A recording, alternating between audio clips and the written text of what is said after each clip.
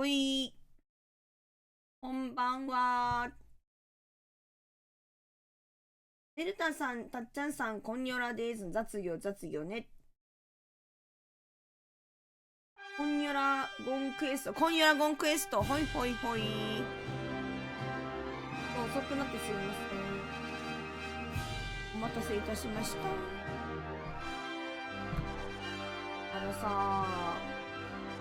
実はさ、一個動画がさ、連行できなくてさ、ドラゴンクエストのですね、内容が今日アーカイブ上げてんだけど、アーカイブちょっとなんかちょっともいじってないやつなんだけど、ちょっともいじらずにもう一個そのドラクエの方の動画上げようと思ってるんですけど、これがね全く変更できなくて、いやんまだ上げてないんですよ。そっちちょっと見ようと思ってる方はね、すいません、アーカイブと内容は一緒なので、アーカイブをご覧になっていただけると幸いです。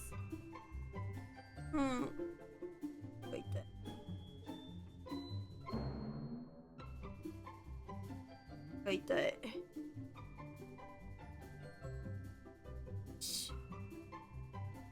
あ、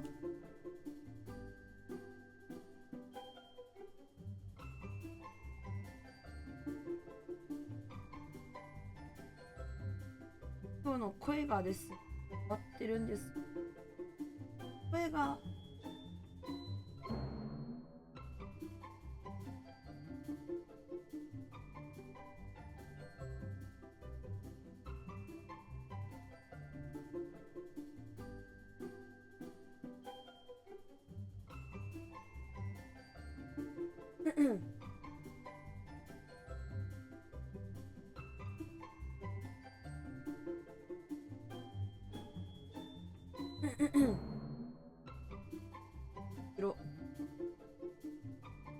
まあ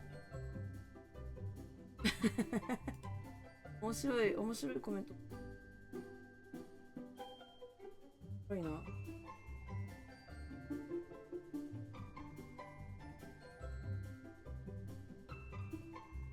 すごいな。毎日すごいって全然すごくないんだよ。喉の調子がねあんま良くない。始めていきます。よいしょ。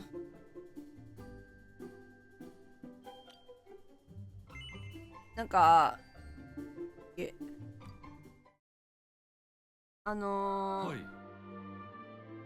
都にさ、キーファは罪償いましたみたいなやつをあげたの、私。別にその体制を待ってんだけどさ、キーファは罪を償いましたみたいな感じ。今作さ、結構なんか、金泥棒だったりな、そういうところの内容が、なんか、ちょっと、なんて言えばいいのかな。なんて言えばいい？いや、そもそもだけど私も別にキーファーは別にそんなタレ泥棒だと思ってるけど、今でもいや冗談だよ。そう、罪が償えてるかっていう書いて、償いましたか笑って言ってるけど、別に償えてると思ってるわけじゃなくて、でもそ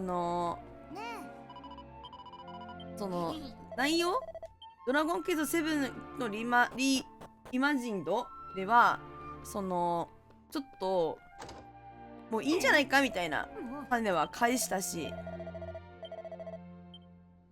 あといやごめん、妹に対しても意識してちゃんと気にしてはいますよみたいな手紙書いてるから、別にろくでなし、ただのろくでなしでもないですよみたいな感じの書き方してるから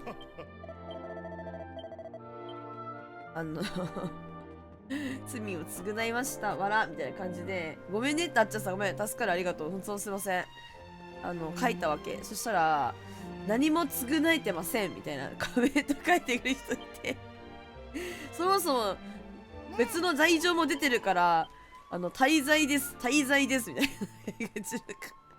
書いてる人いて嫌われてんな、キーファーとって、ちょっと面白くなっちゃったっていうね。おもろいわ。やっぱそうだよね、みんな。許せないよな。もう簡単には許せねえよな、キーファーのこと。わかるよ。別に私を許せてるわけじゃない、別に。ゲームの内容で、なんとなく、なんて言えばいいの、もういいんじゃないみたいな感じの内容になってるからそうそう書いたんですけど、おもろいなと思ってなのでコメントをお返ししないと。みんなにね、コメントね、まだ返し終わってないやついっぱいあるから返そうと思っておもろいなーって。他開くのかな今。あ、まだね、違うね。オッケーオッケー。まだね。おい、オッケーオッケーオッケー。さて今日もですね、続きをやっていこうと思ってんだけど、ちなみに私さっき薬だけど頭がちょっとね悪いっちなの今日。頭がいつも頭悪いんだけど頭がちょっと悪いっちで、頭痛がね開かないんだな。ここね。オッケーオッケーしてまして、ね、できる限りやっていくんだけど、くしゃみが出る。そしてやばいかも。無理かも。もう一発作るかもしれない。待って、出ないで、やめて。くしゃみがでしょ。出なかった出そうでマジでムズムズする。まず12個もあるのこの島に。えぐいやん。どうしよう。ちょっと鼻がやばい。ちょっと鼻がやばい。待って。ちょっと鼻噛むわ。ごめん、ちょっと待って。鼻噛む。鼻噛み音はさすがに入れませんので、ミュートします。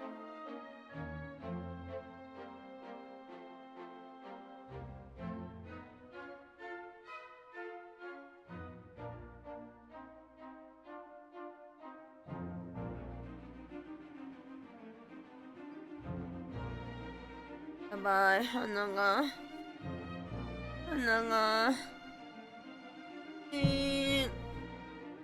今ねボロボロだ。鼻水やばそうでしょ。鼻水やばい。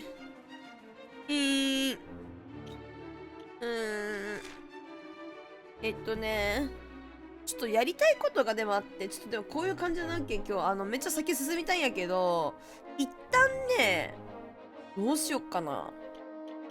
いや、なんかやりたいことは一応あんだけど、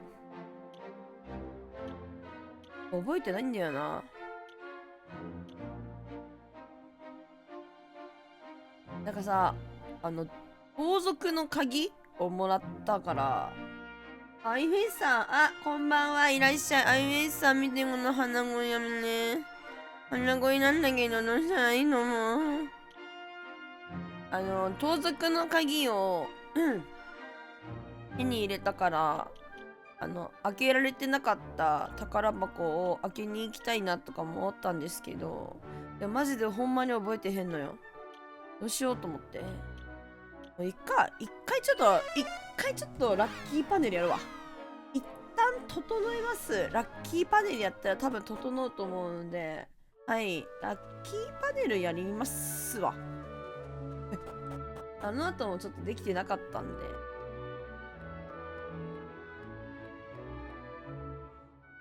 ラッキーパネルあと2回。なんかこのさ、今日はっていうのはさ、現実時間なのか、ちょっとそのドラクエ時間なのか、ちょっと私、知りたいんだよね。アートさんこんばんは。遅れですいません。こんばんは。いらっしゃい、アートさん。また今日まだ人が全然いないからね。いや、全然みんなもういいんだけど、忙しいしさ、私のドラクエが面白くなかったら別に見に来なくたっていいんだけどさ、でもさ、みんな来てくれた方がやっぱ嬉しいじゃん。ありがとう、さ。ごめんね、声がガシャガシャしてんだけどさ。ありがとう、アートさん、今日も来てくれて。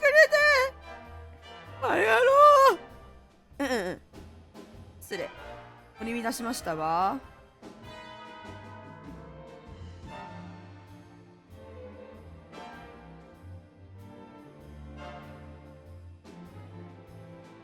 雑業ありがとう。嬉しい、ありがとうだとさ、ほんまにありがとうな。一発とりあえずラッキーパネルやりますわ。ほんで、ラッキーパネルで稼がせてほしいわけだし、ちょっとやりたいから今、ちょっと一旦いいですか？やらせていただいても。ちょっとやってから、今日進めていこうかしらって思ってますので、ちょっといいかしら、一旦ね。はい。まず私本当に頭悪いっちゃうから、このマス目のところからも書いていかなきゃいけませんので、ね、最後の時はなんて言えばいいの、動画撮る。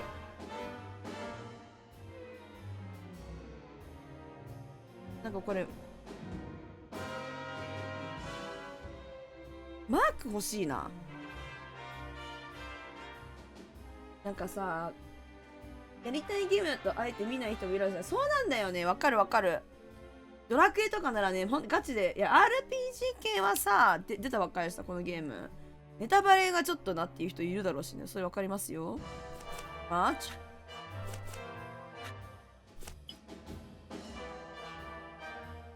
交換ね。オッケー。まあ、ちょっとわかんないや。どこ交換だったかわかんないけど、とりあえず、ダメなところは分かったから、ここはダメ。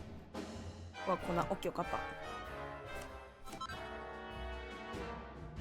どこと交換だったっけ？ここは大丈夫？これも大丈夫？ここは？ここ OK ね。あ、ここね。よし、OK。そうだよね。そうなんだよね。本当に。音だけ映さないで、見に来てくれるだけ見に来てくれたら嬉しいんだけどね。顔出せ、顔出せ、みたいな。ありがたい。でも本当に毎日見に来てくれるの本当にありがとうだよ、みんな。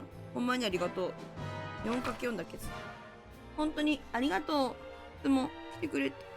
でも本当に頭今日悪いっちで。喉も悪いっちで。すまんち。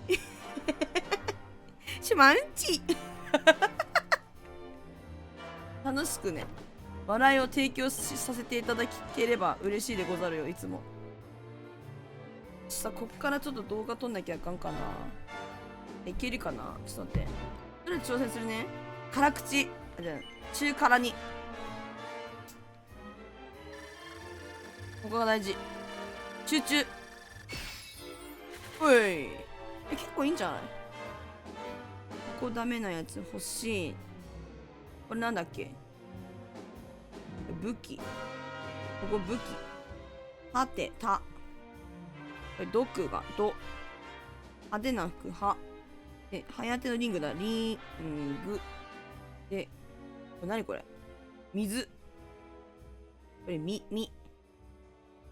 で、盾。これいけっかな？行くわ。シャッフルする。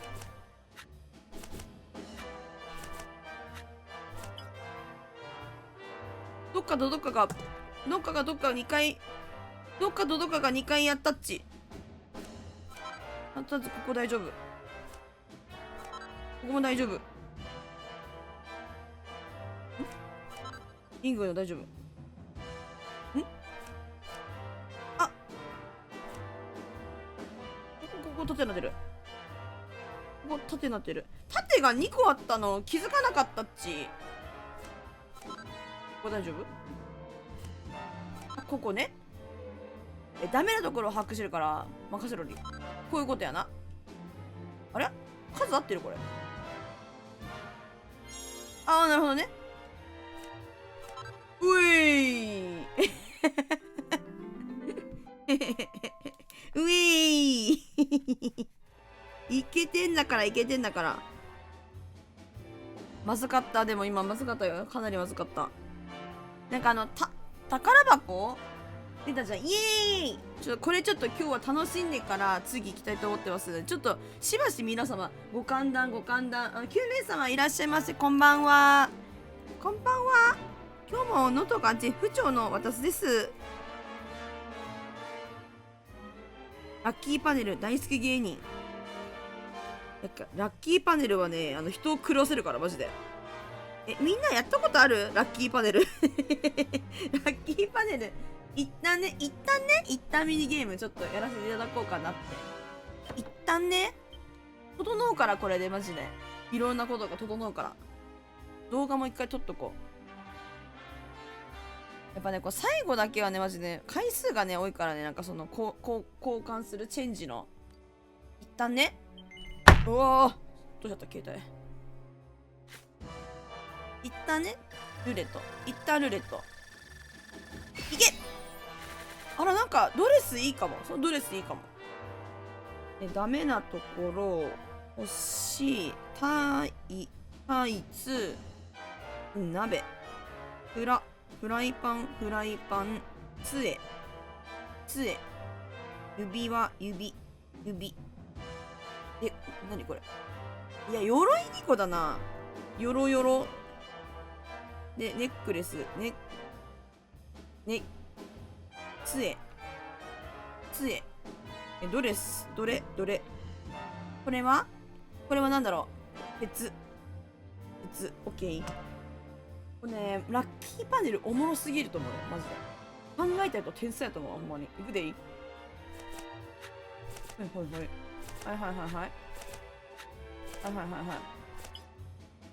まずここだけは、絶対ダメ。わかった。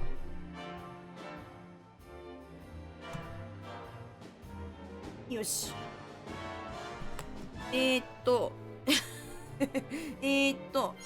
まず絶対ここはダメだってことが分かりました。動画を見たいと思います。ほう。うわ、結構変わってるよ。こことここね。オッケー。もう一回。あ、こことここ大丈夫ね。結構変わってるよ。ここは杖ね。ここ杖どこ？相方の杖どこ？相方の杖探します。オッケー。杖は、ここね。オッケー。あいオッケー。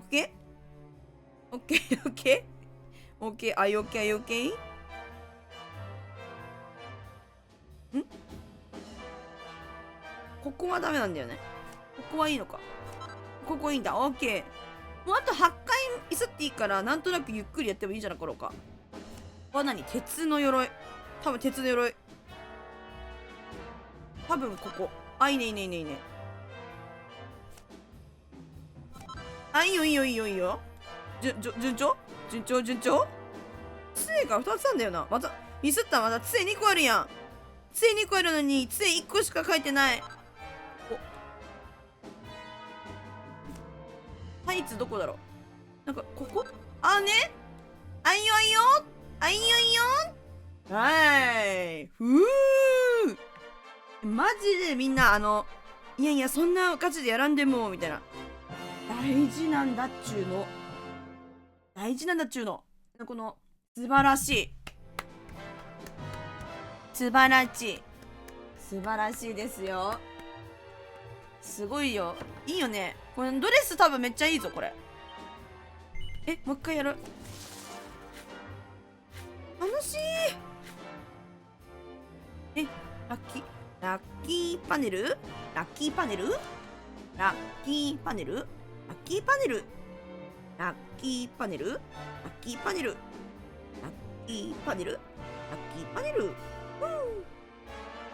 浮かれている女のラッキーパネルの歌。携帯充電しとくわ。ラッキーパネルの動画を撮るために。結構さ、動画撮ったりしてもさ、携帯の充電食わん？薬草。ハーバン。あら、マス多いな、これ。ちょっとしくとか。あ、やったん、ちょっと3だわ。ちょっと待って。抹茶さんいらっしゃい。いらなかった。多かった。こうして×。オッケー。スマホ超絶劣化中。ね、ワイもそうなんよ。マジやばい。いくよーん。ケー。わかった。杖。こんな。鎧。薬草。わかんないとマジで忘れちゃうのよ。茶番。抹茶さんよかった。私心配したんだよね。抹茶さんのさ、その連続の記録、ね、途切れてないかなってすごい心配したんだけど、よかったです。105日も、っていうかその前からですけど、ありがとうございます。連続、ありがとうございます。抹茶さん、ありがとう。ありがとう、抹茶さん。こんにちは。ありがとうございます。もうね、本当にね、よかったよかった。マジで心配したんや、うち。ごめん、話すってごめん。今日って何曜日？あ、火曜日か。クージャンさん大丈夫やな。クージャンさんなんか、月曜日はね、ダンスのね、練習だって言ってたんだけど、今日ちょっといらっしゃるな。昨日はね、顔出してくれてたと。こ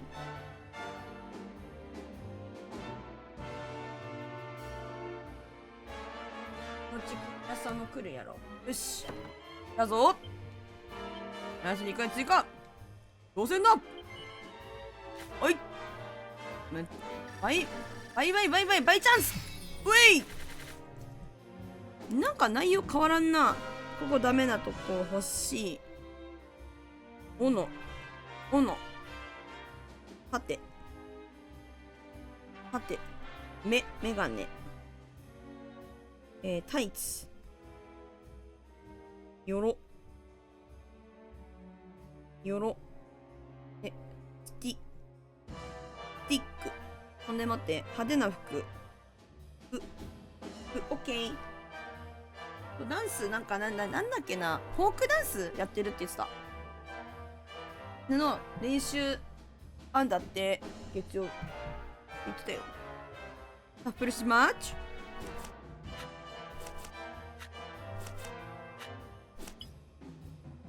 オッケー、よかった。まず絶対ダメなとこ、ここね。スティック。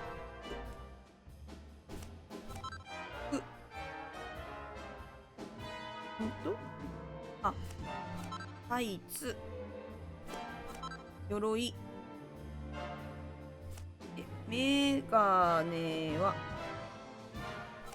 オッケー。で、おっと、ラッキーパネル。さては、そうね。で、斧と。オッケー。完璧。完璧。1、2、3、4、1、2、3。いいよね、クージャンさん、フォークダンスやってるの素敵だよね。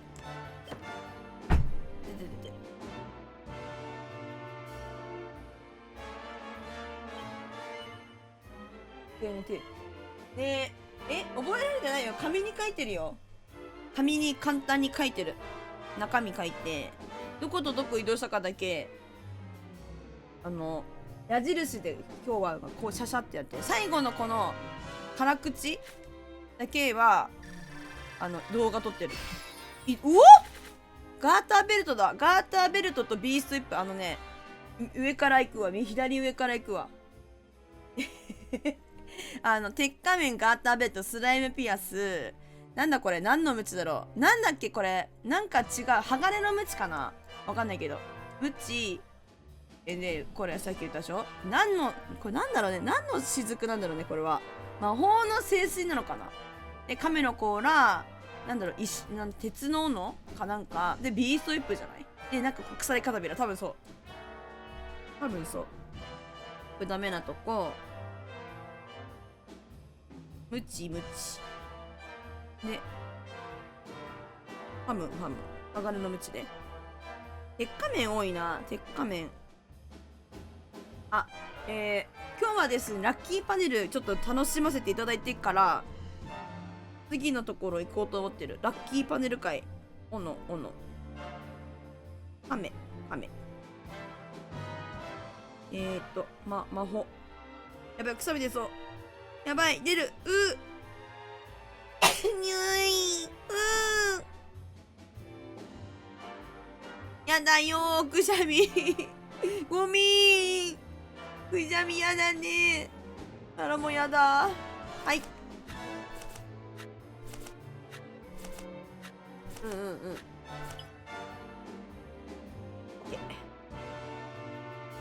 絶対ダメなとこはここね。大きく変わってない。なんだっけ、絶対ダメなやつやるとどうなるのかあんま分かってないけど、多分一回回数減るとか、多分シャッフルされるかみたいな感じだと思うから、絶対開けないっていう強い気持ちでいきます。まずここ変わってない。今日はね、やり方をちょっとね学んだ。こうしたらいいんじゃないかっていうことを1日考えた。ガチ勢か。はいはいはいはい。亀の甲羅は、これちゃうやん。うんふんうんふんうんあれあれれれ変わってる。あれれなんか思ってるのちゃう。あれあねあねあねおお。これどこだろう。もともとの位置はオッケーオッケーオッケー。結構めっちゃ変わってるね。今日変わってる。ここ、どこだっけ。これどっちだっけ。こっちか。こっちか。こっちかな。ここですね。で、スライムピアスは変わってないんだ。なるほどね。ここはビースウィップ。ローズウィップ。今日声が低い。本当はもっとローズウィップみたいな感じなんだよな。クラマね。クラマの話してます。イエーイ楽しい楽しいこれ物がもらえるからね、超いいよね。どれどれさ、これ今もらえてるよ。めっちゃもらえててめっちゃ嬉しいんだけどさ、なんか宝箱もらえたのよ昨日。それがちょっとさ欲しくてさ、肌の剣ね、それが欲しくて焼き払うとかね。鼻水が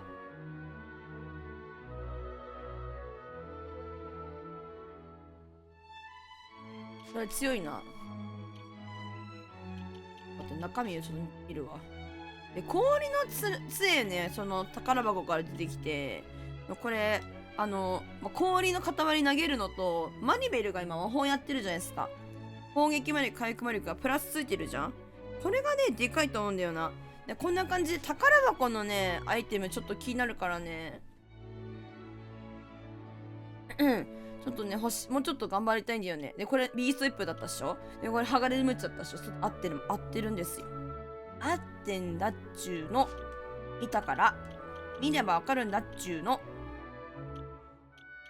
大体ね、大体これかなみたいな。なんか見た目でね、なんかドラクエってさ、なんかその普通にストーリーとかも面白いと私は思ってるんですけど、ドラゴンシールドあるやん。こいつめっちゃ強い。魅力下がるけど守備力めっちゃ上がってダメージ減らしてる。いいね。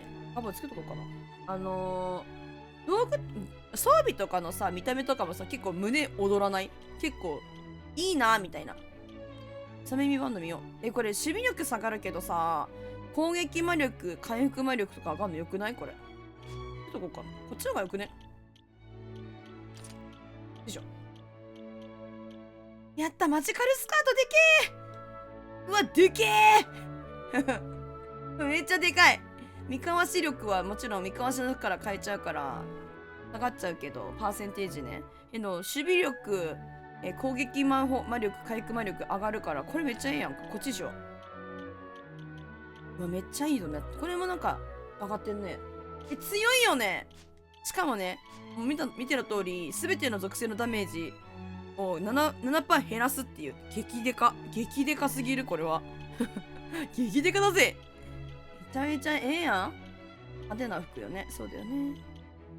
海賊の服なんかあんのかな。なんか炎ダメージ減らすとかあんだね。鱗の手。なるほど。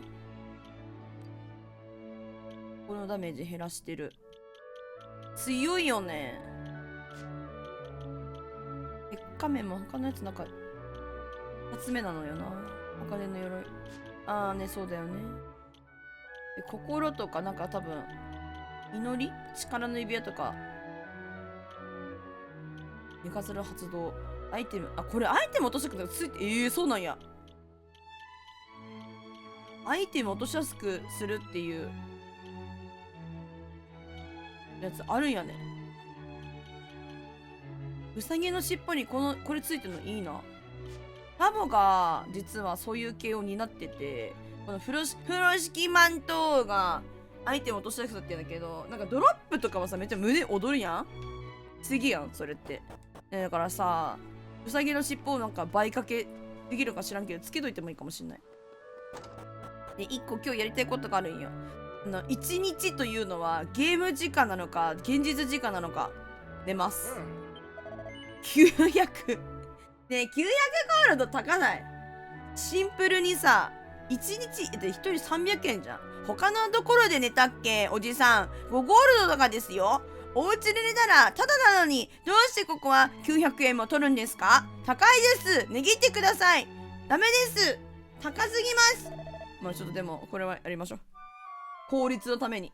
今ちょっと実験するためにちょっと寝ましょう。畜生高えな。しかもよ、こっちのベッドじゃなくてこっちのベッド寝てるだろ。こっちはダメですって。ほら。怒られるんだからね。あんたたちこっちのベッドは使わせないんだから、こっちで寝なさいよね。みたいな感じで。ために。あ、もう宝箱ないね。オッケー。取ってる。12名様いらっしゃいませ。こんばんは。ちょっとラッキーパネルで整わせていただいております。どうもこんにちは。これやったら、ストーリー進めていきたいと思います。宝箱がね、ゲットしたわけ。なんかあるんだ。ラッキーパネルで。宝箱が。それだけちょっとね、ちょっとゲットしたい。ちょっと出てくるのはどうなってるんだっていうのを見たい。ラッキーパネル整わせていただく。ちょっと、まずね。1、2、最初って何になるんだっけ？さっきも忘れちゃった。4×3。そうだな。ラッキーパネル？はい。うわー！なんだ？スライム来たぞ。メタルスライムパネル現れた。逃げる前に開くと次のランクアップでメタスラボーナスって、メタスラボーナス何やったっけ？なんかあんまり覚えてない。ハンカチ。銅の剣、銅。うさ。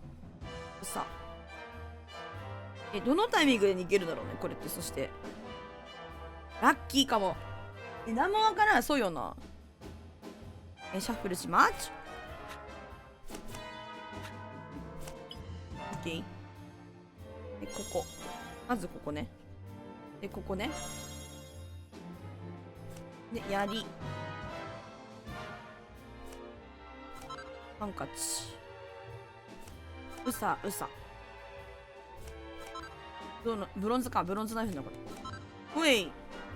去年3しかやってない。あ、そっか。ラッキーパネルあるの多分7だけだと思うんだよな。ラッキーパネルあるの。で、これいいぞ。これ激アツ回来たかもしれない。楽しみにしたい。この後のラッキーパネル。楽しみだ。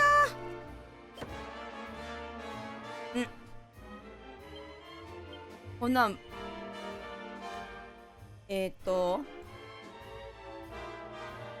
バイチャンスでいきます。バイチャンス声が出ない。挑戦します。獲得をパネルに回してよりアイテムにランクアップして次の間の獲得を目指します。よろしいですか？はい。だぞ。ルルルルルルン。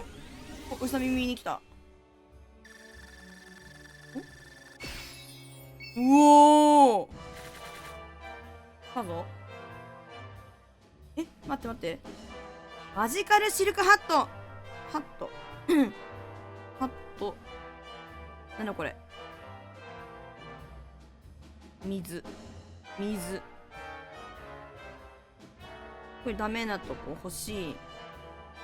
剣。剣。あで。杖。杖。ドルドル。で、これ何？ネックレス。ね、オッケー。とっと。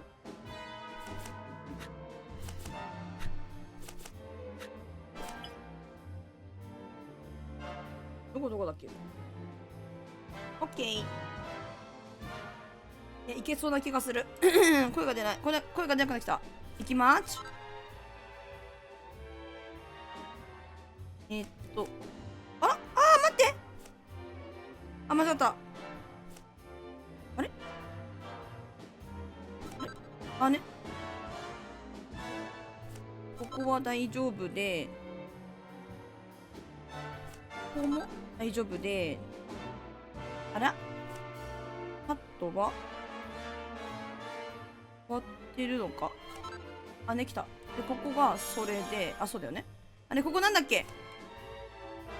ここなんだっけ？こうだ。ははは、来た。危ねえ。一回ミスった。焦ったっぴ。ちょ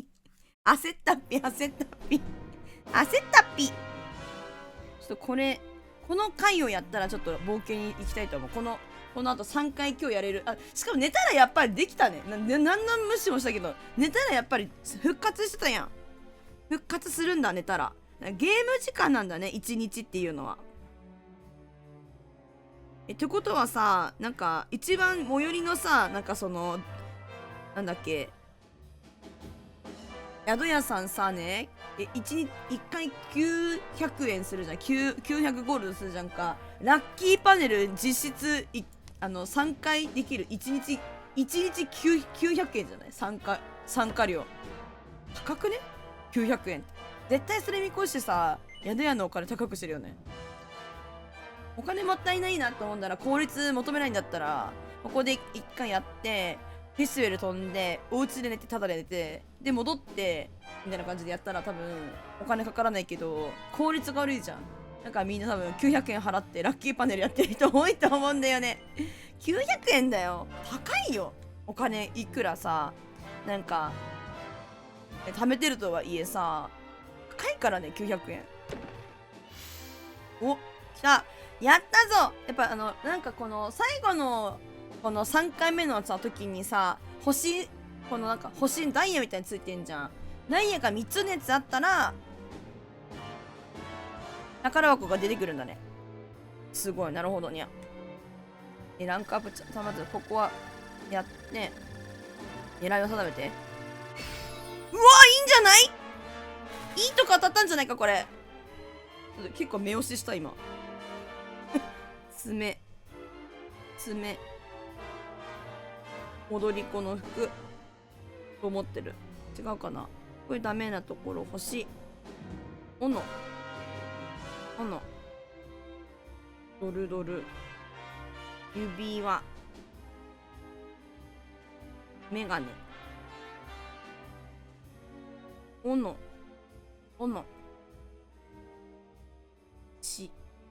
塩のこっちで、なんだこれ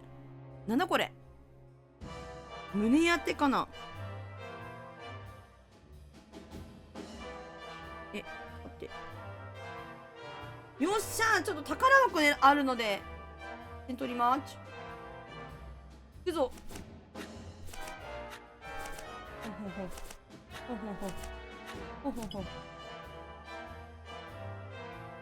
よし。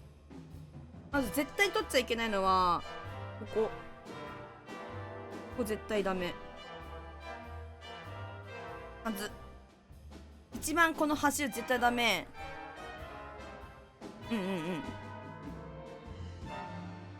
ほう待ってあれ間違っちゃった間違っちゃった。はい。次こことここね。オッケー。いいよ。で、ここがこれがふんふんふん。ここかあ、いいねいいねいいねいいね。次次次。あ、開いた。よしよしよしよし。この中身が何だって話だよね。踊り子の服どこだ？こことどこ開けたっけ？ここ開けたんだっけ？あ、ゆうさんこんばんは。いらっしゃい。ラッキーパネルで整わせていただいてるものですよ。どうもこんにちは。それで今日も喉がちょっとガシャガシャ系ね。できればガシャガシャしてほしくない。助けて助けて、マジで。わけわからん。こことここかあ、いいねいいねいいね。いいよ。6回ミスれるからな、正直な。適当にやってももうシャッフルさえ当てられなきゃ、開けなければいける気がするよね。これなんだ、ラッキーパネルか。うわ、メガネ。メガネ、メガネ。メガネどっかに移動してるんだよね。ちょっと待って。あ、はい、行きまーち。はい、行きまーち。こここんばんは。声が出ない。金のブレスレットなんだ。やったー、やったやった、うまくいったぞ。オッケー。絶対見せたくないっていうね。お金が900円かかってるからさ。声が出ないよ、助けて。よし、来た。なんとかシールドと、なんとかの胸当てと、鋼の胸当てとかあったっけな、わかんないや。そっち系かな。で、金のブレスレット、ドルフィンシールドに、インテリメガネに、鉄の爪、鉄の斧、石の斧、踊り子の服かな、わかんないけど。で、これよ、これ、ここ、宝箱のアイテム何でしょうか？はい。イエーイ！お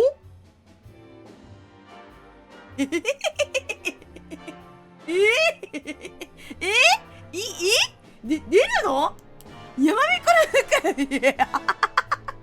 服おお、いいですか？出るんですか？クソ当たり。やまびこの帽子ってさ、出ない声が、大きい声が、やばい、やばいこの帽子ってさ、いいですか？これでもらっちゃって。すごい当たりだぞ。皆の者出会え。これは当たりだぞ。はは、当たりだ。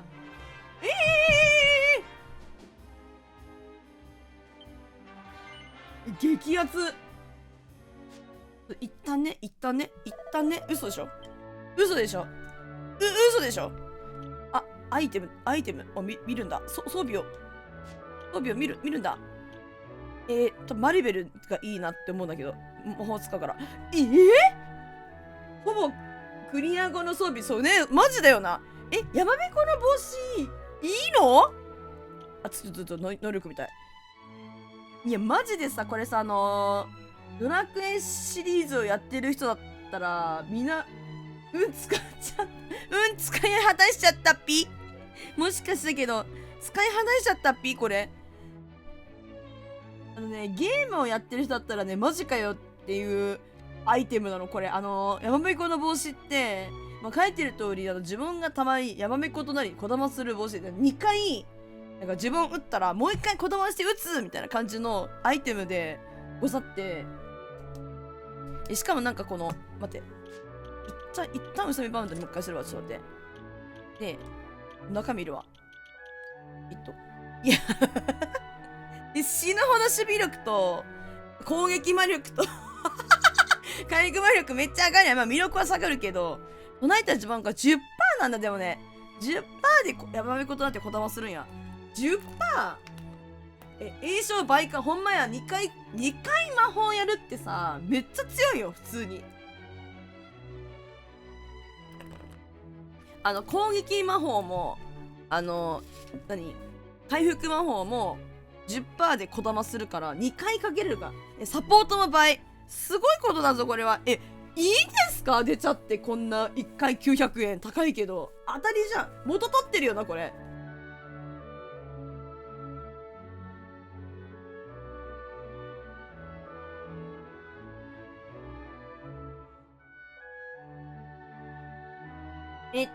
お腹痛い清水さんこんばんは。ポンポンペインさん。ポンポンペインっておもろいな。そうですよね。なんか確定でしたよね、昔は。でもなんか今回は、こういう風に手に入ること知らなかったんだけど、手に入っちゃうから早めに。ちょっとなんか 10% ってめっちゃ確率下げられてるけど、それでも、やめこの防止はマジで、ほぼほぼね、ナーフされてるけど、さすがにさ、当たりじゃない？もうこれ、他の、もっとやめこの防止よりもさ、強い、防具出てくるのかな？はじめまして。いらっしゃいまし、こんにちは。激アツなんだが、マジで今、胸アツ。すごいんだけど、ラッキーパネルのおじさん何もんカレイドのおじさん何もんや、あいつ。やまびこのわし、景品に仕入れてるんですよ。すごくないすごいだろ。嬉しい。当たりだわ。やった。やってよかったマジで。だからやめられないのよ、マジで。だからやめられないんだよ、ラッキーパネルっちゅうのは。人を狂わせるんだよね。嬉しい。なんか間違って目覚めたとっちつけちゃった。興奮して。中見たいんだよな。能力はないんだね。インテリメガネも特に内容はない。なるほど。ガーター目とか魅力があるけど特に特殊効果があるわけじゃないんだね。何つけてたっけな、マリベルに。忘れちゃった。何つけてたっけ？何つけてた？猫窓と何かつけたよな。なんだろう。インプかな。なんか魔法回復ならつけてた気がするけど。いや、草食う方かな。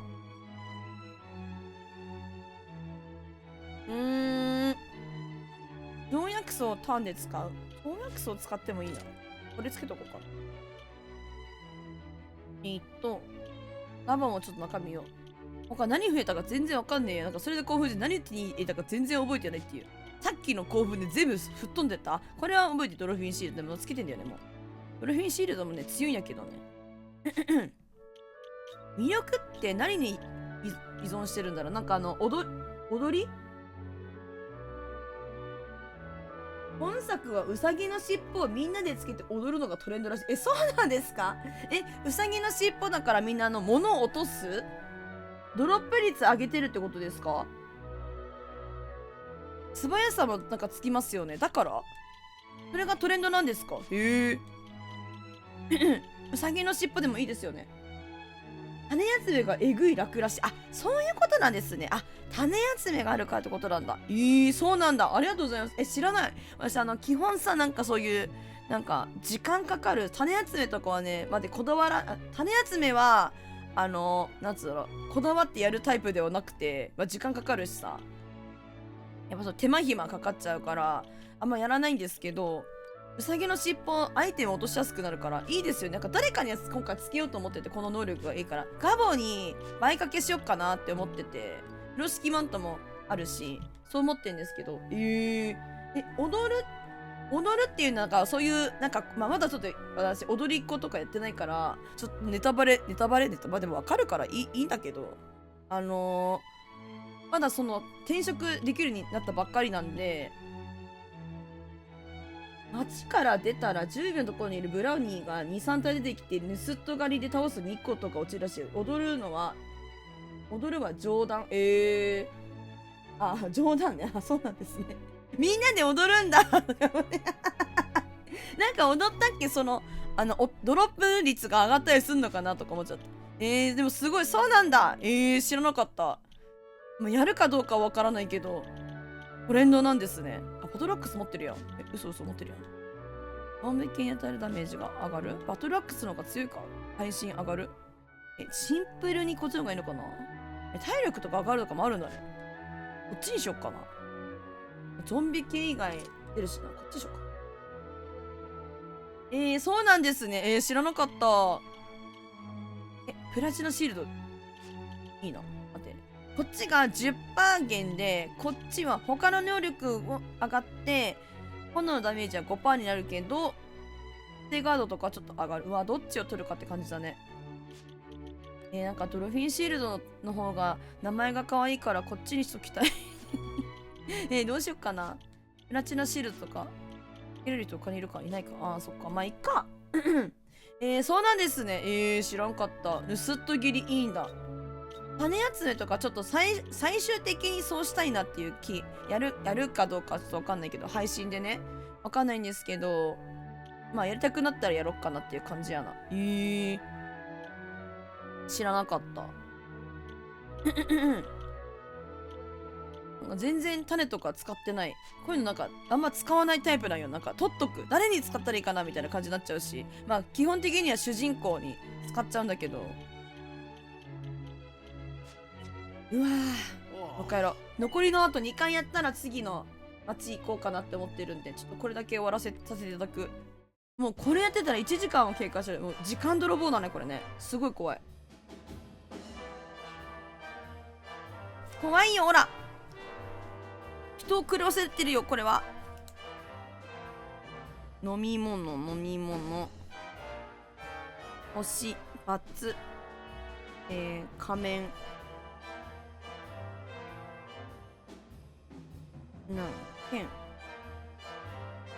剣、槍。やっぱその、あれだね。最初に、メタスラ来て、とか、あと2回目の段階で、星3のやつが出てこないと、2回目までに星2？星3のやつが出ないと、失礼、宝箱が出てこないから、宝箱出るようにやりたいな。よし、行くぞ。オッケー。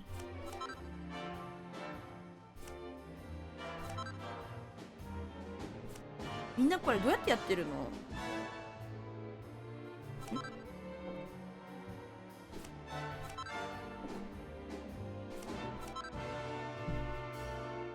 マジでドリームが広がったね。これなんかラッキーパネルドリームがやばい。やばい。山彦の服手に入れちゃったらさ、やるしかねえだろみたいな気持ちになっちゃうな、これカードを物理的に並べてやってると初めて。カードを物理的に並べてやってる人って頭いいですね。トランプとかでもいいですもんね。これとこれとこれって何とか中身はどうでもいいからさ、ペアになってるようにやればいいだけだから。賢っ賢っマジで。やばい、分かっちゃ楽しいね。でもこれだったらさ、もっと夢広がってない？もしかしてもっとレアなやつがあるのかもみたいな。まだ分からないからよ。ほら分かんねえからよ。まあ自分はスマホで動画撮ればよくなっても、いやマジで私も基本的には動画で撮るんだけど、2回目までは紙に書いてる。普通に動画撮ればよくねっていうのはマジでそれですね。ダメだ、これじゃ出てこないんだ。これじゃ宝箱出てこないんだ。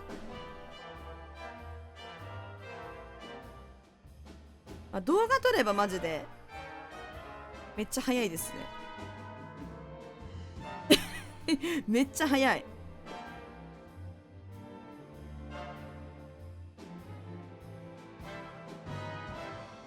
よし、オッケー。よ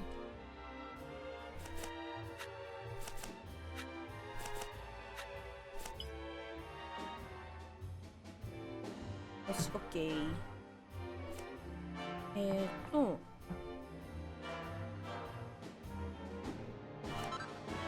だな。ビーストウィップがこうなってて、そうだよな。で、粉。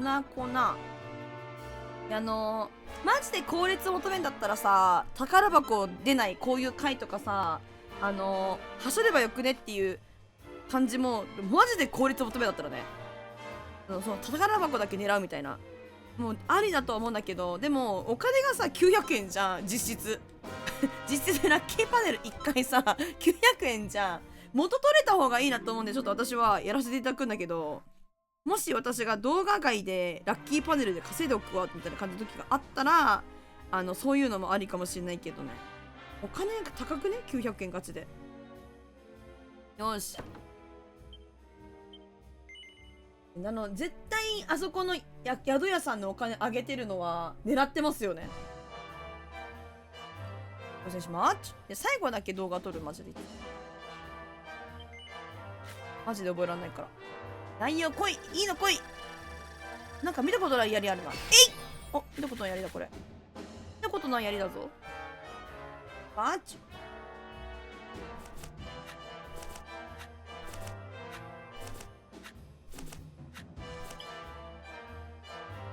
オッケー。こ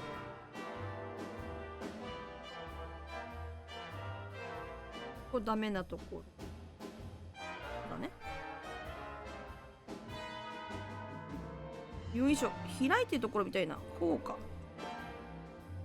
開いてるところで止めときたい。いやん、止められない。オッケー。どこにどこ行ったか全然覚えてないっち。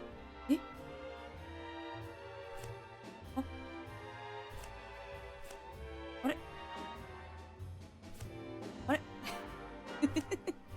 ちょっと待って。むずいっち。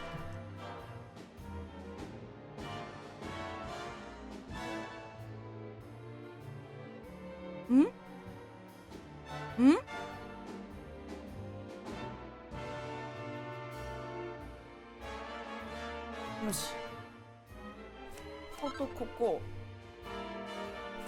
ここ槍だよな。槍は、待って、動いてるかどうか見るわ。むずい。はい。お。予約はね。動画に答えもあるよ。むずいですよね。これ、紙に書いとかないと、移動したとこだけ見ればいいみたいな感じで。むずいな。ちょっと待って。指輪。ここ指輪か？指輪だよな。指輪は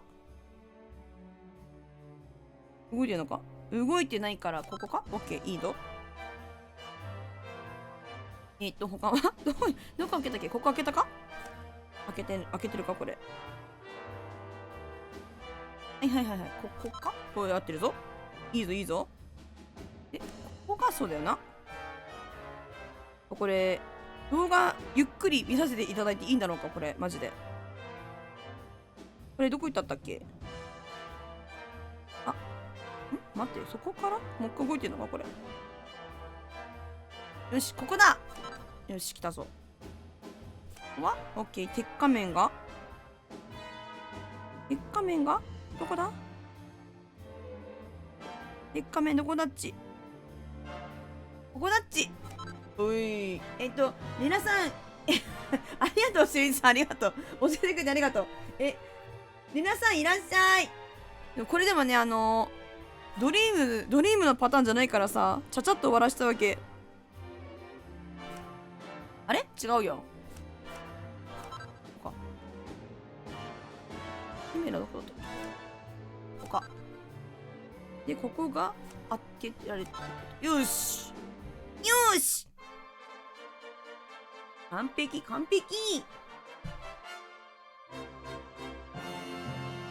なんか何回かやったら1回おまけで宝箱が出てこねえかな。槍だけ当たりだな。なんかも持ってるかもな。あと1回これやったら終わるっち。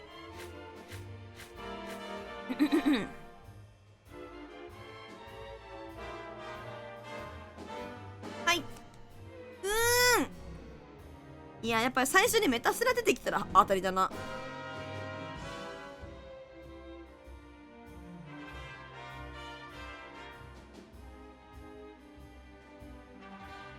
よし、行きまーち。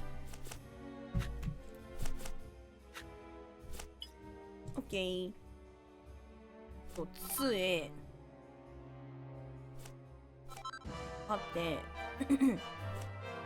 ハンカチ。うさ。おの、おし。紙に書くというね、安心感がね、なんかあんだよな。わかる。取りゃいいんだけどね。携帯2個欲しいな。動画、動いたやつを見るのと、元々の配置花ラグでいい。おもろい。花ラグで。ここのね、ルーレットも結構かかってる。ここで、星3出せば宝箱最後出てくるから、ここも結構かかってる。ルーレット、ルレちゃんはんほんほんほんほん、結構当たりじゃないこれ。は可能性はある。おい、なんで絶対滑ってるって、絶対狙ったっちゅうの私。なんでや、ほんまにわけわからん。いや、もう一回宝箱欲しくね。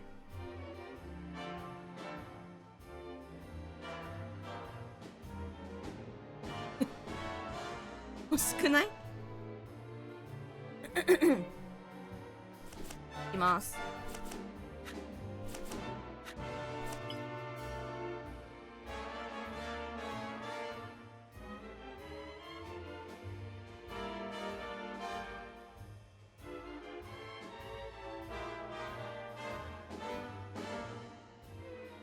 よし、行きます。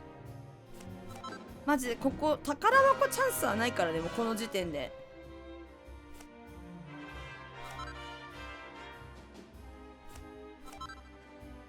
で、ここ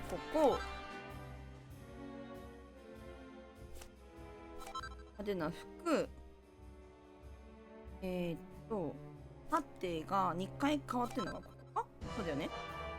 で、オッケー、網タイツイエイ。で、この最後だけ動画撮るっていう。2回までアナログできる。よし、軽口チャレンジするぞ。いくぞい。さっきと一緒だ。あ、でもなんか石なんだろうこれ。命の石とかなのかな。いくぞい。ほいほいほいほいほいほい。はいはいはい。よし。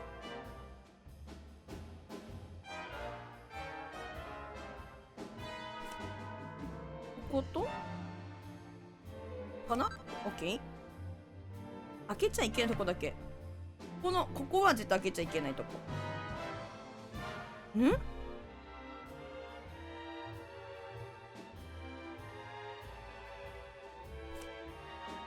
どことどこが交換してんだこれ。待って、どことどこが交換してんだこれ。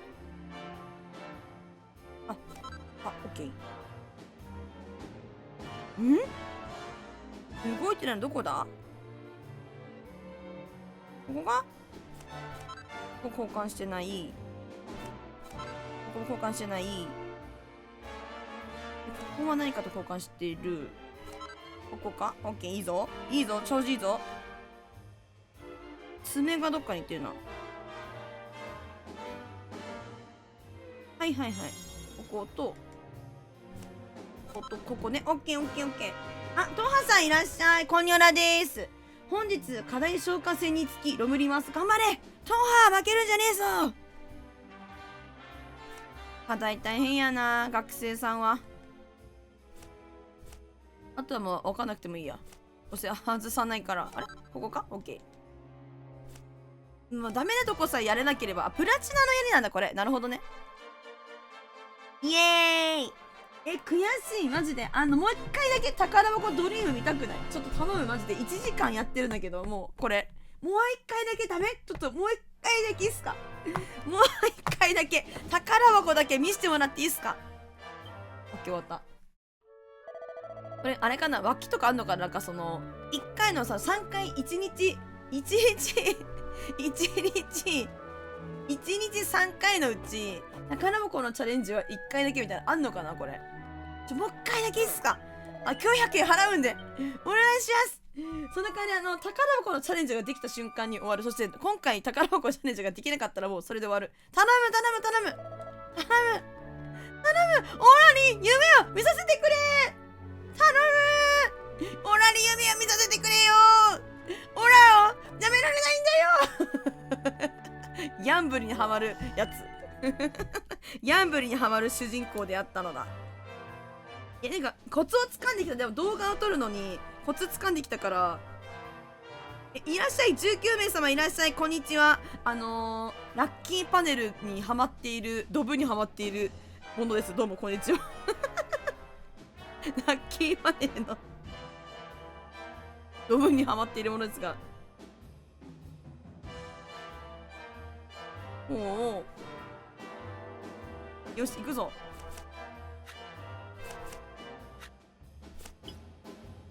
ね、オッケー。もの。待って。B は。なんだこれ。字が汚くてわからない。ここか、ハッと。ここと、ここ。オッケー。ハードは1日10回。嘘、ほんと上限決められてしまった。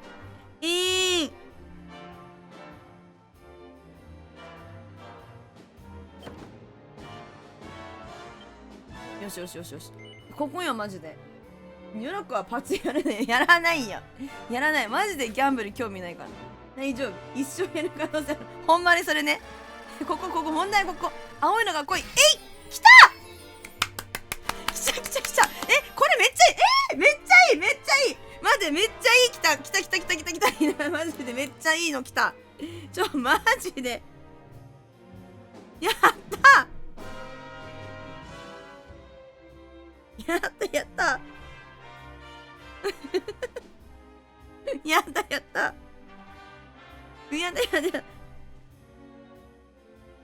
マジでいいぞ。絶対見せとくね。あっちっち激アツだよこれ。本当にみんな激アツ。あれ宝箱これで2個確定だからね。この時点で3が2つあるからさ。やったぞ。これで割られるねみんな。よよし。まずここは取る。でフライパン。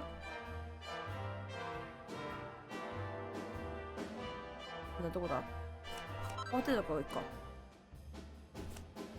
杖どこだ。杖。どこだ。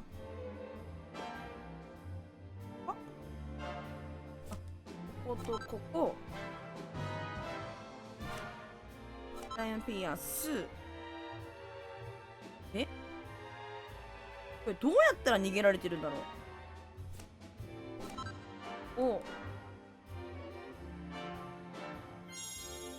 う。よし。大丈だからってさ。いや出てるよ。ジュルリ。だって宝箱2回見れるんだって。だって激アツすぎるだろこれは。よっしゃよっしゃよしかけます。同じにやらせてください。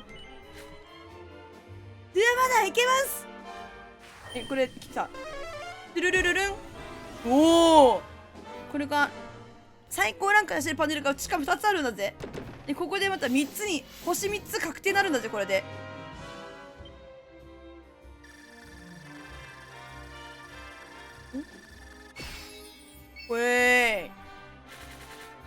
激アツかよ。取りまーち。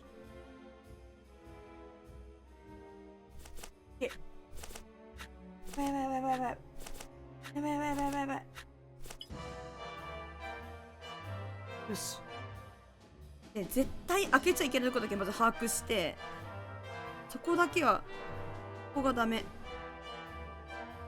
そこだけマジで把握して、いくぞ。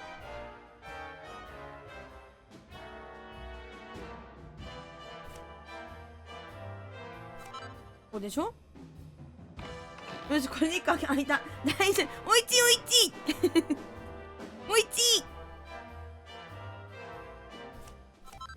オッケー。ハヤトンリングかなこれ。待って。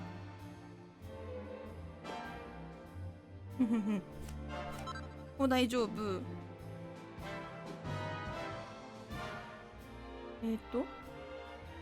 いやマジでわかんない。おんの。待って間違った。これどこだこれ。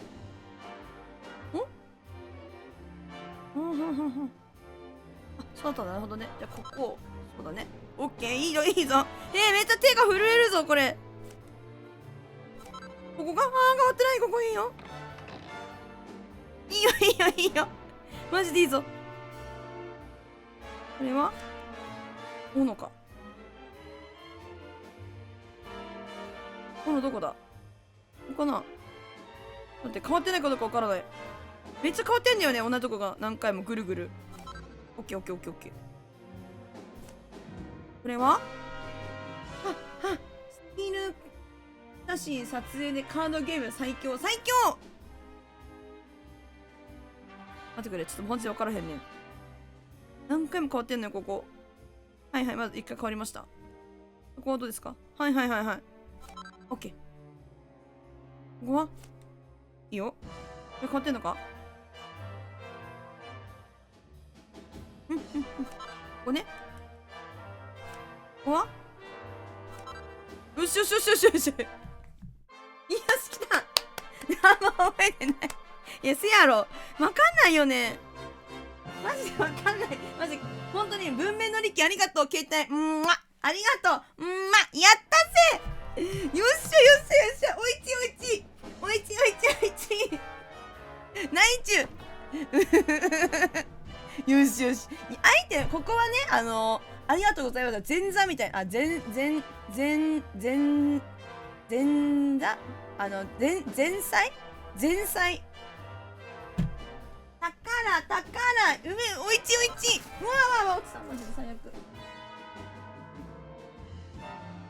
いしょっと。やったー。まずこっからよ、みんな。まずここからよ、当たりは。お願いします。自分まだいけます。シルバービール。外れちゃね、それ。さばきの杖。やまめこの帽子チャレンジだったのに。いや、ありがとうありがとう。でもマジで嬉しい。外れだったけど嬉しい。ちなみにさばきの杖ってさ、あれだよな、バギマよな、バギマ。待ってこれとそして、上がるんだ。こっちが氷の塊を1グループ、敵1グループに貫いて、戦闘中使ったら数が敵 2,3 体の体を切り裂く。しかも魔法とかめっちゃ上がっとるっていう。これはゲームやってもガチにはまるなって確かに気をつけるぜ。こっちの方が強いからこっちにするわ。上位互換でしたので。めっちゃいいじゃん。当たりナッチ。これもない。これやめめこむしがありえない。ここも魔法の方にはあるけど、いや、全ての属性ダメージを 18% 減らすっていうのはめっちゃ熱いけども、この攻撃魔力と回復魔力ついてるのが強いんで、このままにしておきましょうか。満足はここはなんかあるかな。ハヤテのリンゴはなんか、早い、めっちゃ早い、めっちゃ早くなる。でも他のなんか能力みたいなのはついてないんやね。ウサギの尻尾ガバにつけとこっかな。マジ楽しいんだけど、フィアリーはフィアリーはめっちゃ上がる。なんかこの攻撃魔力と回復魔力とかめっちゃ上がっていいね。なんか自然系だけだけど葉っぱ見ると結構でかい気がするな。回復もついてるし。今ね、ガボがね、羊飼いやってるんで、魔法系とかやるときになったらそういうのつけてもいいかもしれないですね。パワーナックルとかなんか能力ついてないのかついてないのか。炎の爪はね、普通にね、強いと思うんだよ。このままにしとこう。ドラゴンシールドは、これもまあいいな。毛皮なんか変えたいな。鉄鍋なんだ。鉄鍋さ、素早さ下がっちゃうんだよな。防御力めっちゃ上がるけど。ちょっとガボの頭がもっといいのがあったら嬉しいなって感じするね。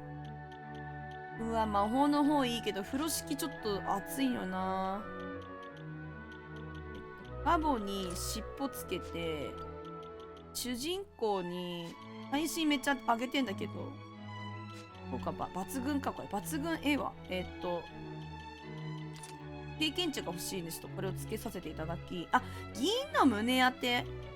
さっき、なんかシルバーメール、これか。シルバーメール、カッパラさんいらっしゃい。ニョスいらっしゃいです。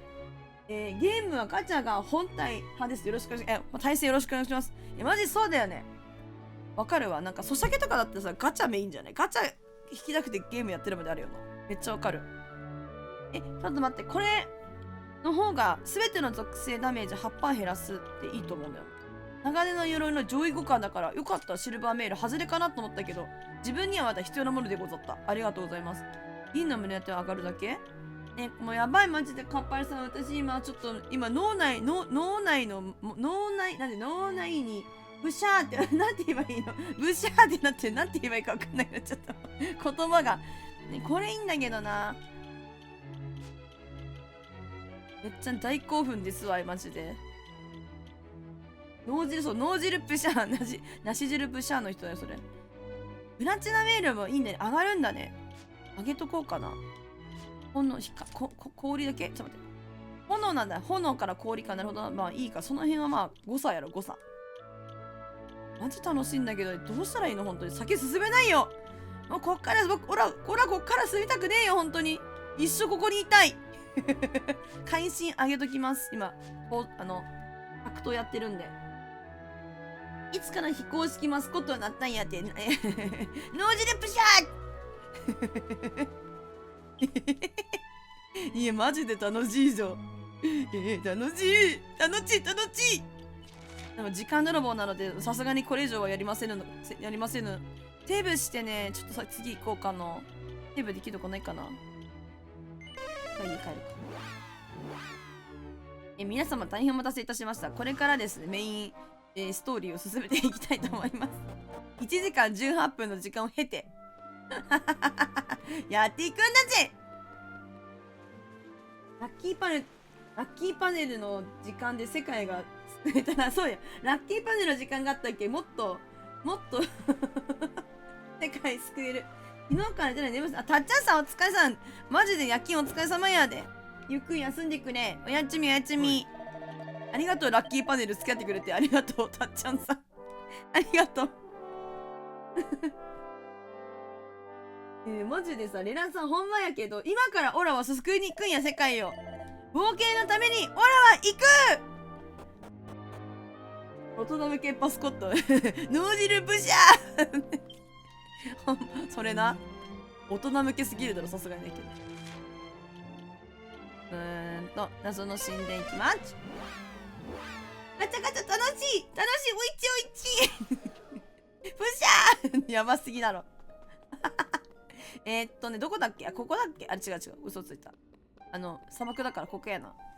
ちなみにね、ここクリアするのね、多分ね、私のペースやったらね、2時間くらいかかると思う。マジ絶対かかる。長いんだよな、ここの話も。よーし、来たぞ。おりゃー。それ先手必勝よ、マジで。おら、先手必勝じゃいおいち経験値おいちや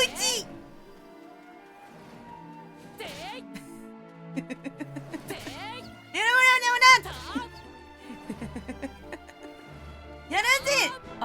こいつダメだった。ガチャの魅力には人間はあがれない。本当にね、ガチャにはさ、マジあがれないよな。ガチャほど面白いもないもんね。うわ、さばきの杖強っ。逆殺虫とか違うよ。経験値を貯めてるだけだよ。俺たちも生きるためにやってるんだよ、これは。これいけい。経験値アップ、イエーイ。いや、待ってキラーパンサーかわいいよね。キラーパンサーさっきベビーパンサーの大人になった姿なんだけど、ベビーパンサーの子絶対可愛いけどね。やっぱこのキラーパンサー見たっけ、みんなさ、名前いろいろ思いつく人いるよね。ゲレゲレと、昨日言ってたけど、どんぐりさんがゲレゲレ、どんぐりさんなんだっけ、ゲレゲレと、なんだっけ、もう一個名前あんだけど、可愛いのはベビーパンサーね。ベビーパンサーめっちゃ可愛いよな。やっぱりなんか当たりの人いる。これなんかダーマ神殿はいなかった。ダーマの世界にはいなかったけど、やっぱ強いモンスターは大体1マップに1いるよな。なんでダーマにいなかったんだろうな。大丈夫。最初の一撃おれいちょれい215ダメージでかすぎん。さすがに76いけ。69。あんまり攻撃力高くないな。どっちかっていうと僧侶やってるからね。なんか回復の方が多分捕まえてるって言ってる。お、なんか復活した。やばいばいやばいやばい。跳ね返された。痛いっち。ニョラゴンがやばい。えぐい。えぐいっち。ニョラゴンが助けて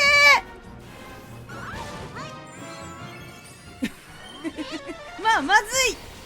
やばい。危ない。なんか構えてる時は攻撃していかんない。反射だったんや。おお、ドットレスで強すぎる。90入ってる気がする。強くないこいつ。うおー羊強。あ、うおー、復活ついてんの？これ強いよ、僧侶のやつ。復活ある。羊強いけたっぴ危ねえ。耐えた危ない。命ちらそくだった。サボテンの心は何がもらえるんだろう。見てくるわ。サボテンのドールの心ね。能力が物理攻撃で受けたダメージの 100% を跳ね返って強すぎんならこれ。あびねえ。これめっちゃ強いやん。変えようかな。でも変えるのないんだよな。回復ぐらいか。マリベルにつけてもいいかぐらいやな、これ。回復でもでかかったからな、今みたいにやばくな時に勝手に手元にある薬草を使ってくれるみたいな、条薬草を使ってくれるっていうやつつけてるんだけど、ワンターン、なんつうの、消費しないからいいんだよね。力いこっかな。いや、マジでけえ、マジ。ボスの理不尽パンチをお金できる。そうじゃない？アントリアより強くね？そうだよね。アントリアより強いかも。多分そうやろ。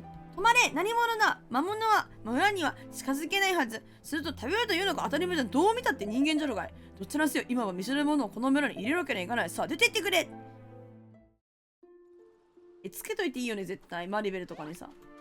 わかわいそうに。なんか、見捨てられちゃったから村に入れてもらえなかったから、ほら、ここ戦ってるやで。ほら、いけい！届かんかった。このお城の方に行こうかな。なんか、普通の攻撃しないね。炎の爪で、炎投げた方が強いのかな。あ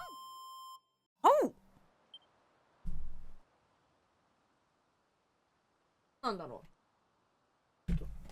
ボスの理不尽、いや、マジ焦ったわ。このね、強敵はね、やっぱ普通に強敵なんよな。キラキラ。不思議な木の実でか。よーし。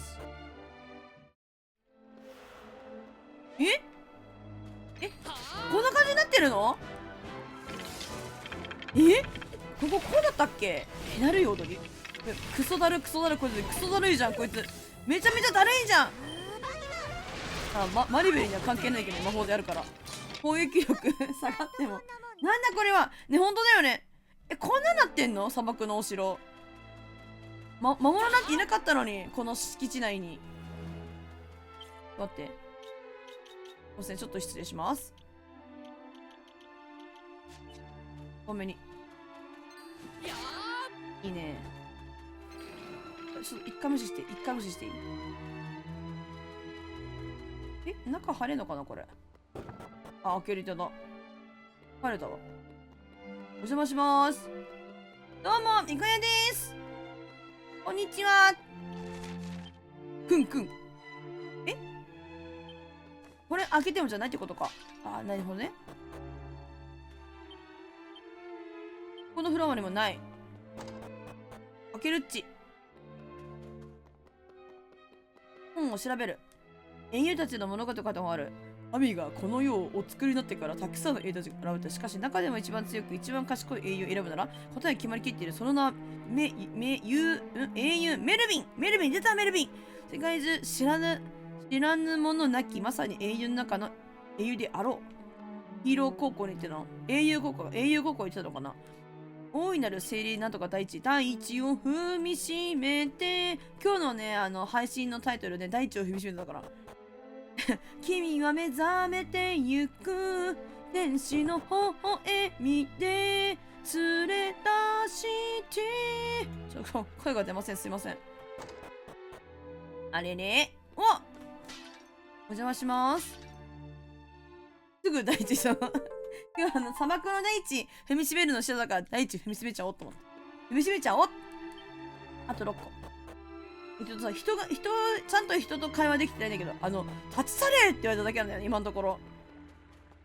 つけて、ほら、ほら、どこに行けばいいんだ、これ。路頭に迷ってるだ。ほら。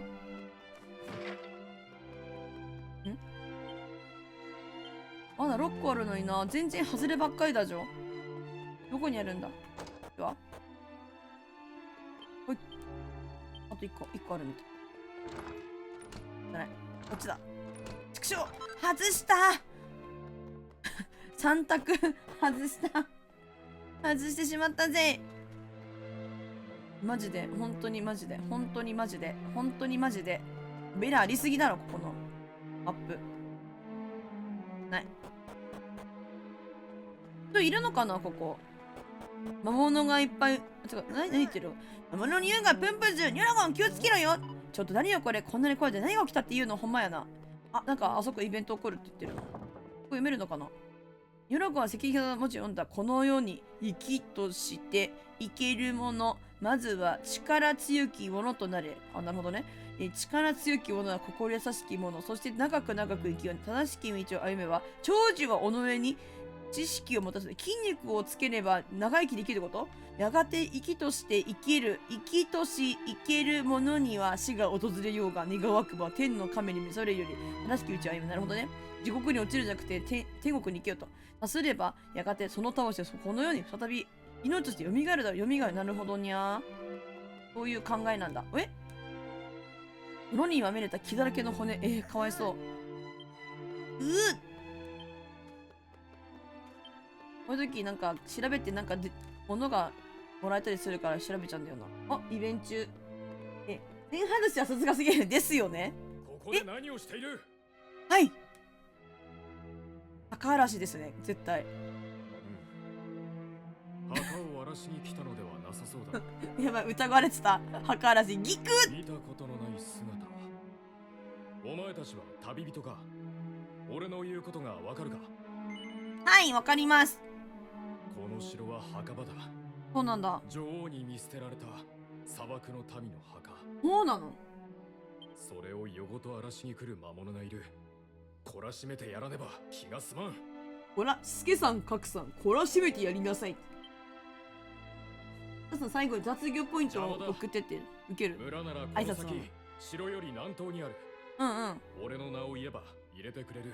こいつの名前なんだっけ？ザイード。俺の名はハディート。惜しい。さっさと立ち去るがいい。惜しい。そうだけ合ってた。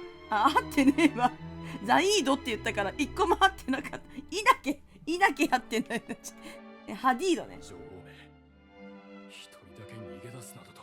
絶対なんか理由あるよ。女王様がそんなことするなんて何見たことないけどよ。ほら、仲間。村はこっから南東にさっさと行きましょう。さっき言ったんだよ、マリベル。何はあいつ、ムカつくわね。誰が計らしたなんかすればじかバッカじゃないの。あんたバカって言ってるわ。やっぱお一人マリさんちのは守られてたんで許さねえぞってガボがめっちゃ可愛いんだよな。本当にずっと可愛い。ありがとう。本当にありがとう。ほらの癒し。じゃあ行くぞ。ここは何もないはずなんで、まあどっかまた探索できるとこがあるのでしょうが。なんか今はわかんないからとりあえず行くね。なんかこの足元になんか小さなメダルあった気がするんだけどな。ないんだよな。癒し枠かって。そう、今んとこガボ癒し枠やと思うんだけど。まだまだ可愛い子が出てくるんだったら話は別だけどね。キリいやマジでさ、昨日のさね、なんだっけ、ポズちゃんマジで最高だったけどな。中身なんねえかな。こうしておられぬ。待て、やめちゃだ。そんな体で村の外に出る気か？女王様、命に代えても魔物からお救いいたします。やむちゃしやがって。消えてた。ピキン。お前たちは。やむちゃん翻訳機やめてて。何？ハリートという若者にこの村のこと聞いただと？ならばよかろう。村で養いたいなら族長様にお願いするんだな。うん。この人はなんか門番ちゃんなの。なんつうの、なんて言えばいいの？門番でいいのかな。よいしょよいしょ。失礼します。このマップにはもうないんだって。道具屋さんなんか物あるかな。俺も足の古傷がなきゃ死んでたか。ナイラの向こうで働かせ。ナイラの向こう、懐かしい。そっか、こういう話だったっけ。おじいちゃん、こんにちは。暗い空じゃ。もう何日もお日様見ていない。きっと神様がお怒りなんじゃ。女王様と城の者助けもできただ身をすべてわしらにな。そうなの。気にしすぎだと思うぞ。たまたまだと思う。いけいけ。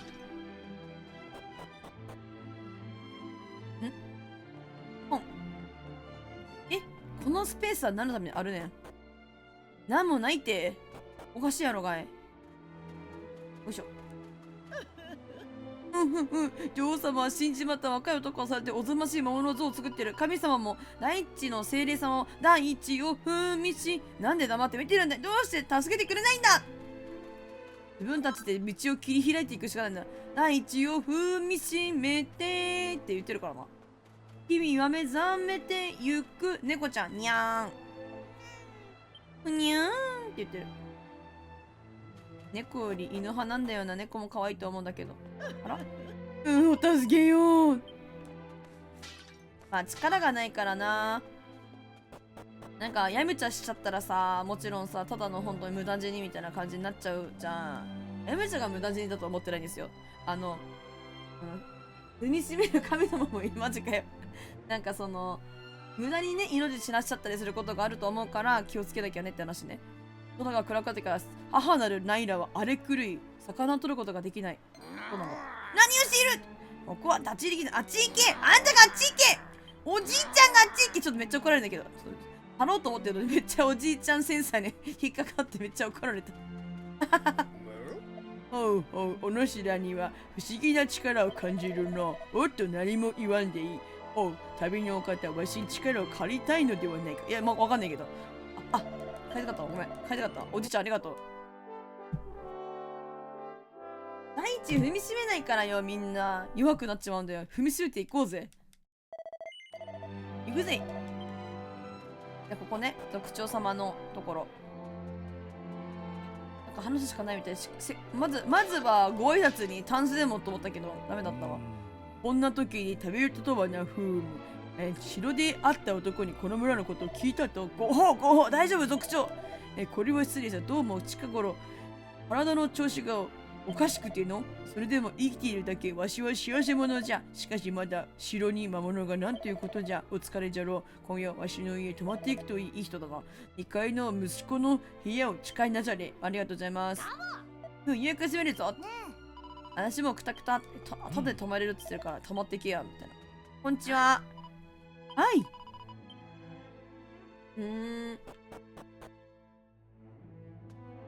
ここで寝ろと。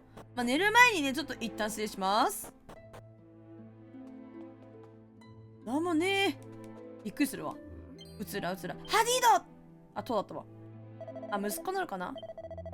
ハディードさんが息子なんだ。族長さんのところの息子だったっけ、あの人って。よいしょっと。おやすみなさい。わら布団。わらで寝てる、わら布団で寝てるだけさ、私よりもさ、偉いと思うんだよ。私本当に椅子で寝ちゃうからさ。わら布団でもね、布団で寝てるの偉すぎな。寒いマジで本当に。お目覚めかお客人。族長お前大丈夫かよ。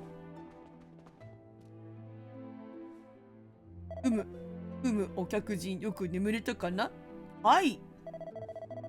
外の様子でお分かりだろう。しばらく前この砂漠に魔物が攻めてきたんじゃ。我ら砂漠のためはちょうど大地の精霊像を作ってたやつらはそこに目をつけた。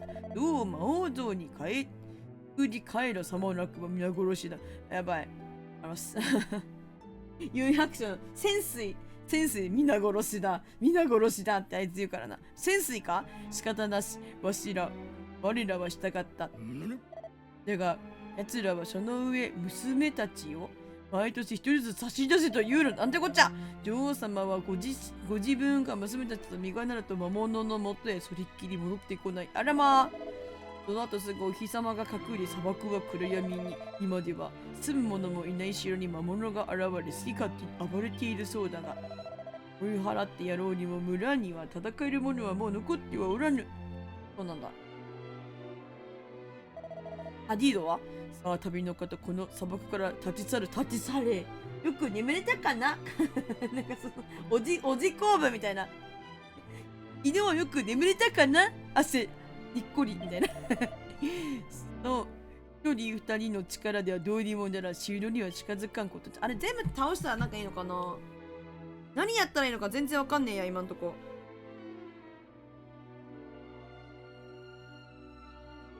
いしょっと。近づくなって言われると余計に近づきたくなる私たちの悲しき差がなのよね。さあ、お城行きましょう。じゃなく、マサバード、マリベルちょっと割り切ってんのいいな。さっきやったハディートって、族長の息子ってわけで、全く族長の息子がフラブと何するかしらね。まったく守ってやつはどこに行ってもひでえことしてんな。おいら腹が減ってきたぞ。どういうこと？間違った、腹が立ってきたぞ。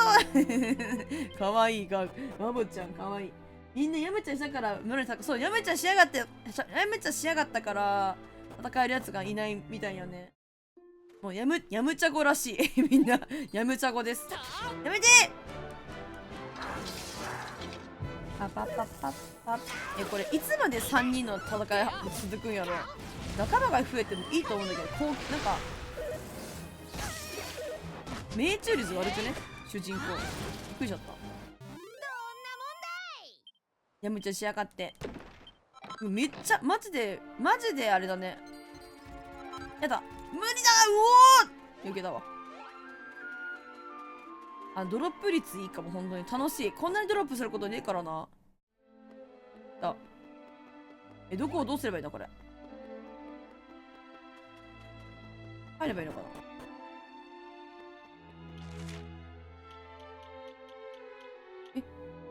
なんかまたさっきのところ行けばいいみたい。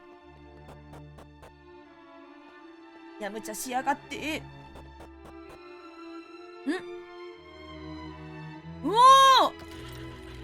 おや気のせいか、意義のいい人間の匂いがするな。なんだっけこれ。何々貴族なんだっけ。骸骨貴族だっけ。なんかこの見た目いいよね。骸骨だけど。なんだもうこんやり。なんだこりゃたまげた。まだ生き残りがいたとはね。嬉しいね。へへへ、嬉しいね。たまにゃ生きてるのをいたぶらなくっちゃな。投げ殻を痛めつけてたのこいつマジ性格悪すぎだろ。ハディート。とうとう見つけたぞ。我らが同胞を汚す者。八つ咲きにしても気が済まん。旅の方です。お前たちはね、もちろんさ、ね、生きてる人間を狙うのも最悪だと思うけどさ、やっぱもう命がない方をさ、死体撃ちみたいな感じのことをするのはちょっとさ、最悪すぎるよね。何をしている。この城へは近づくなと言ったはずだ。近づくなって言われたら行くんだよ。もうダチョウ倶楽部さんご存知じゃないですか。もう絶対来るなよ、絶対だぞって言われたら行くしかねえのよ。おやまあ、今日はいい日だ。またおもちゃが増えた。はあら来いよ。まとめてかかってきな。ケチョンケチョンにしてやるんだからに。黙れ。黙れ。こいつを片付けるぞ。邪魔だけはするなよ。邪魔しないよ。あんたが足引っ張んじゃないわよ。ボーンライダーって名前なんだ。へえ。いけ。不気味に笑ってる。お前なめんじゃねえぞ。笑ってられるのやるつだからな。強いじゃん。いるかな。関係ないね。いけ。うお。いけー、八つ咲きにしろ。八つ咲きだ、八つ咲きだ。なんでマジで縦防御もいいな。めっちゃ入る。回収撃やっぱ入るね。いいねいいね。いいぞいいぞ。やれやれやれ、やっちまいな。おいおいおい、まだいけるまだいける。まだ参るぞ。うわー、会心出まくり。いい会心率高すぎる。最高かよ。いいね。主人公強いぞ。ほら強いぞ。格闘家やからな。武闘家か。待てよ。俺を殺していいのか？いいんじゃないの？今さら命乞いか。何のつもりだ？あれでしょ、なんか人質に取ってる仲間たちの命が危ないぞみたいな感じで。なんかお馬さんの頭ポンポン叩いてるのお前最悪だ。なんで叩くねんそれ。ほら見ろ。この首飾りがなんだかわかるだろう？わかんない。お前らの女王様がくれたのよ。俺は女王様のお気に入りだぜ。関係ないねお。前らこの首飾りの持ち主の言うことはなんでも聞くんだろ？クラウドさんならこう言いますね。興味ないね。話はそれで終わりか。いいね。ハディと話が早くていいよ。おいなんじゃよ。話が違うじゃねえか。待てってば。なんかいいなこいつのキャラクター。なんだよ話が違うじゃねえか。めっちゃいいやん。おおギニュー。この首飾りはうんうん。確かに王家のもの。それを魔物にくれてやっただと。なんか事情があるんじゃないんですか？ハディートさん。怪我をしたようだな。ひとまずは手当てをしてやる。ありがと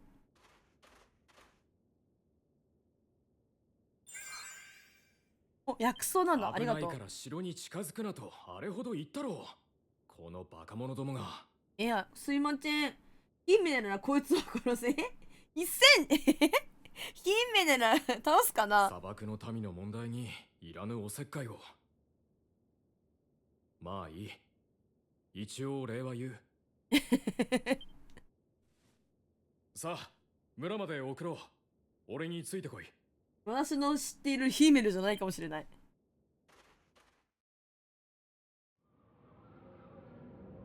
困ったな。困ったな。甘くビュービューしてるじゃない。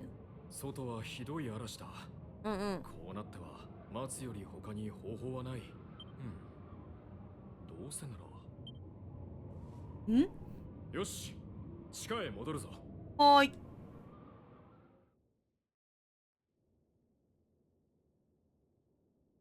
待っている間、どうせすることがないだろう。まあね。墓を作るのを手伝っていけ。マリベルのマリベルがみたいな感じのちゃんとしてるな。細かいよね。マジかよみたいな。おせっかいなお前たちだ。文句はなかろいや、これこそまあヒメならそうすると思うから、確かにヒメならそうするから手伝うっち。よいしょよいしょ。そーっと運ばなきゃ傷ついちまうぞ。うん。ガボかわいいね。えらいガボちゃん、ちゃんとお手伝いして。なんで私がこんなことしなきゃならないのよ。さすがマリベルちゃん。もう最悪。服が汚れちゃったじゃない。さすがマリベルちゃん。う。穴掘りが嫌なら死体運びと変わってもいいんだぞ。だわよ。やればいいでしょ。マリベルかわいいな。やだよね。でもね、女の子だからね。いくらヒメならそうするかもしれないけど。ちゃんと世界を救うんだよ。うん、頑張るね。ガボもこの砂漠でお別れだし寂しくなる。違うやん。絶対違うやん。そういえばお前たち、まだ名前を聞いていなかったな。確かに治ってなかった。今頃遅いわよ。いいな、マリベル。まあいいわ。私はマリベル。おいらガボだ。よろしくな。私を騙そうったってね、そうはいかないんだよ、レナさん。オラ、ニョラゴンよろしくな。そうか。ずいぶん長い旅をしてきたようだな。そうなんや。この砂漠の他にも魔物に苦しめられている人々がいる一とはな。回仲間から外れて大人で合流する。そんなことなくない？だが民の苦しみ話変わはったんか。魔物のせいだけではない。騙されないぞ。女王が、うん魔物が言っていただろう。女王は命乞いのため首飾りを差し出したと。うん。自らの民を見捨て己だけ助かろうと。いや、明日話そう。疲れたろう。少し休むといい。俺が見張っている。ハディートありがとう。すべての亡骸は手厚く墓に弔われた。そして、ちょちょちょちょちょちょちょ。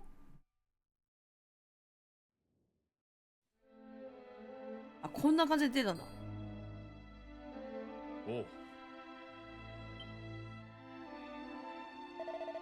ついにこの間まではこの城も立派な城だった。砂漠には昔から物がいたが大した数ではない。そうなんだ、いたんだね。でも、ところが女王は魔物を砂漠から追い払うために精霊像を作ると言い出した。男たちは懸命に働き、第一の精霊の像を作った。それが魔物の王に目をつけられた。砂漠を闇に閉ざされ、多くの同胞が命を落とした。精霊の像を守ろうとして。そうなんだね。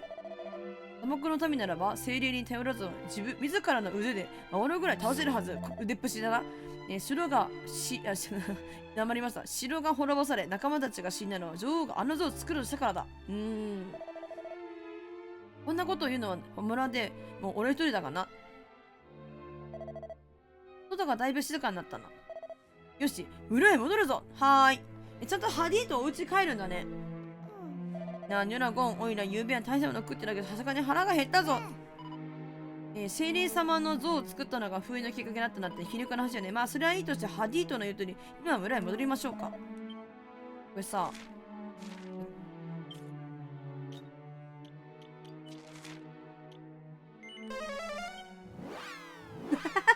風情がないけどルーラしたわ。遅いと思って、いや、早いだろ、絶対ルーラしたんだから。さあ、村へ戻ろう。何人やルーラで戻ったら絶対早いだろ。まさか生きていた。ハディド様だ。みんなハディド様が生きて帰ってきたぞ。さすが。過去でもルーラ、そうなのよ。使えなかったのに使えるようになっちゃっててさ。ティラノスティラノス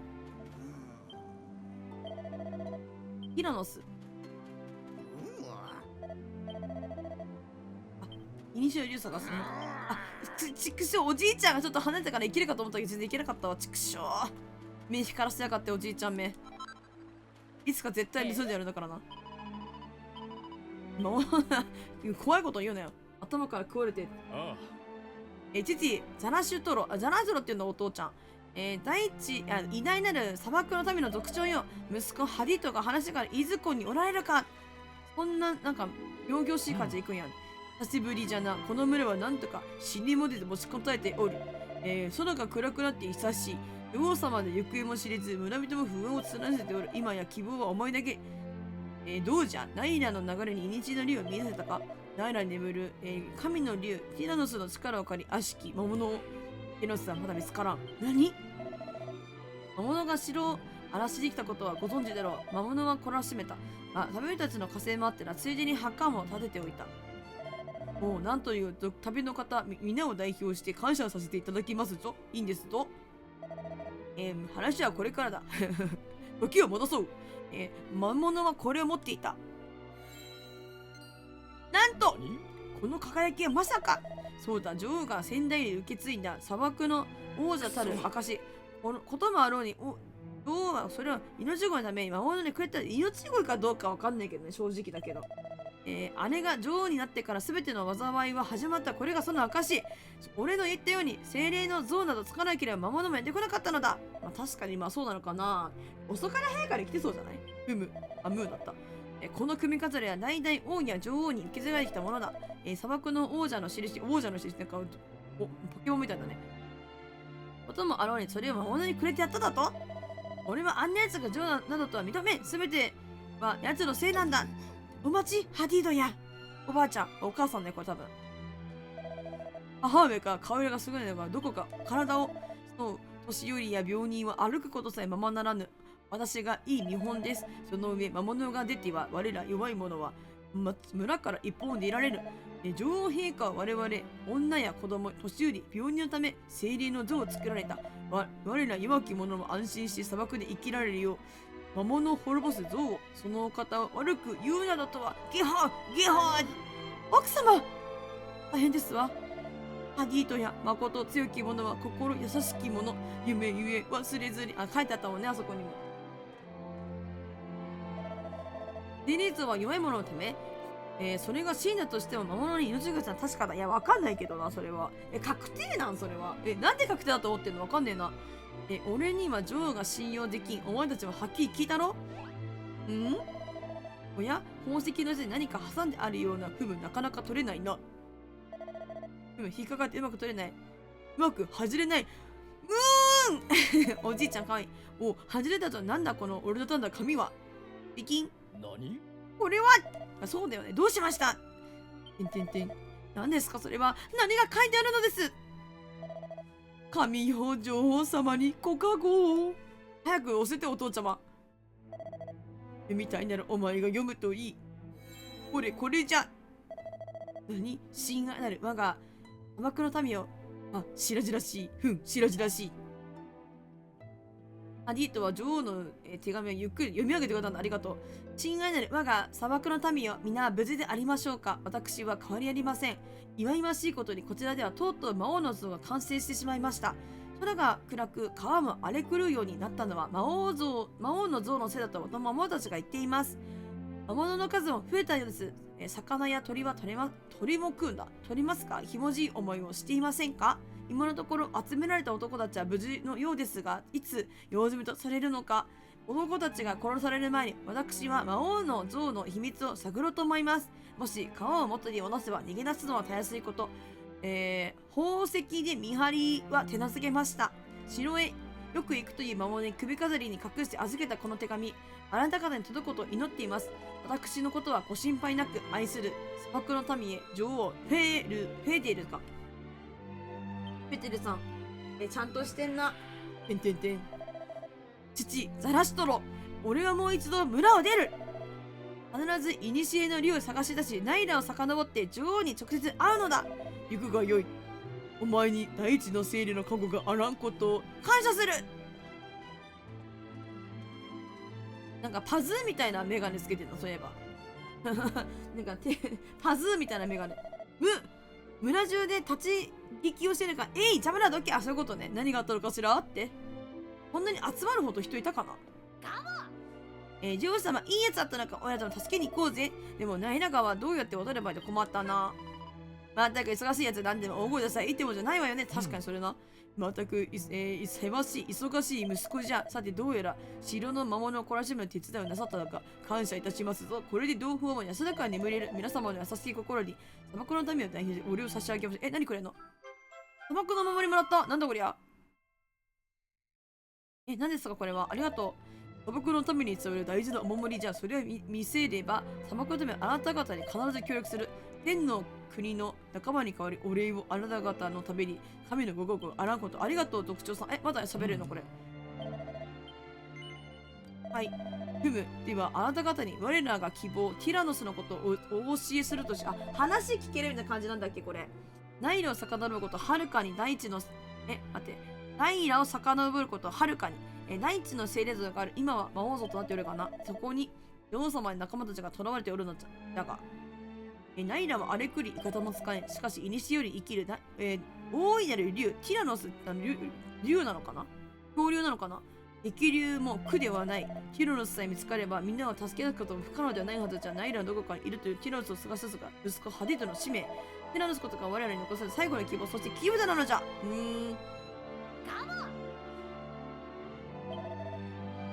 ナイラ川行けばいい。ナイラ川行けばいいか。とりあえずおばあちゃんとか話聞けないかな。ちょっとやってみよう。奥様。はい。それは砂漠の森。私できることと言ったらお料理、お炊事、お洗濯。いらない？いや欲しいけどお腹空いてるから基本的に。いいもんもらったな。なんかびっくりマークがなくても話聞けるだね。はいはい。深夜から強き者、それは獅子。長く生きる、それは亀。ハディともいずれ特殊とのみ。誠強い獅子は弱い動物で驚くこと優しいものです。あの子も一つだけなく優しさを身につけてほしいと願うんですが、確かにゾウさんとかもさ、なんか体が大きいけどさ、なんか優しいって言うような。とりあえずもらったままいろんな人に見せて情報を得ましょう。それとダメ元で何らかにも言って、なるほどね。誰かに行けっていうのは次のなんかフラグっぽいんだけど、お話とりあえず聞いていこうかな。なんかゾウとかをさ、なんかあと大きいさ、大きいワンちゃんってさ優しいよね。大型犬、まあちっちゃいワンちゃんが優しくないって言うわけじゃないんだけどさ。女王様のお言葉は胸に染み入った大事な、食料を盗めたちはわしが守らねば。今何を聞かなかったな。はい。それは砂漠の周りならば、お前たちはもう砂漠の民も同じならば教えてもいいだろう。この倉庫の中には城の武者が隠れて、あ、そうなんだ。話を聞きたらここ中に入るが、あ、そういうことだったんだ。そうだったっけ？娘たちいないじゃん。娘たちがいるで幻想？幻想ですか？娘っ子おらんじゃないか。鍵かかっとんのかい。あ、ここか。娘っ子は袋の中に入っとった。おじいちゃんの幻想かと思った。誰？あなたたち。さっき怒鳴ってたのハジトさんでしょ？村の用事でお城に行った時も大きな声で忙しそうな人だったわね。娘ます。昔おばあちゃんに聞いたの。死んだ人はいつか生まれ変わる。蛇が皮を脱ぐ脱皮ね。新しい命に生まれる、新しい命に生まれるのだって。もちろん生きていた時に行う確かってだけらしいけど、開けます。はい、あなたたち食べとね。外から来たの？まあ女王様は生きてらっしゃるのでよかった。見せます。魔王像までは遠いわ。歩いてはとてもたどり着けない。ずっとナイラを遡っていって川の遥か上流にあるの。どいでとんでもない。いやね、どうでかならんかね。いや、誰？あなたたち魔物じゃないみたいね。上が騒がしかったけど何かあったの？本当、ジョーさん無事でよかった。大地の精霊の像を魔王像に作り変えたび、工事はついこの間始まったのはほとんど完成という時に魔物が攻めてきて顔をすげ替えたのよ。だから魔王像とはほとんどは、精霊の像の皮肉なものよね。そうなんだ。よし、話を聞いたんで行くぞい。そうなんだ。なんか石板のマークついたから石板だけあるのかなと思うんだけど、娘っ子がいたとは思わなかったの。息子生きてる。そうなんだ。話すけど役立つことないですっつってる。最悪だ。おじいちゃんは？はい。探し物はここにある。はるか遠くで見つかる。我らに行けるのがお前たちに行ける場所。あ、はい。把握。了解。だいたい分かってんね、ここね。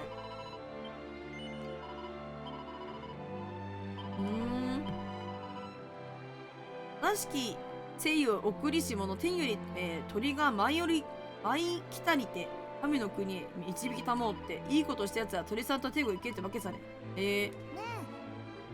あたさん天狗隠れてたよ。ユラ君はちょっと危ないんじゃないかしら。でもまだどうでもない。ウケる。ウケんだけど、マルベル。あんたは地獄に行くんじゃねえのって言われてる。絶対に天狗だろ。砂漠の周りもらいなさったか。ではナイラの聖なる竜のこと。みんなこのことを言うね。竜が住んでるとされているティラノスっていう家ほどもあり、頭に輝く文字をするの。あはん、はい、あれね。若鳥っていうの。こう約束した。必ずやティラノスを探し出してこの砂漠を救ってやると。若長が村にいないのは心強いか。我らはそのことをしてこうして待っておるのじゃろうとね。家ぐりゃでっかくピカピカの角か。浮世すっげえな。早く褒めてえな。おいらワクワクするぞって言ってるわ。ワクワクするぞ。よいしょっと。この人か。あんたらハイゾンは追いかけるのかならうちの防具で装備を取るといいぜ。はい、見せます。ダメだ。いくら砂漠のための大恩人のただにはできる。そういうこと言ってたのよ。アディト様はよくナイラに潜って手の探してた。そうなんだ。魔物から身を隠すのにさ、川の底にいるかもって知られて、川の底にいるかもしれないってね。はい。いませんね。いませんよ。それ絶対いない。絶対いない。確信。ゃあ行きます。多分あ、待って。ごめん、最後にこの子だけ話聞く。はい。あ、感謝の言葉だけいただきました。よし、行くぞー。ガモヒロシで会ったりしねえかなって言ってるけど、多分会えないね。さっきの話だと、ハディといるじゃん、普通に。上流って言ってたけどさ。下流じゃないのあれって。上流だったのかな。はい。うん、めっちゃ水の中入っとる。こんなんなってんだ。すごい。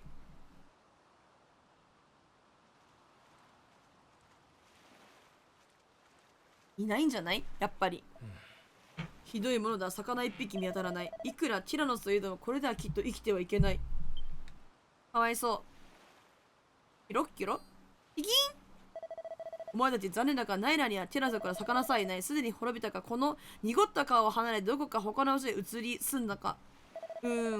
お前たち旅人だったらティラノスらしきユーナスはどこか聞いたことはないか。たとえ死にたいだとしてもあの見事な金色の角はきっと人々の目を引くはず。知ってます。はい、俺はまだ俺はまだ諦めない。じゃあな。どこ行くの？どこ行くの？別の場所って世界中探してるから。あれ、そういえば金色の角って響きどっかでそうなんですよ。おいら見たことがねえぞ。あるんですよ、これが。皆さんも覚えてらっしゃいますでしょうか？あるんです。戻ります。これね、そう、このゲームの特徴なんだけどさ、過去とさ、現代をさ、行き来するんだよね。行き来することもあるんだよね。なんかその、フラグ回収するのに。っていうか、なんかその条件整えるためにみたいな感じで。そこがどこかって言いますと、あ、そうなんですよ。ちゃんとなんかこの、ヒントがすっごいくれるのよね。やめとこ。やばい、ミレッカごめん。ミレッカごめん。ミレッカ関係ない。ごめん、呼んじゃった。ミレッカちゃん呼んだけどごめん、今じゃない。はい。なんか呼べるんだけどさ、あんなのある。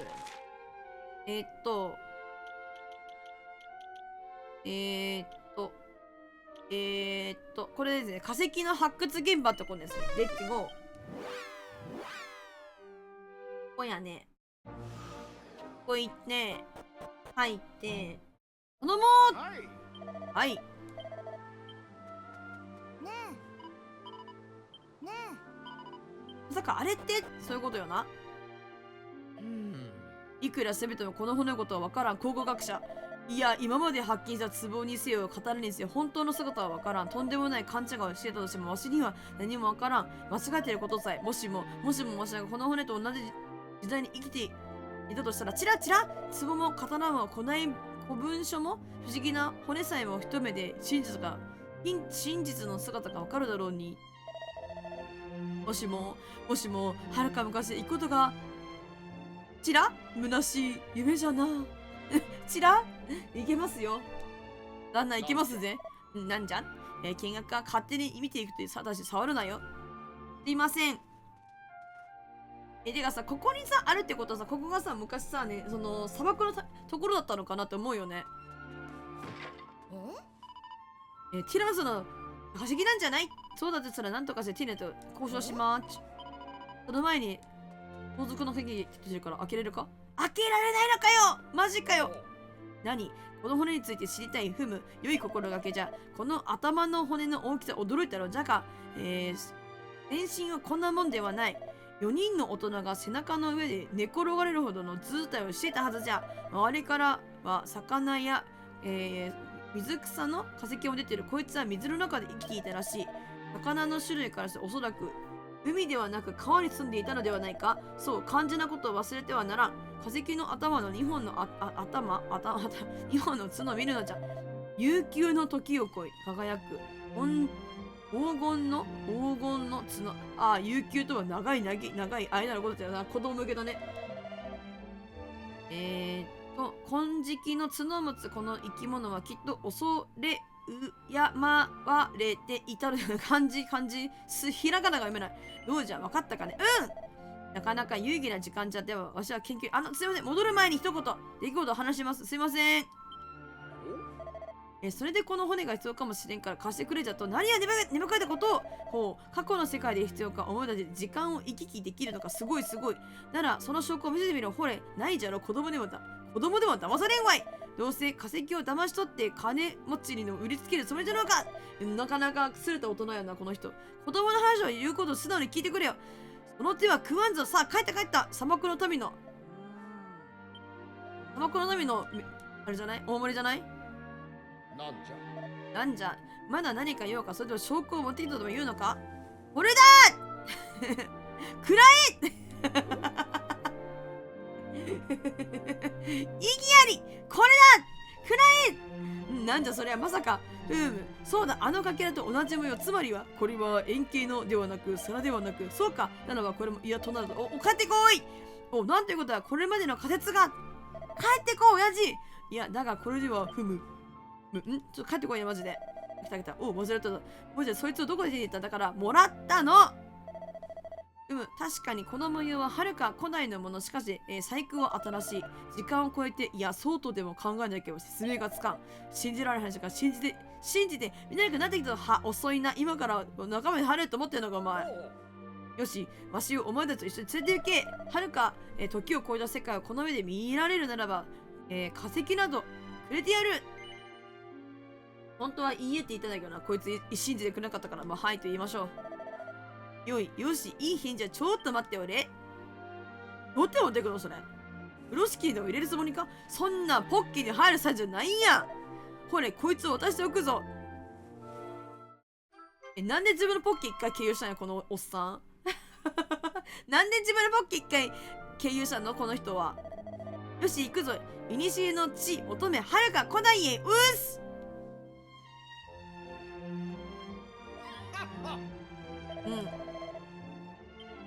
グズ当然じゃん。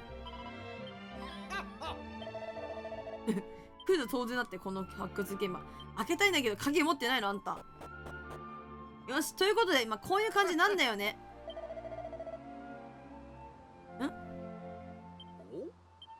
なんじゃお前さん。知らない、それ素晴らしい。またね、先生元気で。なんじゃなんでこのいなくなるって言ってんだ。わかんねえ、全然わかんねえや。バックれるつもりか。お金も取ったしみたいな感じ。そういうことかな。なんでもう先生とお別れねって言ってんだろこの人。何、無所行きってこと？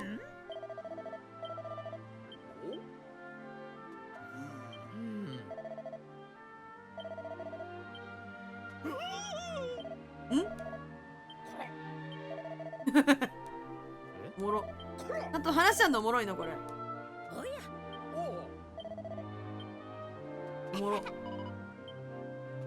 おもろ。よし、ということで戻りまーち。多分ね、今取れないと思うんだよな、宝箱。だから無視ね、これ。戻りまーち。これがね、生き生きしなきゃいけないのも大変なんだよな。謎の神殿。今、ルーラーすることできないって言われた。どういうこと？一回出なきゃいけないのかな。勝手に行ってくれみたい。ニョロゴンたちは考古学者を連れて神殿と向かった。は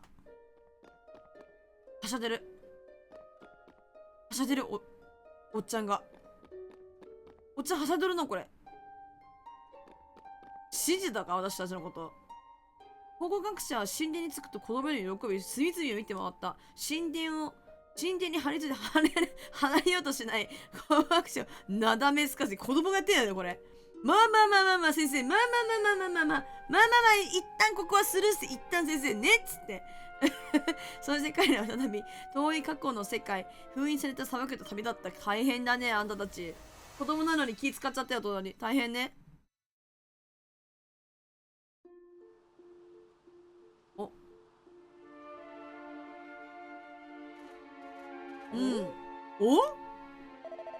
砂漠、海の真ん中の島にいたはずでは。しかしこんな地形を聞いたことまでするとやはり砂漠見たことないんだ。そっかそうか。ここもはるかいにしえの世界だと。神よ感謝しますぞ。さあ遺跡はどっちだ。早く連れてってくれ。遺跡っていうかどこ行くんだろうこれ。城か。あ、白や。お、ほんとじゃ、完全な姿のままじゃ。それとこの様式は、この様式からするとこの時代はあれはなんや分からへん。全然分からへん。説明違う。全然分からへんぞ。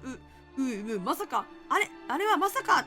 なんやおお、大興奮。素晴らしい。まさかこの目で、神よ。発掘現場はこの辺だったのかね。ティラスらしき化石は見つかったけど生きてる方は見つけられなかったね。ひとまずこの骨がティラスのものか族長さんに確かめに行きましょう。族長をなきゃいけないのかな。あ、族長行かなきゃいけないみたい。待って、この後ほっといていいのかな。もうじゃあいい、ほっといて。魔物出るかもしれないから気をつけなよ。ブツブツ。異文から見ても、つまりこの祭りのブツブツとすると、なんじゃお前らまだおったのか。わしは忙しい。あった話は後だ。ほんなら返さねえ。この大発見に加えたらどうでもいいわい。ブツブツ。でも特徴さん、この考古学者、私がいなかったらさ、過去から現代戻れないんじゃないのかな。勝手にさ、扉使えるのかな。扉勝手に使えるんだったらさね、誰でも行けちゃうよね。どこでもここでも。危ないよね、普通に。よし。キラキラ取って。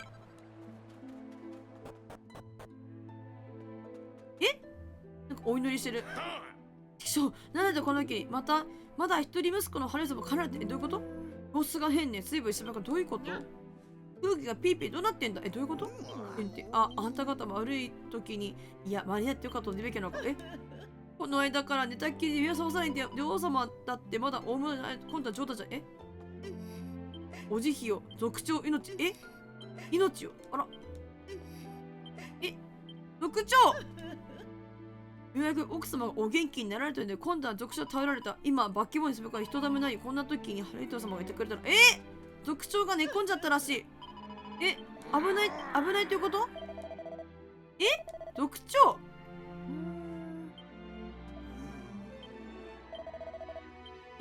族長。なんでそんなことになってた。くたばるんじゃねえぞ、族長。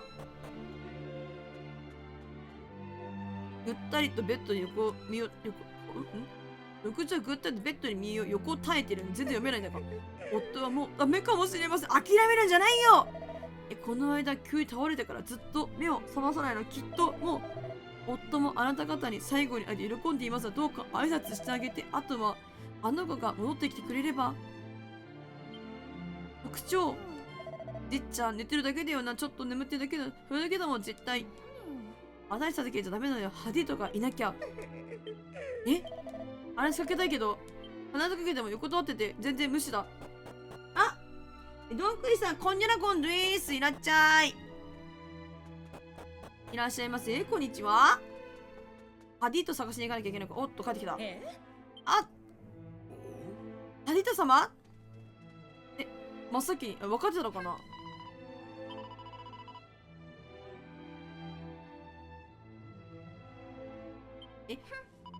ハディとか元気なのかな。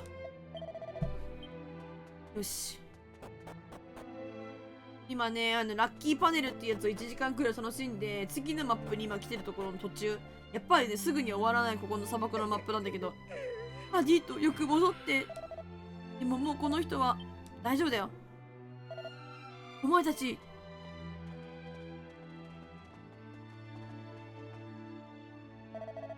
なぜか妙な紫がしてこの村へ戻ってきた。まさか、いや何でもない。父に会いに来たのか。あいにく父は目を覚まさんそうだ。まだ息はあるが。あなた族長、父上、意識が戻ったのか。ハディとか見ての通り、わしはもうじき死ぬだろう。お客人も遠いところよく来てくださった。最後に会えてよかった。父、ザラシトロ、あなたはまだ死ぬべき時ではない。俺はまだティラノスを見つけていない。どうにも会っていない。あなたが族長を務めていればこそ俺は肝にやってきたんだ。やはり古の竜は見つからんか。ちょっと話してほしい。それはその話をしたいんだ。やっぱりさ、ポッキーとかに入らないからさ、見えついてしまいましたか。ポッキーからはみ出たのかな。その骨を見てはくれまいか。早く見せます。これだね。ヨナゴンは古代の、化石を取り出す。どこから取り出したんや。続書に見せた。なんとアディというお前が小さい頃よく聞かせてやったあの話。覚えておるか？ナイラの聖なる竜、いにしえより生きる大いなる竜は頭に金色の角を持つ。そう、この角、この骨と同じように、やはりもうテノスは滅んだのか。ありがとうよ、お客人。そうか。道理で見つからなくてもうとっくに滅んで。そうか、大丈夫だよ。アディと次の読長はお前だ。良いな。逆に具合悪くなっちゃった。父、ザラスロー。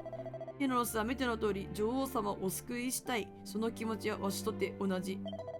だが、もはや手立てはないならば、砂漠のための血を絶やさぬことが我らの務め。族長たり村を守るんだ。わしに代わり、この村を良いか、ご本認めん。あなたは知らない。この時に自分の村見せるのか。第二族長ザラストロ、あなたにはまだ役目が。それはお前が引き継ぐことが我がは。なんで諦めるんだ族長。我が子ハディと。なんで諦めるんだ。お客人、頼みがある。族長の務めし者はそのムクロをナイラに流し、母なるナイラに帰る。起きて、ナイラの者はナイラに帰る。わしのそういう実機の時、ティラノスの骨もナイラへお願いする。いや、族長、あなた。すまない。しばらく席を外してくれ。族長。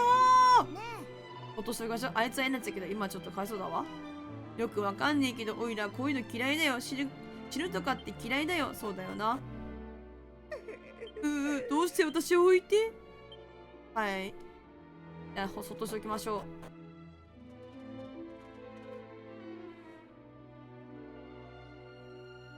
う。なんか安定した。勝手に安定してる。なんか話してる。教えてたのかな。父は死んだ。あらま。下の村の者たちにも知らせねばならん。族長。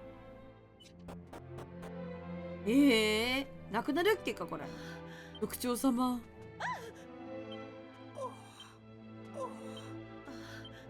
おじいちゃんの子一緒だな。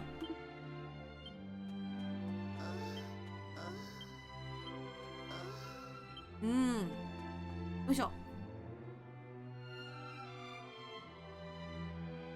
なあ、みんなよく集まってくれた礼を言う。誇り高き砂漠の民、その偉大なる族長、父ザラストルは死んだ。マジかよ。掟通り葬儀は明日ナイラにて行い、みんな明日に備えて。はあ、悲しいね。明日に備えて今日はおの家に戻れ。いいな。俺も明日の支度がある。失礼する。昨日8時間ぐらいさ、配信してさ、喋りまくってたからさ、今日なんか口が回らないんだよね。なんかわかる？なんかろれつが回ってないのよ、あんまりな。ヨラゴンたちは眠れる夜を族長の屋敷で過ごした。なんか人間って疲れるんだね。舌とかも疲れるんだね。なんか初めての感覚だわ。風に乗って誰かのすり泣きが一晩中聞こえていた。そして夜が明けた。ああ、族長さんかわいそうにね、マジで。もうちょっとな、生きてくれればナイラ、ティラノス見れたのにな。やっぱなんか生きる気力失っちゃったのかな。ああ、よし、みんな揃ったようだな。では、これより母のあるナイラのほとりまで出発する。いいな。なんか、ニョラゴン、棺持ってるのかと思ったけど、持ってるわけじゃないんだけど。8時間ってすげえな。じゃあ来たばかりの今日も早く寝ようと私たどんぐりさんお疲れさん。マジでいつも遅くまでありがとうございます。ゆっくり休んでくださいまし。お疲れ様です。ゆっくり休んで、ちゃんとお布団で寝ますように。8時間ってすげえ。そうな、8時間やったらさ、もう喋れなくなっちまったよ、本当に。でもな、それ8時間やってもね、2マップぐらいしか、石板できてないのよな。読まなければ多分もうちょっと早く行くかもしれないけど、でもな、気になっちゃうからな。はい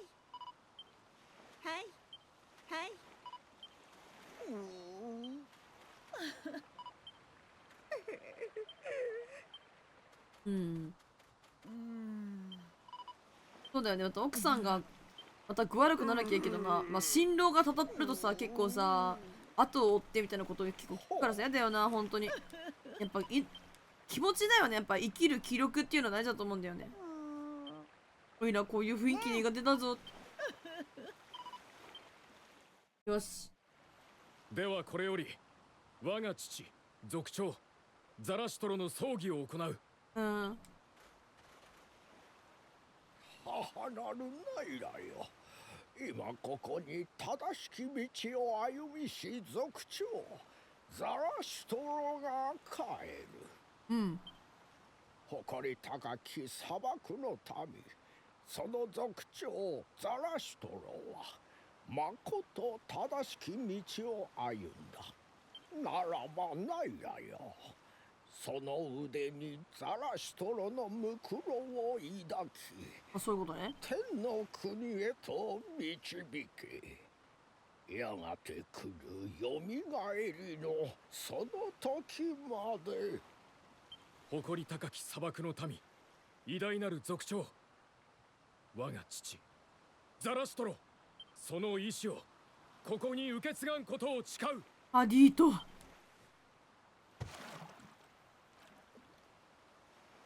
バイバイ族長ザラシュトロさん。父ザラシュトロはナイラへと帰った。今日この時より息子ハディートが砂漠の民の族長となる。まあでもハディートは結構なんか責任感強さだしいいと思うけど。父の名を汚さぬよう努めるつもりだ。皆よろしく頼む。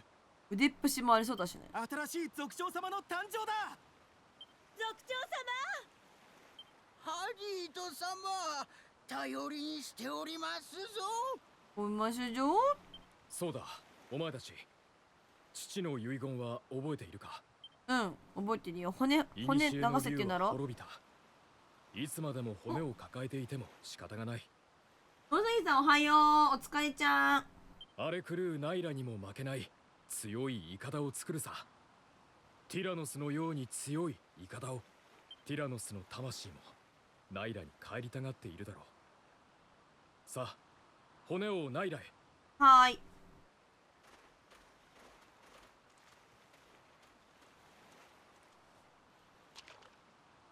ヤラコンはティラノスの骨をナイラ川にそっと浮かべた。いちゃさようなら。ティラミス美味しそうじゃん。食べたいな。ティラミス好きなんだよねテ。ィラノスも父も安らかな眠りにつけるだろう。これでティラミスも父も安らかな眠りつけると急に美味しくなっちゃってるからな。よしみんな村へ帰るぞ。はーい。キン。この気配、なんだこのおじいちゃんすごいな。大変じゃ。ミラノシュナイラが。このおじいちゃんなんか、ね、ちゃんとシリアスなシーンなのにティラミスとか言うから美味しい時間になっちゃうよ。うわっムービーある。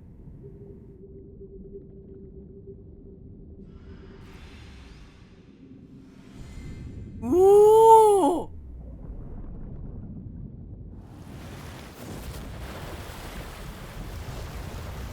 ヘルダイバーみたいな感じなの。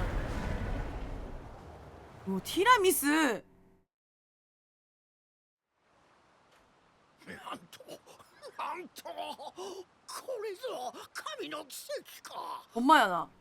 ティラミスの骨がティラミスになった。神竜でやってるのか。なんかねこれオリジナルの方もねこのシーンあるんだけどね、やっぱり現代の方が綺麗やね。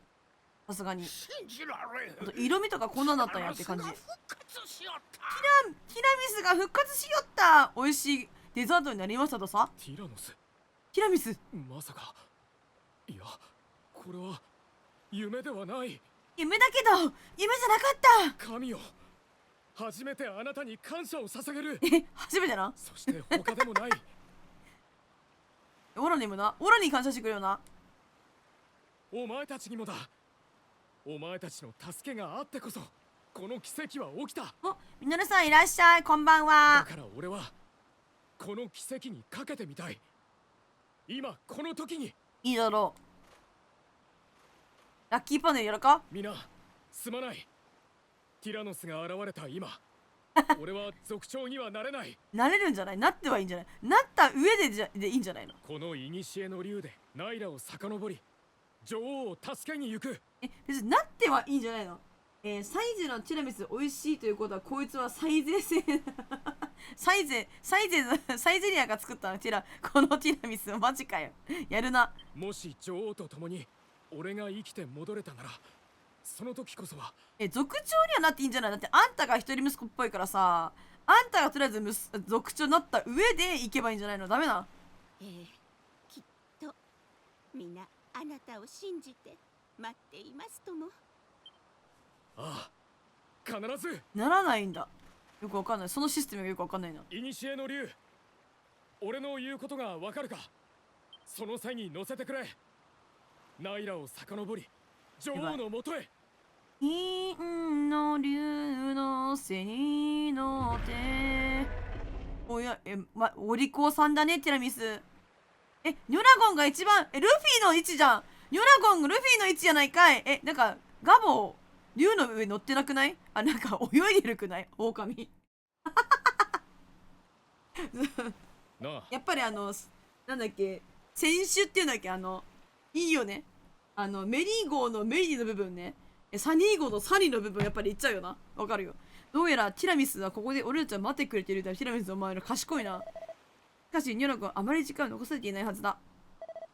行くぞ、覚悟はいいな。何を何をなんだろうね。海賊王ではないもんね。この世界の王に俺はなるって魔王じゃない？やっぱティラミスってすげえ不思議な感触になったらオイラびっくりしたぞってふわふわしてたのかな。ハリーとったらまた一人で突っ走っちゃってさ、ほんと団体行動ができないやつよね。仕方ない。ニュラゴンさっさと追いかけるわよ。私じられちゃたまんないわって、ね。マリベルは一応なんかその心配するから言うんだよね。ティラミス王に俺はなる。おら行け。ほらよし、ラボキラキラしてる。ラボよし、来たぞ。お、始まってるぞ。おいおい、どうした？まだ生きているのか？よかった。あなたはサブカルのための方ですね。そうです。私が族長になる男です。ちょうど何があった？祈りを捧げねば。女王様が殺されるけれど、私にはしっかりと何があった？初めから話してみろ。落ち着きな。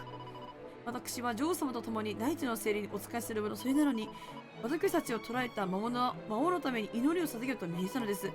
魔王の像に、聖霊の巫女が祈りを捧げれば奴らの力が増すと。逆らえば命はないと言われますけれど、女王様はお断りに、こうしてどこかへ閉じ込められてしまったのです。それで魔王像の中なんだな。落ち着けよお前、落ち着け。話を最後まで聞けよあいつ。あなた方はそのお守りはもらいました。そうですか、そんなことが。握られると思ったのか、バカめ。なんや。おや、キメラかい。さあ、お前も戻って仲間たちと一緒に魔王様に祈りを捧げるんだ。おや、見かけない子だな。ちょうどいい。魔王様への生贄にしてやろう。ほら、覚悟しな。あんたかな？あんたたち、覚悟しなさいよ。あたりはね、今気が立ってるんだよ。行け！焼き鳥にしてくれる。焼き鳥にしてくれるわい。夏咲きにして。ほら行け！魔王様万歳！世界の半分よこせ。世界の半分欲しい。魔王にオラもなりてえな。なんてこった。お前らは何者？ハビルドですよ、ただの。ありがとうございます。ひどい怪我をありがとう。さすが。いいな。なんかガボのキラリンみたいな。これで大丈夫。私も巫女の端くれ傷を癒すだけが取り柄ですが、厚かましいとは存じますが、どうかそのお力で女王様を助けていただけませんか。私は一番年若いからと仲間たちが隙を見て逃がしてくれました。そうなんだ。けれど女王様たちはまだ、どうか女王様とみんなを助けてください。お願いします。うん、頑張ります。はい。はい。はい、セーブします。セーブします。いや、マジでね、ここね、やっぱ長いよね。そう、砂漠のね、内容はね、結構ね、濃いし、長いんだよね。はい。よし、行くぞー。いけないの？いけないの？いけないの？なんでいけへんの？いけるやろ、普通に考えて。いけないの？隙間いけるやろ。なんでやねん。びっくりしたわ。いけんのかい？こっちもしかしていけないの？嘘だろ？落ちこなきゃいけない。うわ、だるっ。マジだるいんだけど。あ、マジか。まず、これからの道順が分かってしまってとだるいわね。もし何日の精霊に会わんとするならば、まずは、砂漠の民の友である印を示せ。次に正しき砂漠の民の生き方を示せ。生き方をに従い像を巡れ。何時正しき答えを示せば道はおのずと開かれん。石碑の上には何かをはめ込めそうな組がある。砂漠のお守りをはめ込め、はい、はめ込みます。はい。まあ、そういう形だったんだね、砂漠のお守りね。わお。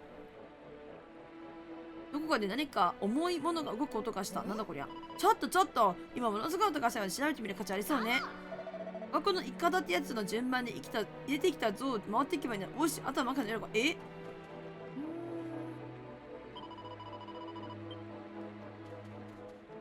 これは、これか？この世に生きとし生きる者、まずは力強き者となれ。力強き矢先心、長く生きろ。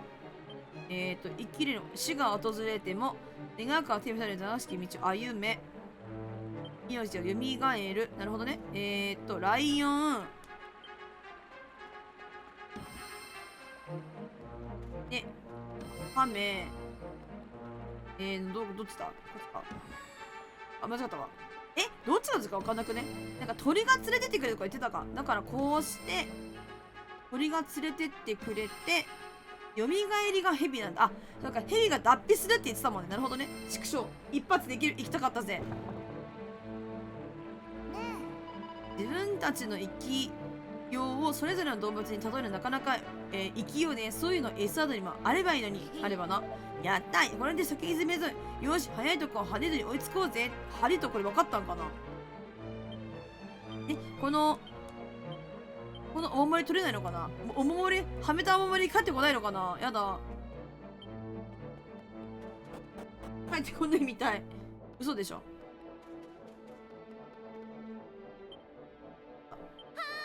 やべ、間違った。間違った。1個ね。魔物め、働けば女王様だけは助けて約束したのに。これか。俺はもうダメだ。死ぬ前にもう一度母ちゃんに会いたかった。生きろ。話してる。あ、悪魔の壺だ。やっちゃうよ。やばい、呪い。大丈夫だった。いけー。あ、うわー、やめみこの帽子。いや、やめみこのね、10%引いた、引いた。強い、マジで強い。マリベル、あれだな、賢いな。羊数え歌、ね、眠らせるのかな。なんか今までさ、ガンガン行こうにしたらさ、勝手にバースト状態使ってたと思うんだけど、このソウルのバーストってなんか回復するんだよね。なんて言ったらいいの？マリベルのパラメータ。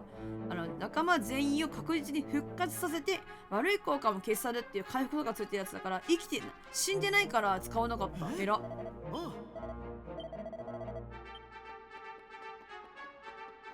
賢いな。ちゃんとしてるね。AI が。一応ここになんか、鳥とか亀とかの像あるんだね。亀の像。一応探索してから行きたいんだけど、探索できるかな。あ、また間違った。もう見れっか。ごめん、違う。ごめんね。ごめん。マップこっちか。オッケー。じゃあもう行きましょう。この人ないのかな。ないわ。いいよ。順調。おや、ひひひ、いやはや精霊様のお力は大したもんだな。本当にな、毎日お祈りしてくださるおかげで、ひひひ。魔王様の像もひひ、どんどん強い光を放つようになった。ひひ。瀬戸様、海馬社長海馬瀬戸様嘘でしょ。海馬コーポレーションの社長、瀬戸の話してるもしかして。おう、おい、ブルーアイズ、ホワイトドラゴン戦うのか俺。やばいな。俺たちはどんどん魔力が強く、マジかよ。大地の精霊のご加護、ひひひ、魔王様にご加護。この砂漠を暗闇に包む魔王様に瀬戸に瀬戸の像か瀬戸の像なのそう、海馬のさ、海馬か。マジかよ。よかったじゃん。これで跳ねてドラゴンスレイヤーでほんまやな。ドラゴンスレイヤーの証拠を私は手に入れるやで。キーヒヒヒヒ、寝れば寝るほどティリティリー。戦わんのかい。間違った。1個ね。ラボあ、もう弱いな。で、マップ見るわ。待って、マップ見たい。オッケー。なんかすっごいマップ簡単になってんの、本当に。狭いし行く場所分かってるし。パパパパパパパパン。お、いいね。回し芸とかめっちゃいいよね。全体グループ攻撃入ってるしな。いいよ。行くぞガボ。羊強い。当たんないな。確率低いけど。でも羊が来るの結構いいぞ。強いね。羊強い。助かります。わータイガーいいね。わータイガー暴走してる。いいよ。強いわ。オイラたち強いぞ。HP めっちゃ上がってんね。ダガーメイジの心。なんかダガーメイジの心ってすいません。ちょっとチェックします。ニコマドの心の15巻かなと思って。自分暴走の真髄を見出した旺盛な、研究意欲。自分が暴走するとナタリダメージや回復量が 50% 増える。やばいなこれ。そもそもやけど暴走率が 10% 増えるんだって。これとこれ2つつけたら強いけど、でも満足の心欲しいんだよな。いっか、変えるか。明治で猫窓でいこうかな。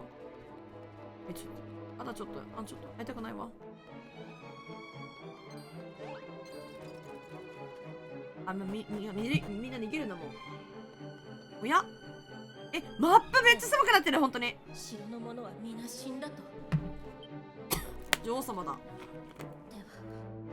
では私は何のために。信じようが信じまいが事実は事実だ。もう城には誰もいない。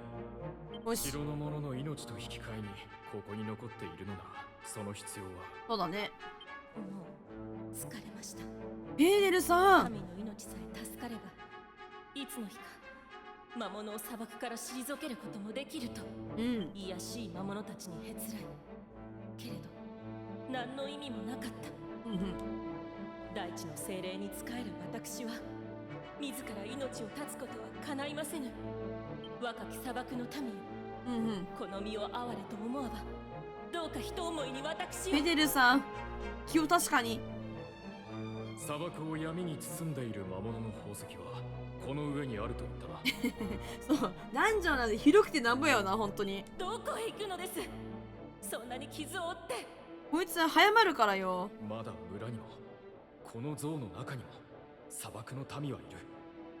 皆女王を信じて。なんか顔は結構細かいな。女王様の慌てた顔とかすごい細かい。安心しろ。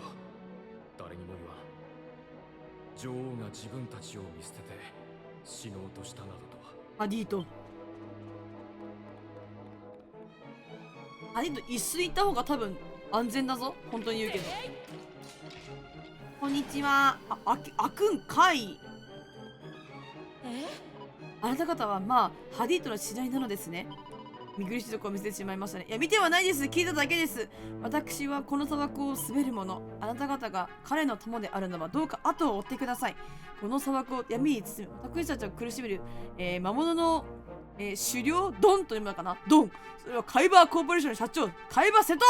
あやつがこの像にはめた一体のルビーの力一ついかなのルビーの力で砂漠を闇に閉ざされた。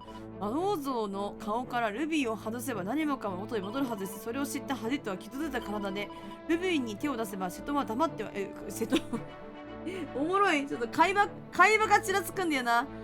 社長は黙ってはいない。どうか彼の手助けを。そうだわ、この鍵をお持ちなさい。お、黒い鍵。どこで使うんじゃろうか。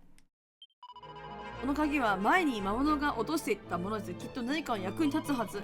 あんた方に大地の教えと神のご加護。パリュリーン。ありがとう。ガボねまあ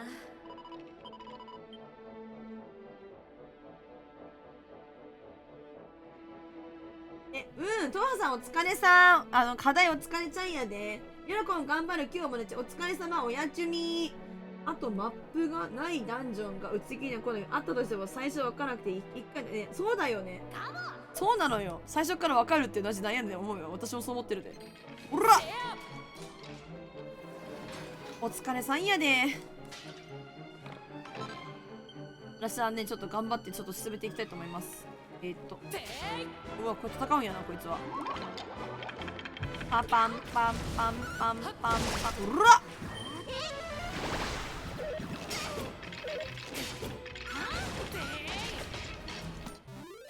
ロロリーン。お、布の服か。これはなんだ。王者とは自ら、苦しき道を選ぶものだ。なるほどね。ここを通っていかないと落ちるみたいな話か。通ってきます。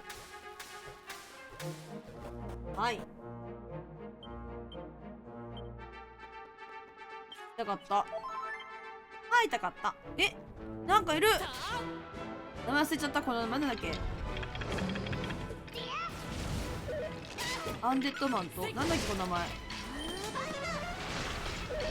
ライオンヘッドか。そのままか。ライオンヘッド。なんかライオンヘッドとかさ、こういう生の見るとさ、わあなんかドラクエっぽいなと思うしさね、うわ強そうだなみたいな、なんか心がワクワクするんだよな。こういうなんかドラゴンクエストドラクエのさ、こうなんつうの、魔物見るとワクワクする。どんなことしてくるんだろうみたいなこととかさ、強いのかなみたいな感じでワクワクするんだよな。よし、お123。やばい、さっきやばい。うわー、命の石がまた狙われてしまった。オラの命最悪だ。こういうランク上がった。ベホマラ上げとしたとやったぞ。足死んだがいいぞ。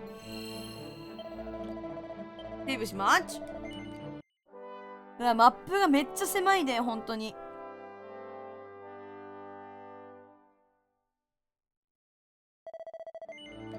よし、今日何日だったっけ。10だっけ。あ、昨日が9でもう10か。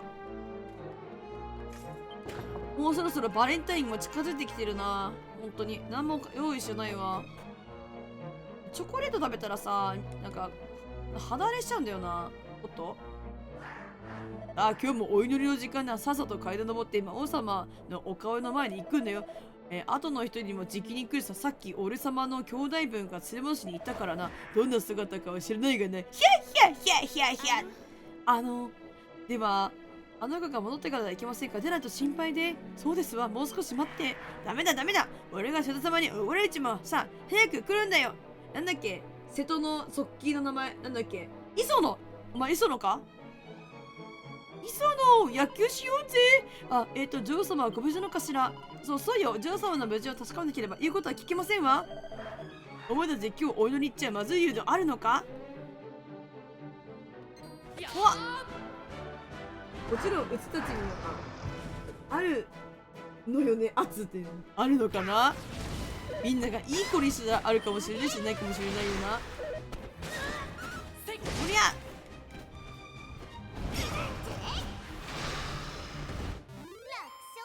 楽勝。でもあれでしょ、野崎さんチョコレートもらうんやろ。もらう約束してるって言ってたもんな。いいよな。マップカドガリ発見。メガンテのではマジかよ。爆散するじゃねえか。待って、足速いな意外と。よいしょ。い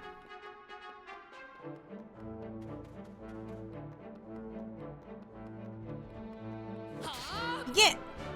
これさ、先制攻撃で52ダメージ与えたら結構でかいと思うんだけど、52結構でかいと思うんだよな。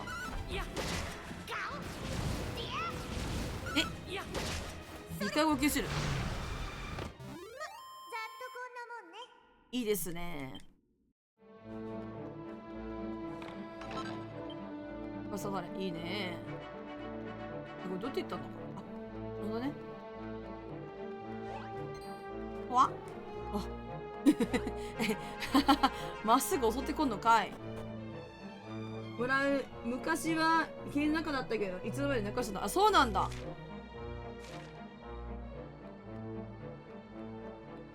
こういうことってあるんやね。買ってきたぞ。なんだお前は邪魔する気か。邪魔しますけど、そういうパターンもあるよね。なんか仲悪かったけど、なんか時を経てお互いに大人になって分かり合えるみたいなさ、ありますよね。まだこんな力を持った連中がいたとは。さようなら。弱いな。ねあとは自分勝手野郎のハディットに追いついてモーションを起こすけど、さあ急ぐわよドラゴン。はーい、ありがとうございます。あ、もうそうとしたんだ。なぬ。おやすみシンデレラ。お、12時か。おやすみシンデレラ。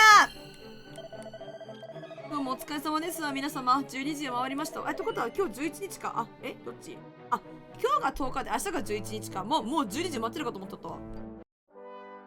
早いね。もう10日も過ぎちゃったんだね。2月ってほんと2月27の8か。8までやからさ。あ、11時になったね。一瞬で終わるね。マジで一瞬やん。怖いな。うわ、もっと複雑だったんだけどな、ここのマップ。めんどくさかったんだけどな。おー、悪魔つばか。祝日や。祝日なの今日。11って祝日なんや。ほら、分かってないんだよ。カッパらしい。お、いらっしゃいちゃい。カッパラさんは祝日は祝日な。何の日見るわ。お手帳を見ますが、私は夜更かし可能な日や。イエーイ。ハッピーライフ、ハッピーホーム、マホーム。建国記念日か。なるほどね。だから野崎さんこの時間も起きてるんやな。おはようって言ってたから寝てたのね。寝て今なんだなって感じしたのよね。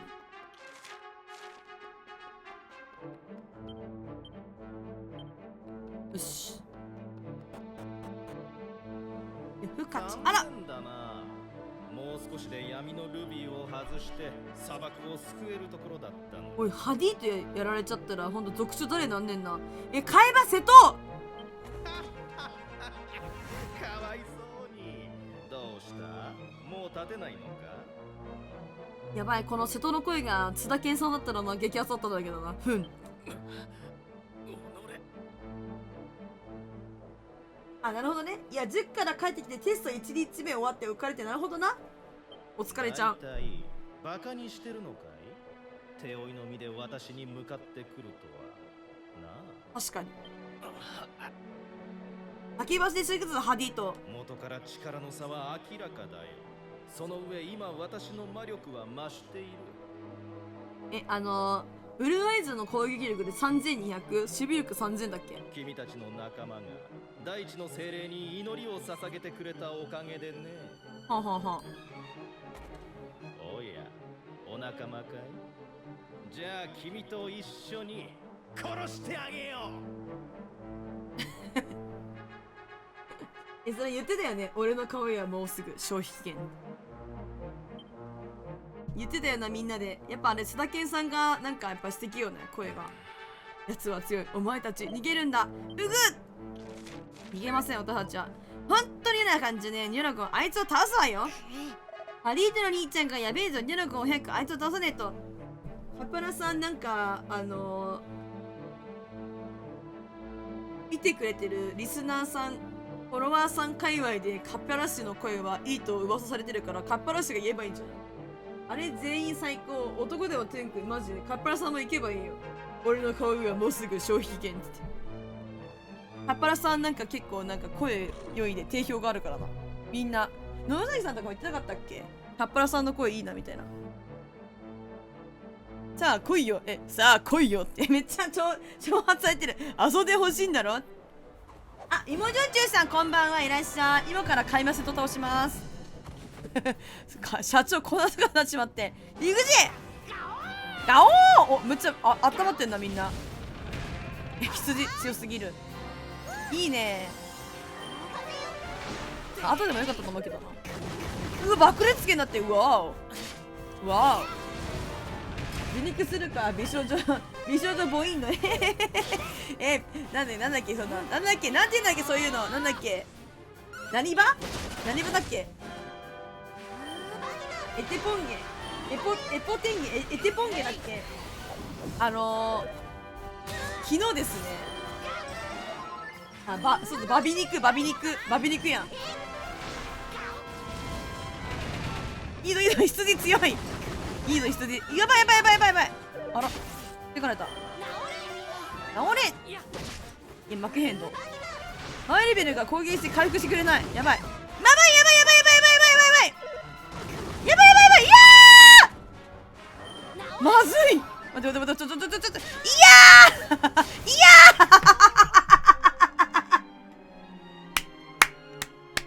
やられちゃったお祈りした場所からにします。やだ。お金かけたくない。再生できんの？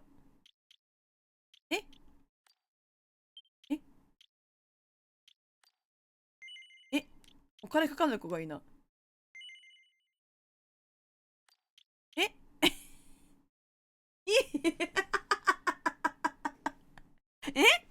再戦するけど、なんで1000ゴールドしなきゃいけないんだよ。ふざけやがってよ。払ってやるよ。もう一回やるぞ、瀬戸こら許さんぞもうしょうがねえ。やってやるよ、本当に。来いよ、社長海馬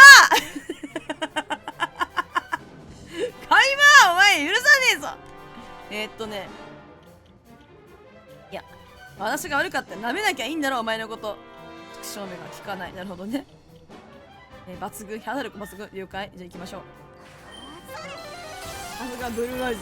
ファイトドラゴン滅びろバーストストリーム。バーストストリームやられたからマジで滅びたもんな最悪やねウールガードをしたらなんだっけ。あは、なるほどね。守備力上がるんです。上がってこい。精神統一したらラデンハレスそうなるほどね。受けられしなかな。なるほどね。オッケー。アイス。オッケー。精神統一します。バトンアタック。いいね。行くぞ。いいぞ。いいよ。先やかったこいつ。あいた。ビホバラさっきさガンガン行こうぜだからさ、マリベルが一切回復してくれなかったんだよな。それがね結構ね負けた要因なわけ。ビホバラすればいいじゃない別に。来た。これやばいな。今2回攻撃だ。しかもどうしよう。何すればいいかな。何がいいと思う？足払い回し蹴り違うな。スコロブ闘魂打ち。飛んでる敵だったらいいんだ。じゃあ闘魂打ちか。行くぞ。これ会心入ってしかも2回するっていう。マリベルのせいっていうことですが、マリベルのせいだよ言っとくけど。ほらいけい。でもう一回だいけ。あれそうだよね。うえい。2回目は会心入んないんだ。なんてことだ。2回目は会心入んないのかい。いた。熱くなってるぞあいつ。マリベルがちゃんと回復したら負けないのよ。マリベル悪いか、マリ悪いか、まあ、ガンガン行こうって言ってた方が悪いんやけどな。はい、すいません。オーラが悪いです。すいません。まあ、寝ないんだよね。攻撃しましょうか。待って、待って、道具使って炎の包みやって。あ、炎いまいちなんだ。なるほど。なるほどね。マチルダの火の人形とか使うとどうなるんやろ。ふーんってなるわけじゃない。ふーんって。いいぞ。いや、いいよ。羊が出てるからこっちはよ。ほら、行け。あ、攻撃力めちゃくちゃ上がってっから。おい、やばい。痛い。マリベル、あ、ぶんな。お前何してやがんだこいつ。ふざけやがってよ。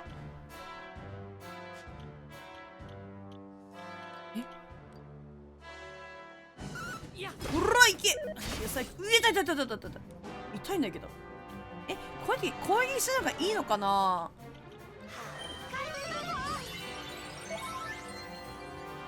マリベルのやつな、今これ使ったらもったいないと思うんだよな。一旦ビフマガー挟んで。ほら、行け。いいぞ。羊強い。あいたたたたた、あいたたた、あいたたたたた。いや、魔法がなくなっちゃうな。ないなっちゃうわ。ホイミかな。リベホイミ入ってるからね。痛い。おい、マリベルばっかり狙う。なんだあんた。なんなんマジで。許さへんぞ、ほんとに。弱い者いじめって言うんだぞ、あんたはそういうの。いや、羊の攻撃強すぎて笑う。マリベル政治入れようで、政治な、でもな、回復なんかさ、あれ上がってくるまでさ、長くない？なんか、なんて言えばいいの？リキャスト長いからな。困っちゃうね。ほら、回復できてる。よしよし、いいぞいいぞ。自分回復してくれ。ああ、もう山彦の帽子最高かよマジで。今がチャンスだねこれ。あ、抜群。バギーは抜群なんだ。いけー。いいぞ。いすんだ。モロは全然気が済んでねえ。やっちまいな。うまいぞ。逃げ。強い。羊強い。羊あるかも。危ね。いけもう。とどめさせ。うほい。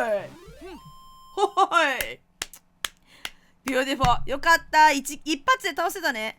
処刑で倒せてよかった。本当によかったよかった。いやー、苦戦したよね。ちょっとまあ作戦ちょっとさ、自分でやらないとダメかなと思ったからさ。私がやられるだと。よかった。海馬社長に勝てたよ。本当に処刑で勝ててよかった。嬉しい。ありがとう。みんな応援してくれてありがとう。バカな。なぜだかわかるが、海馬カードを信じていないからだ。いないからだ。海馬不正しかなかったのがね。早く象の目から闇のルビーを外せ。何のこと？オブリビリート。今日はみんなの記憶を消しましたぞ。はいはいはい。闇の目外してね。あら、フェイデルさん来たわ。よかった。まだ息はあるようですね。いやでもね、実際問題ね、マリベルを命大事にして他ガンガン行こうぜでやったら多分負けてなかったと思うんだよな。俺のことはどうでもいい。早くルビーを。バナナって果物だっけ？それさっきうち何考えてたんや。それではすごいね。この方たちがセトを。海馬社長、海馬コーポレーション撃破しました。そうなのですね。では急がなければ。ね、壊そうぜ。私は長い間この時を待っておりました。あ、そうなんだ。象の両目にはめられた闇のルビーこそ砂漠の封印を司る鍵。さあ、私と共にあのおぞましいルビーを外してくださいますね。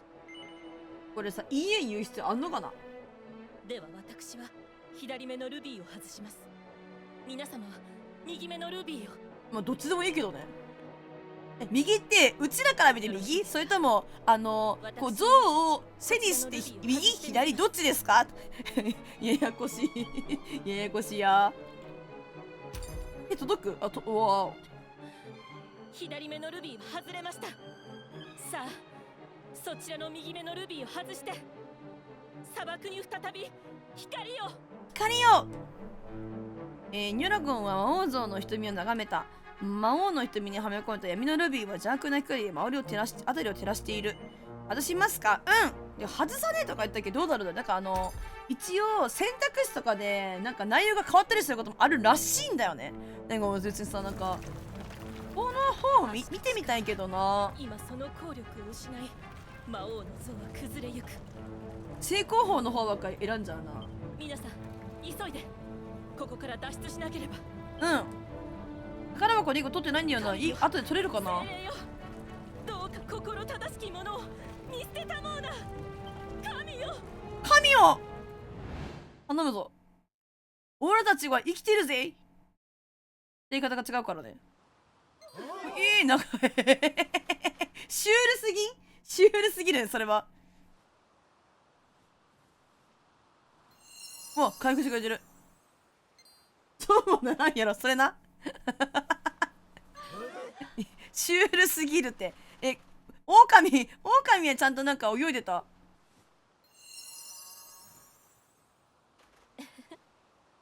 笑い方かわいいフィデルさん。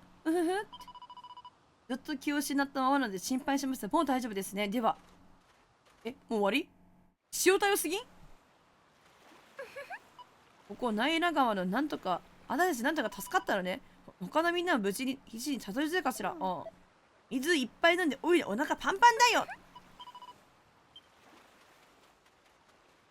いや、うんはい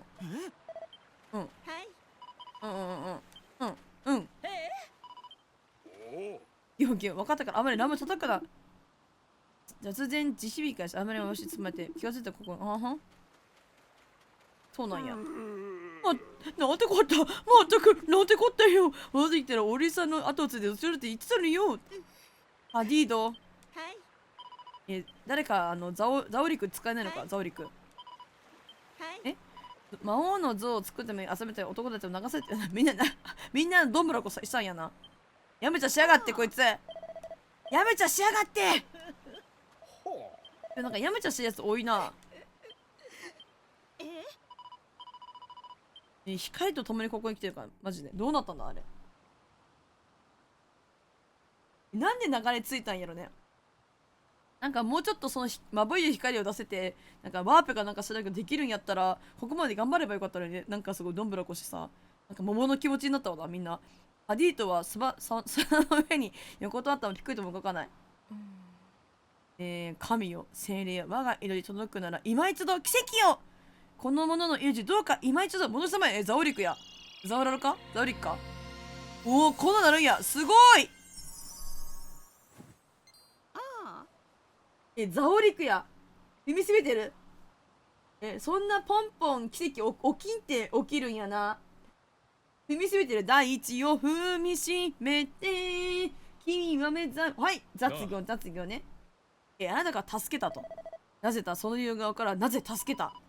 この砂漠に生きるもの全てが私の民。あなたもその一人です。女王として当然のことでしょ。そうかな。感謝する。いいね。奇跡起こります。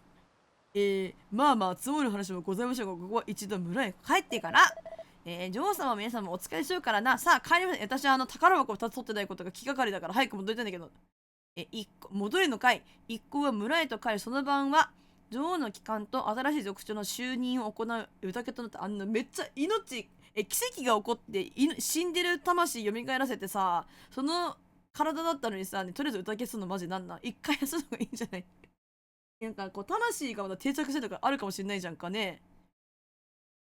ユラゴンたちはハディートと共に砂漠を救った英雄としてサベ熱く昨日めっちゃ喋りすぎて口が回らない。本当に手厚くもてなされた。そして夜が明けた。トゥールトゥールトゥトゥトゥ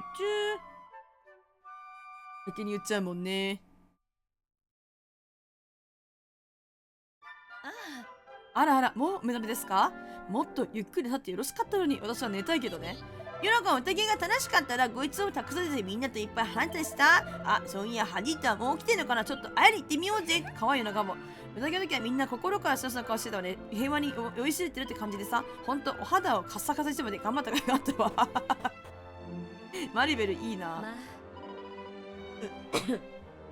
失礼。まあ、ごきげんよう、ヨナコン様。あなた方には言葉で言い尽くせるほどお世話になってしまいましたね。国を代表して心より感謝いたします。落ち着きましたら、このお礼を必ずやさせていただきますわ。それからヨナコン様、あなた方に私から一つお願い。はい、何でしょうか。あの時、魔王像から外した闇のルビーの一つはあなた方がお持ちですよね。このルビーはこれからもあなた方が持っていてください。もう一つ私が保管いたします。2つの闇のルビーは決して合わせてはならない。そんな予感がするのです。どうぞ皆様の手で闇のルビーを思われるお願いいたします。ほーん。なるほどね。どこにいるんだ、ハリーと。あら。お母さんのお部屋なのにみんなが使ってるのね。あ、ここは女王様がお使いくださいみたいな感じなんだ。なるほどね。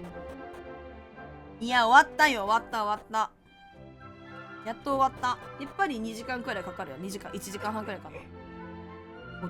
今朝のお日様のなんて眩しかったことは皆さんのおかげですわ。ぜひあの子、今族長ですわね。新しい族長に話してくださいか。目が覚めたか。今、城を直すサンダウンしてたところだ。いつまでも魔物に荒らされた前にしておくわけいかんしな。それはそうと、ティランスが魔物が崩壊するので、いずこかに去ってしまったし、あれはもしかすると、第一のせいが我々に、使わしたら救いなのかもしれないな。まあいい。村からの礼だ。村の貯蔵庫にある宝を好きだけ持って、やったー！これからのために、ありがとうございます。お前たちに神と第一の精霊の十字があらんことで喋れない。口が回らない。助けて！言いたかんじゃないか。宝を好きだけ持って行っていいとさ、ハリットは太っ腹だぞ。あのお城直すならいっそのこと新しいの作ってはどうかしら。例えば、砂漠を救った美少女マリベル様を語り継ぐ石碑とか、きっと城の目玉になるわよ。坂だな、マリベル。なんかこう心が強いの、マリベル。マジか。戻ってさ、宝箱取りに行きたいのに戻れないのかな。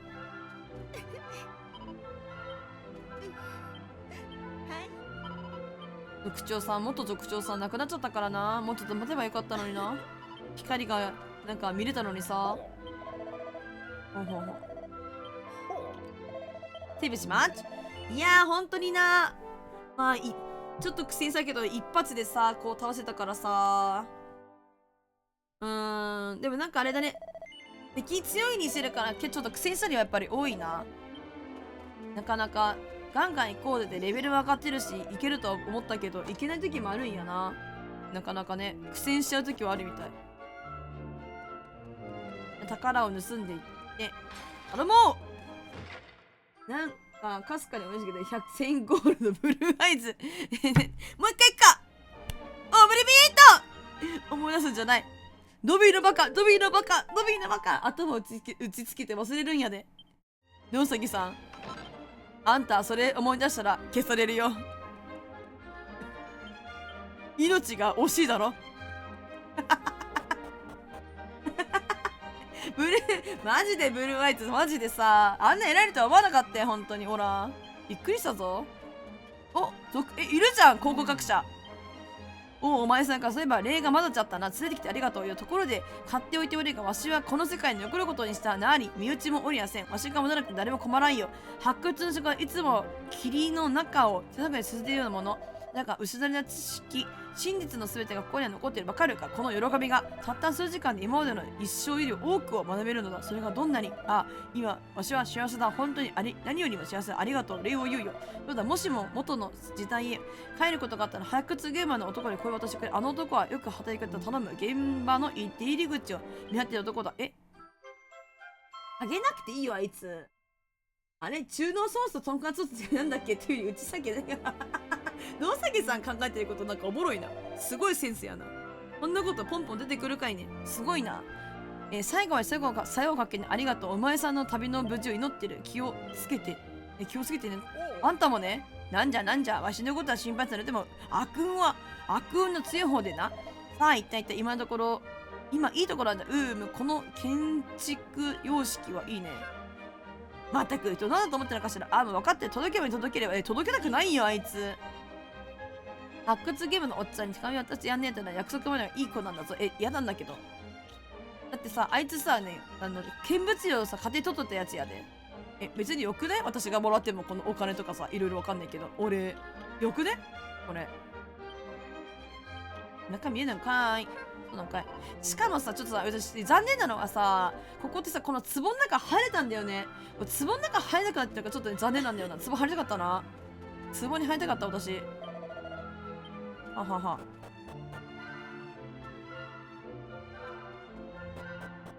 壺入るからここはなんか結構おもろいなって思ってたのにな。前のね、時はね、壺の中にね、なんか石板が落ちてた気がする、確か。ゴロゴロゴロゴロ。よいしょ。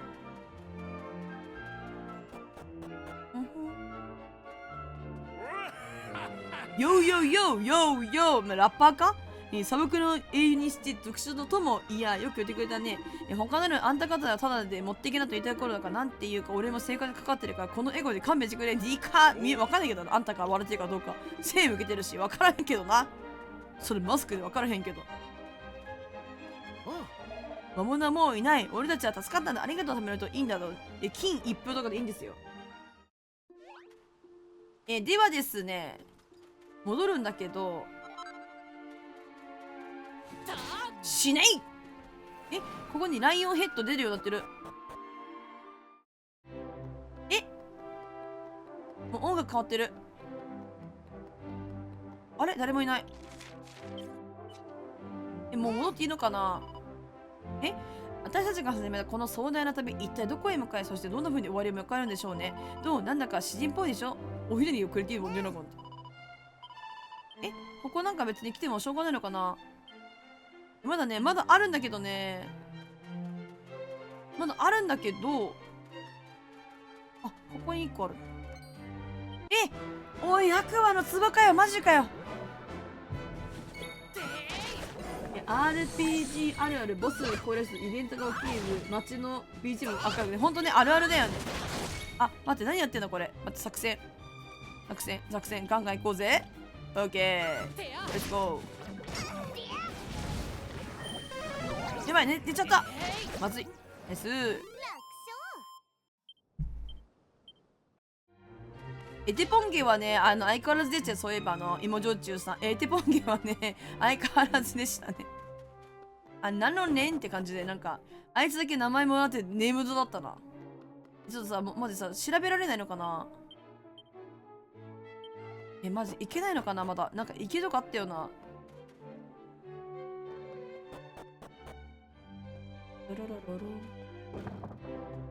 なんかどこなんだろう。でもわかんないな。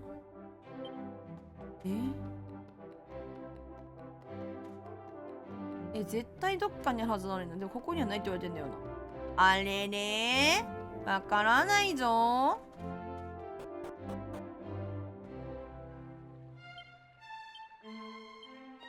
ー。でもな、増えてるわけないしな。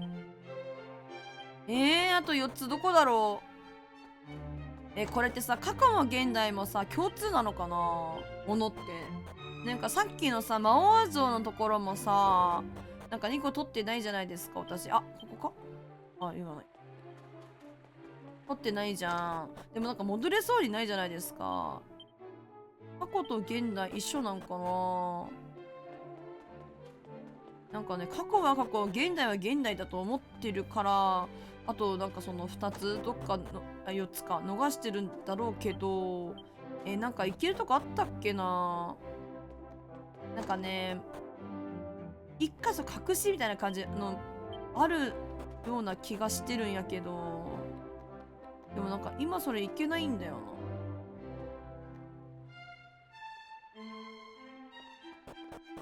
どうだったっけ。なんか動いたりしないかな。こいつら動いたりしなかったっけか。あれねー、わからないぞー。こいつか？違うな。違うな。あいつか？違うな。さすがに覚えてないですよね。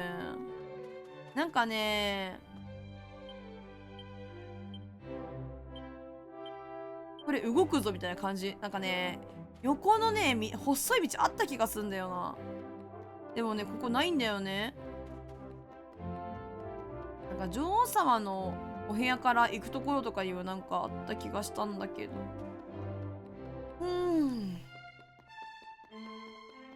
お城の中じゃないのかな。なんかあとこういう隠れたところとかにね、もう一回入れるところあったりとかね、結構いろいろあんだけど、わかんないんだよね。あと4つだよ。だってわかんない。わかんない。なんか入り口が他にあった気がすんだよね、昔はね。でもこっちから入って同じとこ出るよな。だよね。いいや、ちょっとわかんないからまた今度にしよう。バイバイ。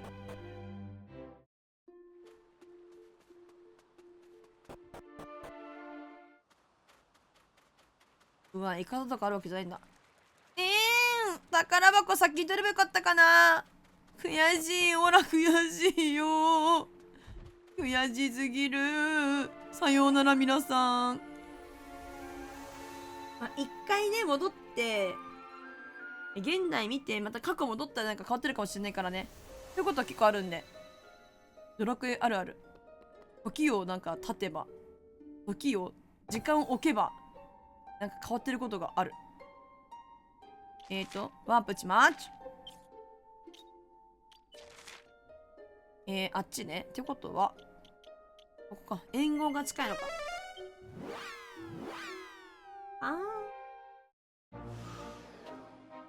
ワンワンワンワンワン。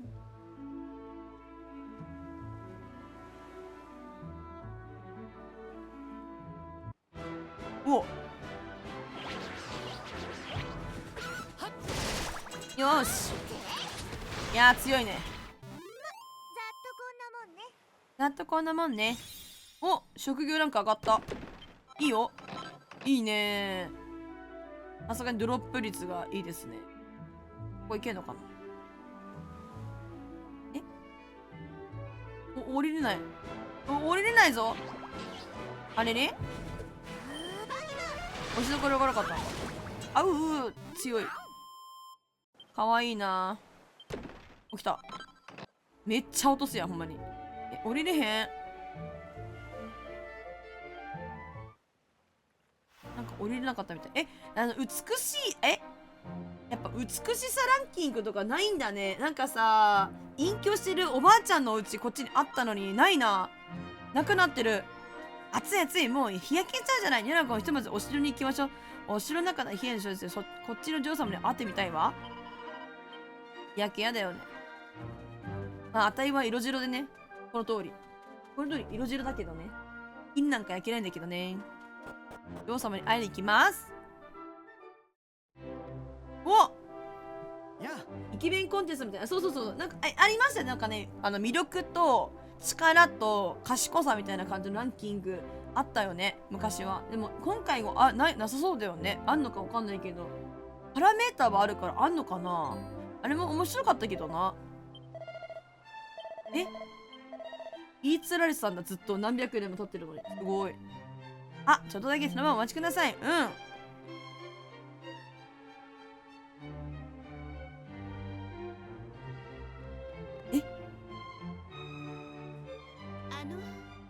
お待ちしておりました。砂漠の救い主様。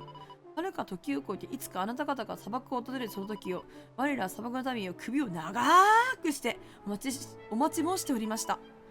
どうぞこちらへ。はい。今のご時世的にきついかもね。なるほどね。でも美しさランキングとかなんだよ。男子も女子も関係なくな。確かに。改めてようこそ砂漠へお戻りくださいました。はるか時を越えて砂漠を救われた旅人をお待ちしておりました。だから女王様全く見た目変わってないね。遺伝遺伝にさ、遺伝子強すぎないか。砂漠の民を救い、女王様を救いし、旅人たち。いつの日か皆様が砂漠を訪れた時に熱く目指せと。はるか昔、ハディと王、結婚したんだ、ハディとこの女王様と命じられておりました。皆様には言葉では尽くせるほどご恩を受けたと。ようこそ砂漠へ。女王様喋らないパターンね、これ。よっ、ヒューヒューヒュー、お静かに。皆様にご挨拶申し上げた女王様が喋るの？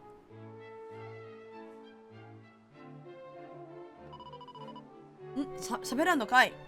はるばるこの砂漠へようこそいらっしゃいました救い主様。砂漠の民が皆様に受けた恩は言葉で言い尽くせません。喋らんのかい。ポリコレってやつですか？ポリコレっていうの？ポ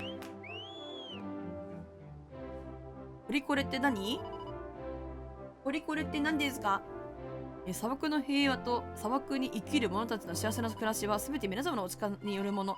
代々の女王、代々の王、代々の女王、代々の王と全ての砂漠のために代わって、女王ネフティスがお礼を申し上げますとのことです。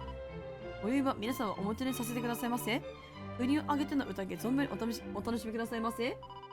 どうぞ、この城、皆様の家と思いおくつろぎください。OK。ピュピュピュイーン。見たこともないような、これちょっと美味しい飲み物、あれさ、ビバグレープだっけ。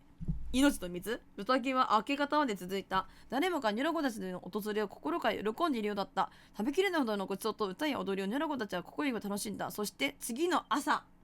ポリコレっていうのは簡単っていうのは差別ならもっと平等に接する。あ、そういうことなんだ。こうやって言うんだね。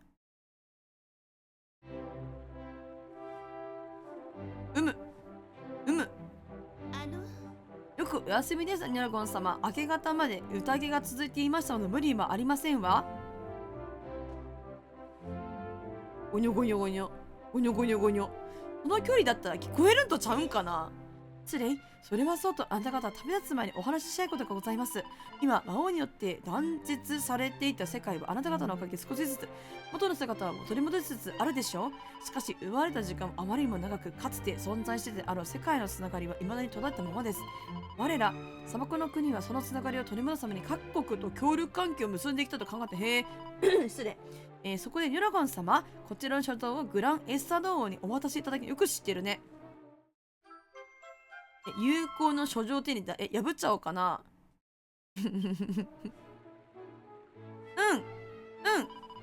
再び世界がつながることでこそ芽生える希望を私は信じる。たとえ今が闇の時代だとしても、ヨナゴン様、あなた方から受けた恩、我ら砂漠の民は決して忘れません。何かお困りのことがございます。いつも砂漠の国でお入れください。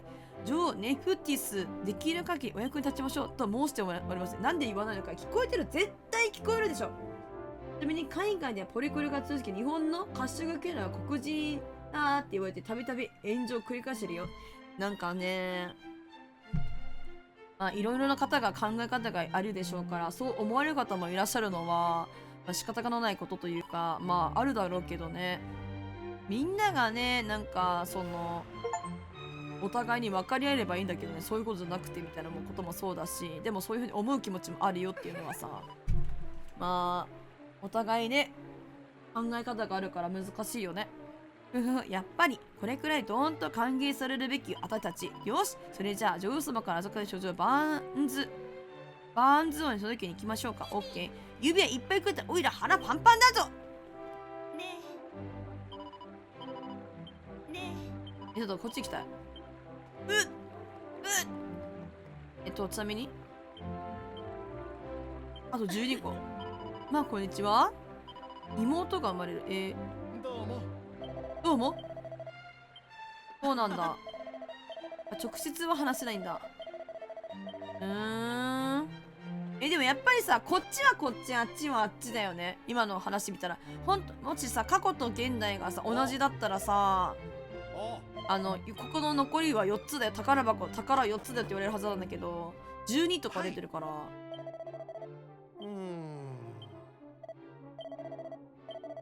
なんか、また、過去行かなきゃな。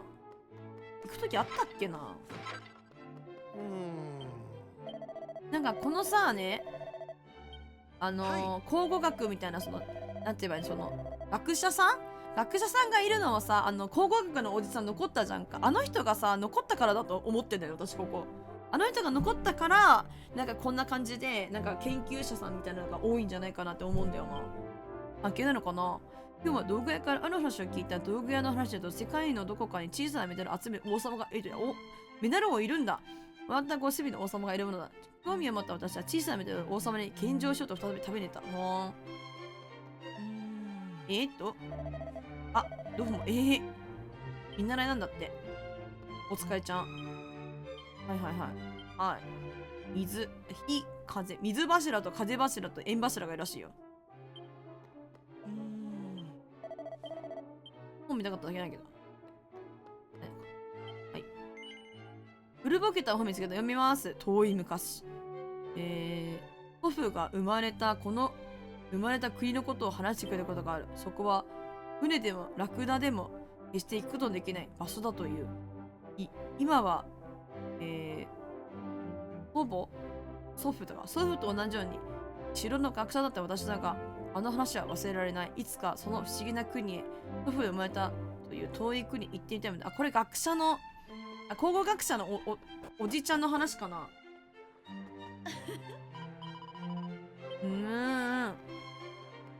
なんかちゃんと家族できたのかね、考古学のおじさん。あの話聞いたらそうなのかもね。あ、そうなんだ。じゃあお邪魔します。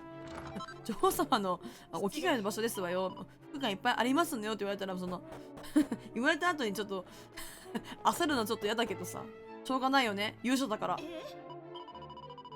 むさ苦しくないでしょ。ご飯いっぱいあるんやで。炊事場がむさ苦しいってことなくない？別に。猫は料理を狙ってるから猫目。ダメだよ、ご飯食べたらお腹壊すよ。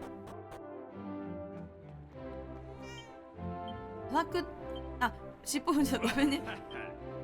なんか砂漠に猫ってなんかいるイメージだよね。なんかゲームとかでもさ、結構多くない？そういう描写。なんかだからそのイメージ強いよな。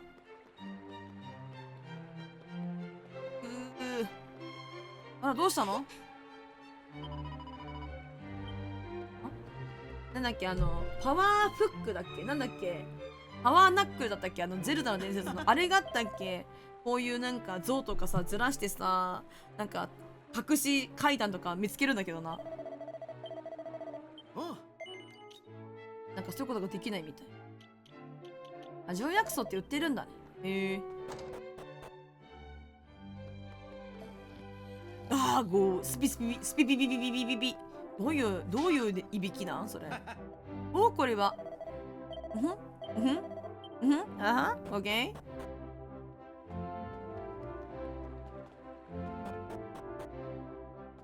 うわ、すごい お墓だ。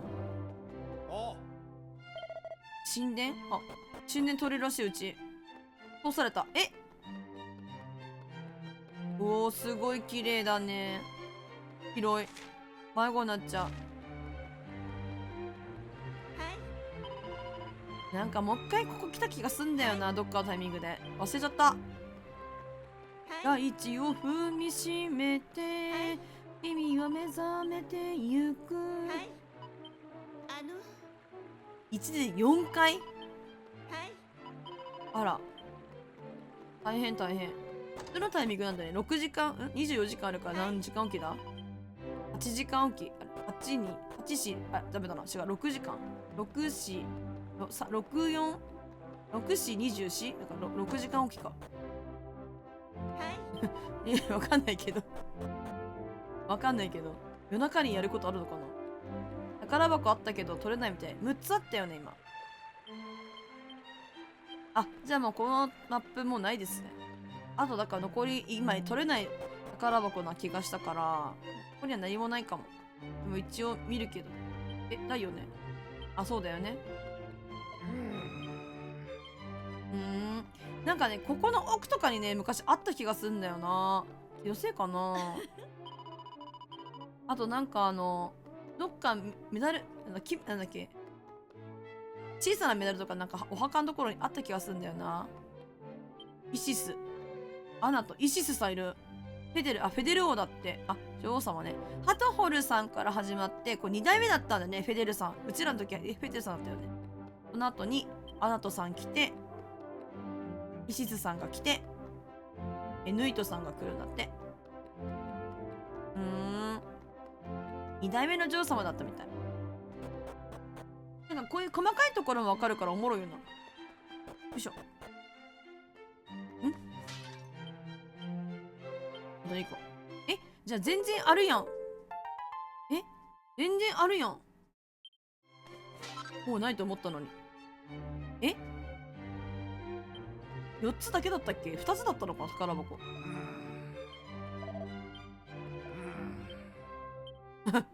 めんどくせえって言って。にゃんこ。にゃーん。なんか猫を全部撫でたら実績があるんじゃないかと思って猫ずっと撫で続けてんだけど、いたら見かけ次第。そんなことないのかな。そんなめんどくさい実績ないかな。は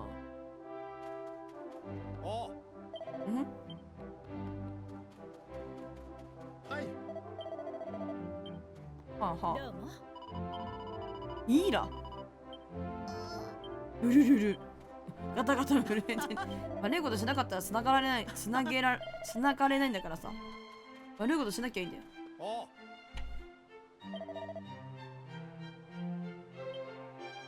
猫ちゃん多いね。ふにゃー。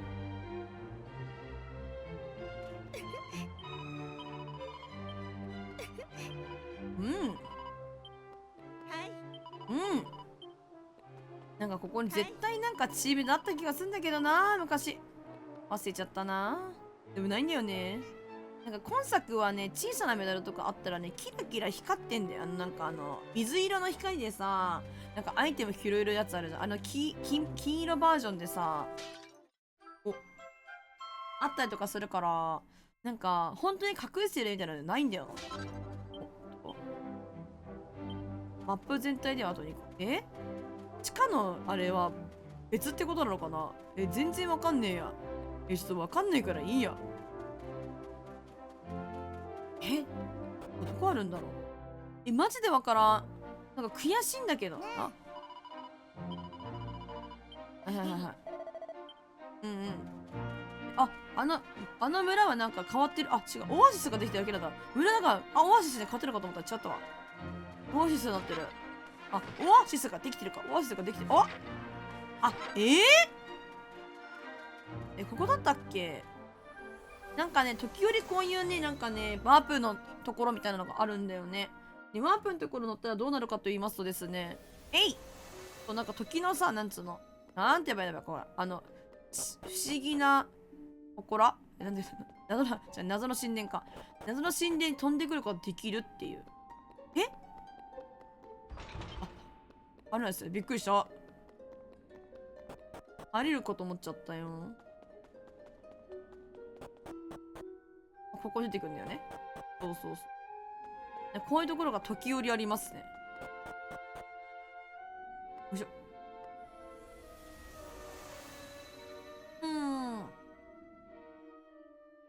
どうしよう、次どこだと思うこれ。甘くの次のマップでどこだったっけ。ない。出るぞ。人がいるわけではないんだよね、このマシ。あるやん。キラキラがある。コビン。大事。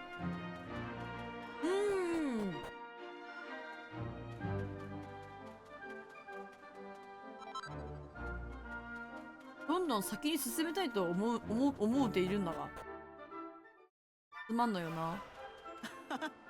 こんにちは。ほら、お前の商売道具壊してやる。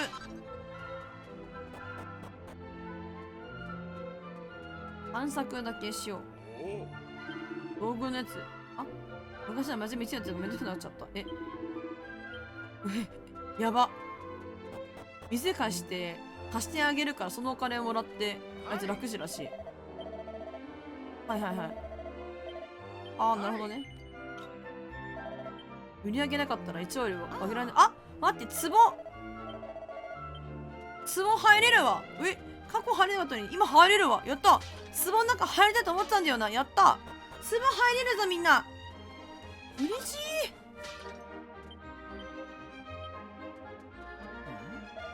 暑いんだって。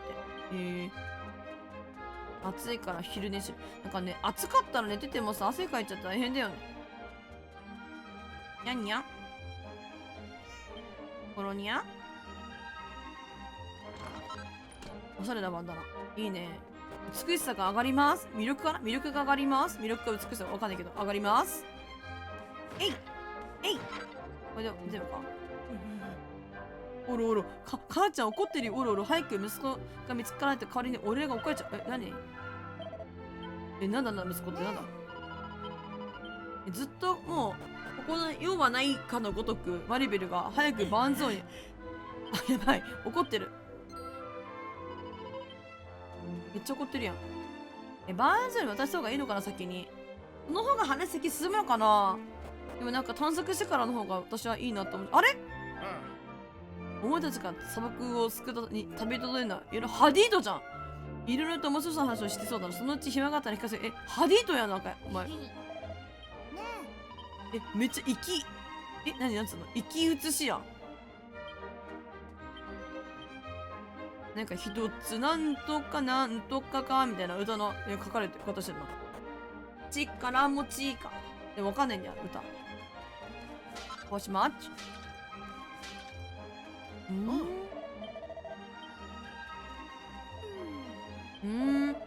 あ、なるほどね。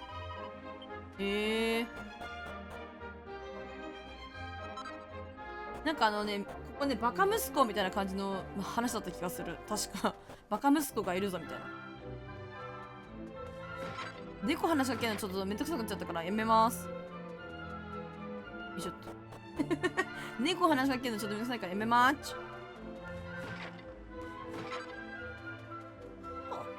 びっくりしました。この膨らんでる地面が昔は家の屋根だったらしいですじゃん。時の流れですっかり住んで終わってしまいましてな。おもろいよね。なんか過去ではここの下が家だったの。うちらが行ってたお家だったのに埋まっちゃって、その埋まっちゃった大地のその上に今の建物があるっていう、結構なんか感慨深いよね。あ、ちゃんとなんか砂漠だからさ、なんか埋まっちゃったんだみたいな。結構そういうのはね、ちゃんとね、描写されててね、おもろいなって思う。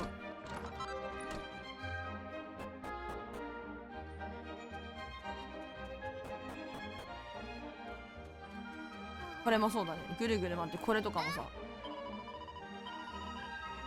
そうそうそう。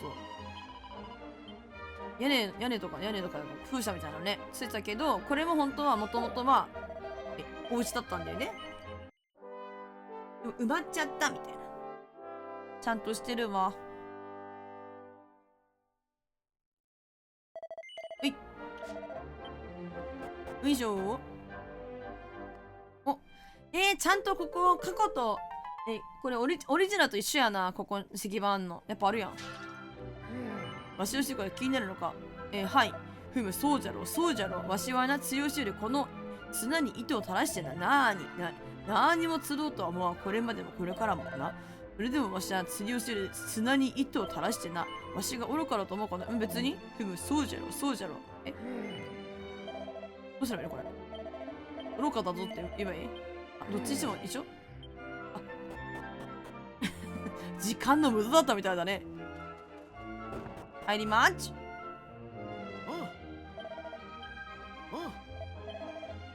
はーん。開けまーち。開かんのかい。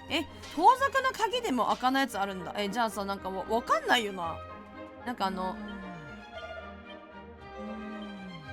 て言えばいいの？なんか、今までもさ、開けられなかった宝箱あるって、でも盗賊の鍵を手に入れたから、そろそろなんか回収しに行こうかなってさっきまで思ってたわけだけど、盗賊の鍵でもまだ開かないやつが出てきちゃってたら、また後でもいっかみたいな。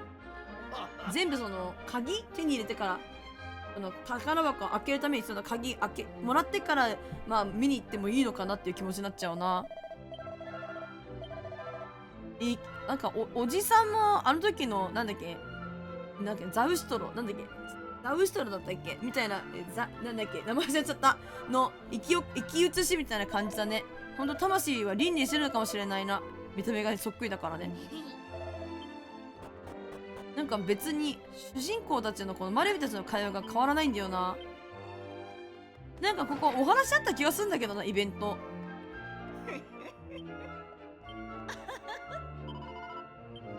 なんかすごいお金使ってそうだね、この人たち無駄に。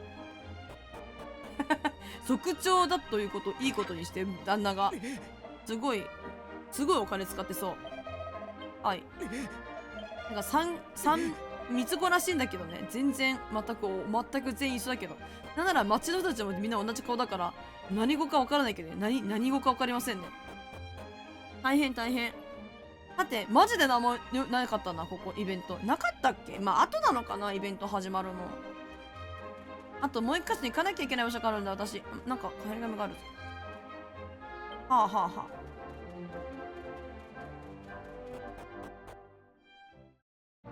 さてお腹空いてきた。お腹が鳴るよ。お腹が鳴ってます報告。お腹が鳴っているという報告大事。なんかここ行けないんだけど。あれね。マジかよ。私どうしてもあの宝箱取ってくればよかったかな。取りに行けない以上マジでバンゾーに会いに行くしかやることないみたい。バンゾーに会いに行きます。城。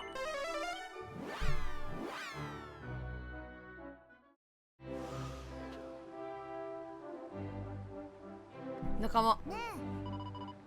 ご褒美ご褒美もらえるといいわね。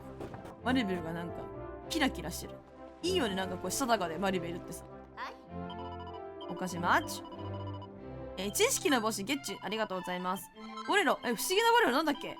不思議なボレロってラッキーペンダント。不思議なボレロって何するんだっけ。魔力回復するんだっけ。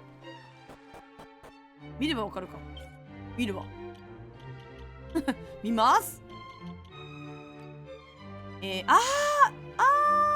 敵から受けた自分の MP を 20% で自分の吸収するタイプだ。なるほど。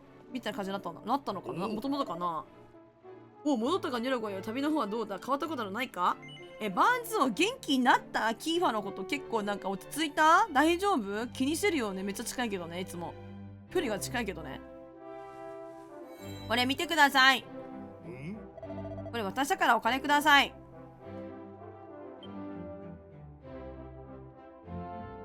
読んでるのか。うすうす察してはおったのだ。島が復活するということは不意な何者かがいるのではないかと。しかしまさかその全てが魔王だという、人知を超えた悪の仕業であったとは。ともかく話は分かった。今の平和を守っていくために我々は団結すればならんようだ。これからは砂漠の国をはじめ復活した諸国との連携を図るために積極的に調査団を派遣しよう。ご苦労だったらニャリカの書状の例にこれを受け取るかよ。なんだ。合計の無駄。今なんつった私今。今なんつった合計ブレランズなんつったか自分でも聞き取れなかった。豪傑の腕はね、攻撃力が上がるんだけどね。北西にある大陸にユバールの話だ。ユバールの話ここで回収すんの。あれそうだったっけ。北西、うわマジかよ。ユバールだ。マジか。みんな朗報です。ユバールの話が聞けるぞ。嘘だろ。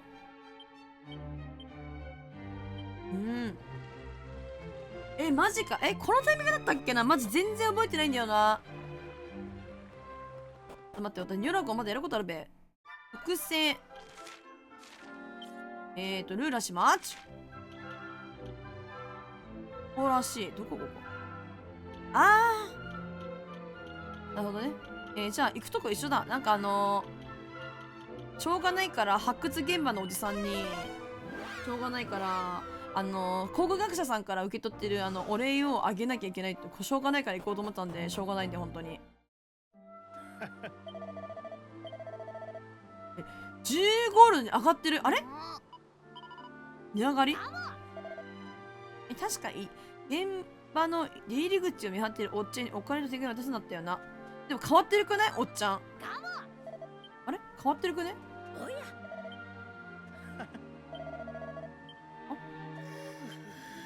おや難しい。真似できない。え一生怒ってんな、この人。いいえ。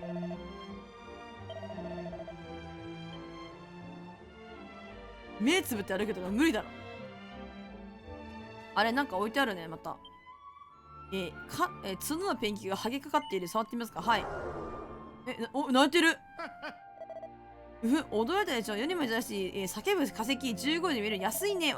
私の声で言ってる。気のせいね。私喋ってね。ほんとよ。やってんな、こいつマジで。こいつに渡すの嫌じゃない？マジで。こんにちは、皆さん。不思議な骨見に来てくれてどうもありがとうね。すごい発見よ。王様、お姫様、王子様、びっくり。腰抜かすかもしれないよ。見つけたの私よ。すごいでしょ。偉いでしょ。さあ、不思議な骨、じっくり見てってね。あ、でも、なめたにしちゃダメよ。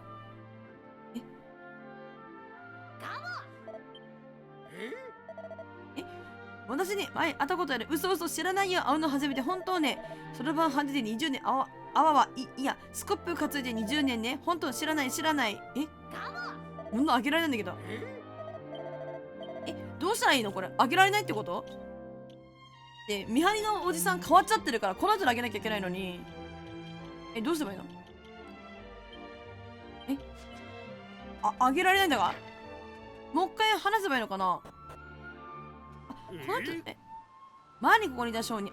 いえ知りません。本当にしませんってのは手だから絶対いませんよ。この人たちじゃないのか。この商人さんたちじゃなくてこっちのムキムキお兄ちゃんかな。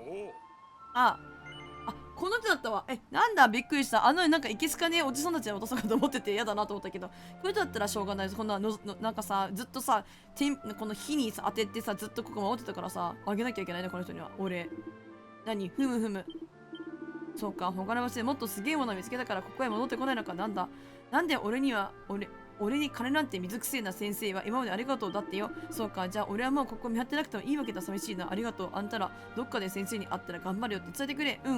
ムキムキマッチョメン達者でなお前も。ちょっと背中が寂しく見えるんだ。そこにはいるんだね。全然別の場所に行くとかではないんだね。あんたずっとここにはいるんだ。そうなんだ。別にもうここ見張ってなくてもいいと思うんだけどな。ここにいたってあいつに給料払えて誰もいなくね？いつまでもいるのかい。あいつはずっと日光にさらされてさ、ここのは行っちゃダメだよみたいな感じでさ、先生の言いつけ守ってずっとなんかいたからさね。道通せばしてたじゃん。だからなんかあいつは絶対お礼をもらうべきでは確かにあるよな。よし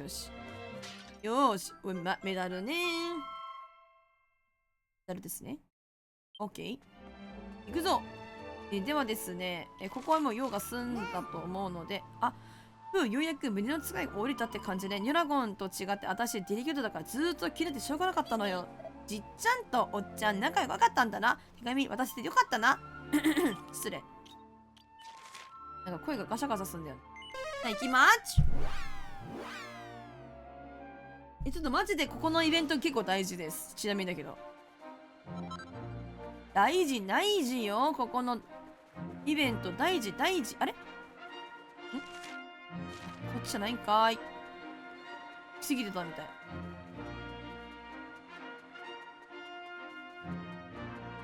こか。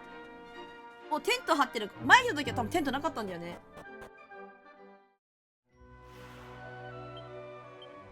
2個ね。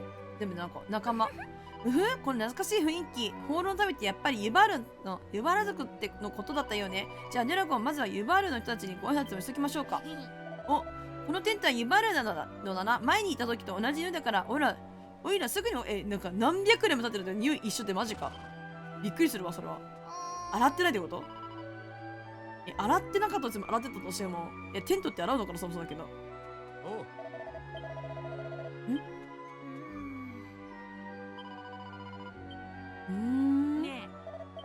同じ匂いするって結構すごいな。とにかく変わるくない？何百でも取ってると思うから。さすがに。ガボすげえな。僕たち一族の代表となる踊り手は今回のアイラでちょうど10代目なんだ。中でも2代目のライラって言ったらもう彼女の踊り手だったみたい。アイラはその伝説の踊り手にあやかって名付けられたらしいんだ。ぴったりの名前だよね。あ、そうですけど。勇者、そうですよ。わちらが勇者ですけれども、何が。こうして腕のいいトゥーラの引き手をお招きする準備をしてるんだけど、演出で来てなかなか、引き手がいない的な。あはそっか、だからジャンいないのかな。ジャンから伝説の引き手みたいなのいないってこと？出てないってこと？ジャン探すがダメじゃんこれ。うお、コンティキション、今日も大事な儀式だってのに全然盛り上がってないじゃないか。アイラもアイラでよ。トゥーラヒがいないからって全然乗り切れないしよ。つーかよ。伝説級の引き手なんて本当にこれ存在するのかい？おら、正直疑問だぜ。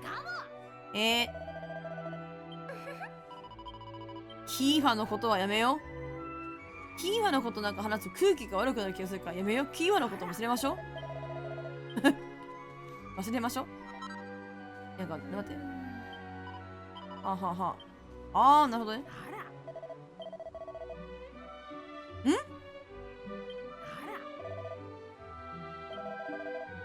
これ来てから結構長い間落ち着いて暮らしてる。こんな前からあったの？うちが砂漠に行ってなんかいろいろやってる間にその時間経ってたのかな。私はユバル族はね、何百年って昔から怪獣寂しいけど、まだ魔王が生きてた頃にはその手から逃れために西へ東へ、そして魔王が滅んでからは神の復活までだって言い伝えにある祭壇を探しすぎてきたんだよ。ヘトからトゥラロとかすんだ。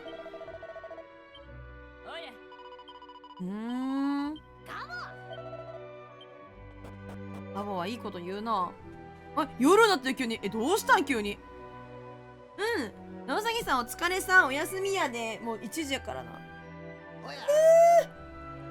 また明日。てかまたこの大事な儀式の時に必ず言ってるからね。もっと終わるようですよ。でもちょっと早かった。待ちなさいアイラ、まだ儀式終わっておらぬ。アイラさん、あららららららら。大丈夫おっちゃん。何かあったね族長様。びっくりした。ものすごい美人が猛スピードでどっかに走ってったわよ。一体何がどうなってこんなことになるわけ？族長さんに聞きましょうよ。はーい。さっき飛び出していった姉ちゃんよ。なんだか懐かしい匂いがしたぞ。なぬ？めちゃめちゃ大事なイベント中。儀式の途中で飛び出したら全くあらにも困ったものです。よもや族長様のトゥールが気になるわけではあるまいに。やばい。かつて入社の働きにより魔王の封印から逃れた人々は生き残り、やがて世界は平和に。けれどいつかまた魔王の存在が人間たちを脅かす日が来るやもしれません。そのためにも我々には掟を守り、神を復活させる使命があるのです。それには年老いた私に代わって踊り手となれるアイラの才能が必要なのですが出たな出たな。はい。神をこの世界に復活するために世界中を試している法のためなのじゃ。さっき飛び出ていった娘アイラと言ってのユバール1の踊り手の名手じゃがちょっと難しいことやな。神を復活させた第一のトゥーラを引きこなすトゥーラヒカに探しに行くと言ってきたのじゃ。全くアイラには変わったものじゃ。伝説に来てると今のこの世に存在するかどうか分かるというので、とにかくアイラは今頃西にある海が見える丘にでも行って不適されているはずじゃ。じっきり戻ってくるはずだから、あなた方は何も心配せんでくれ。お探しちゃんの。さっき出てたりとか、今のユバールの踊り手なの結構やんちゃそうね。いろいろ話も聞いてみたいし、様子を見に行ってるニョラゴン。はーい。さっきの姉ちゃん、トゥーラをうまく引き出す探してるのか。だったらジャンがぴったりだぞ。こっちにはもういない。あ、そうだった。またこれからっちまってよ。そう、行き来してるからね。行き来してるので、なんか、いたりいなかったりしてる。いや、わけわかんなかったんですよね。また覗きしてる人いるよ。どっちに行ったらいいかわかんないんだよ、ほら。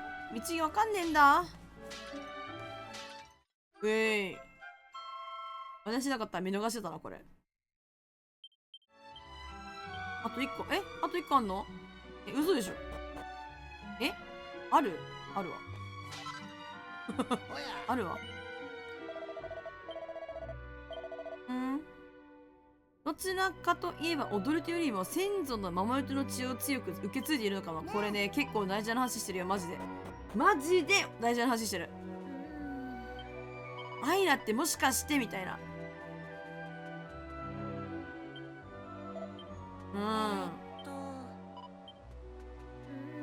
なんか子供が追いかけても大丈夫かなとかって心配するの結構偉いな。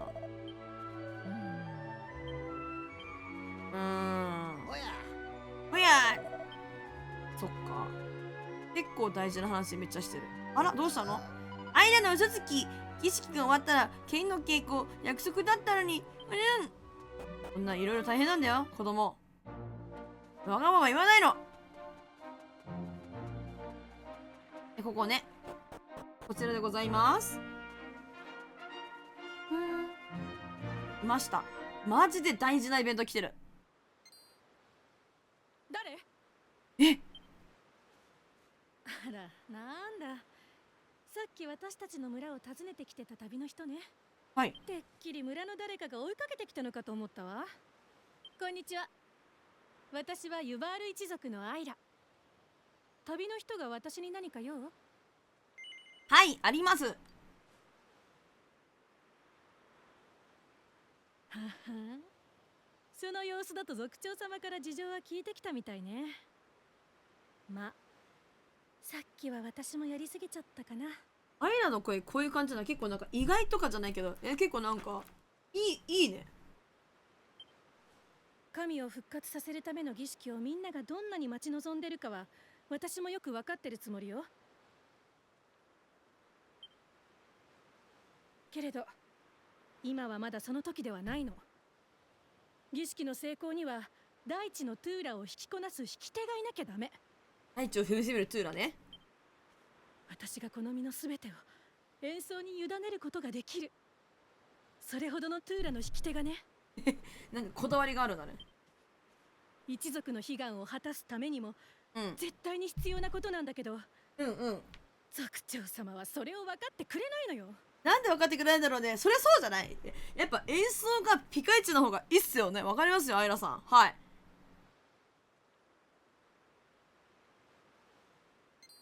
ピキン。そうだわ。ねえ、あなたたち、後で族長様のテントに来てくれる？この話の続きはそこでしましょう。はい。悪いんだけど、お願いね。わかりました。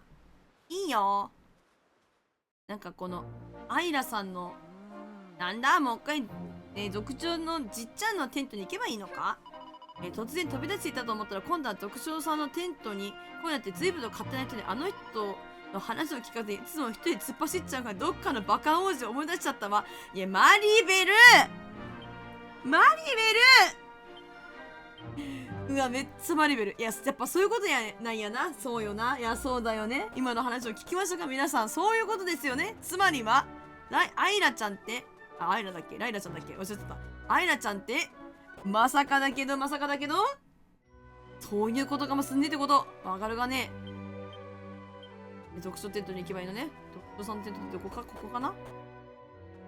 ちゃうね。ちょっと邪魔してくるわ。じゃん。ジャンの話ね。ジャンの話してるじゃん。なるほどな。族長さんのテントどこだっけここか。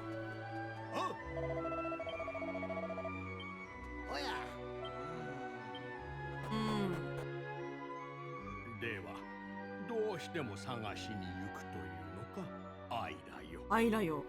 だって族長様、神の祭壇が見つからない今、踊り手はまだ必要ないはずです。そうだね。あとなんかそのトゥーラが金色に光らなければいけないから今じゃないと思うよ。だから諦めないで探し続けたいんです。どこかにいるトゥーラの名手を。時が経てる時じゃないと時が満ちてる時じゃないとトゥーラー弾いて、大地のトゥーラー弾いて踊っても意味がない。なんだっけ、ジャンの二度目みたいになるだけだから。でもね、アイラ、伝説の引き手の血筋のものはもう遥か昔に絶えてしまったかもしれない。アイラが言ってること間違ってはないんだよね。これまで探し続けても手がかり一つ見つからなかったのだから。今やってもしょうがないのは事実だからね。探す時間は別にあると思うんだよね。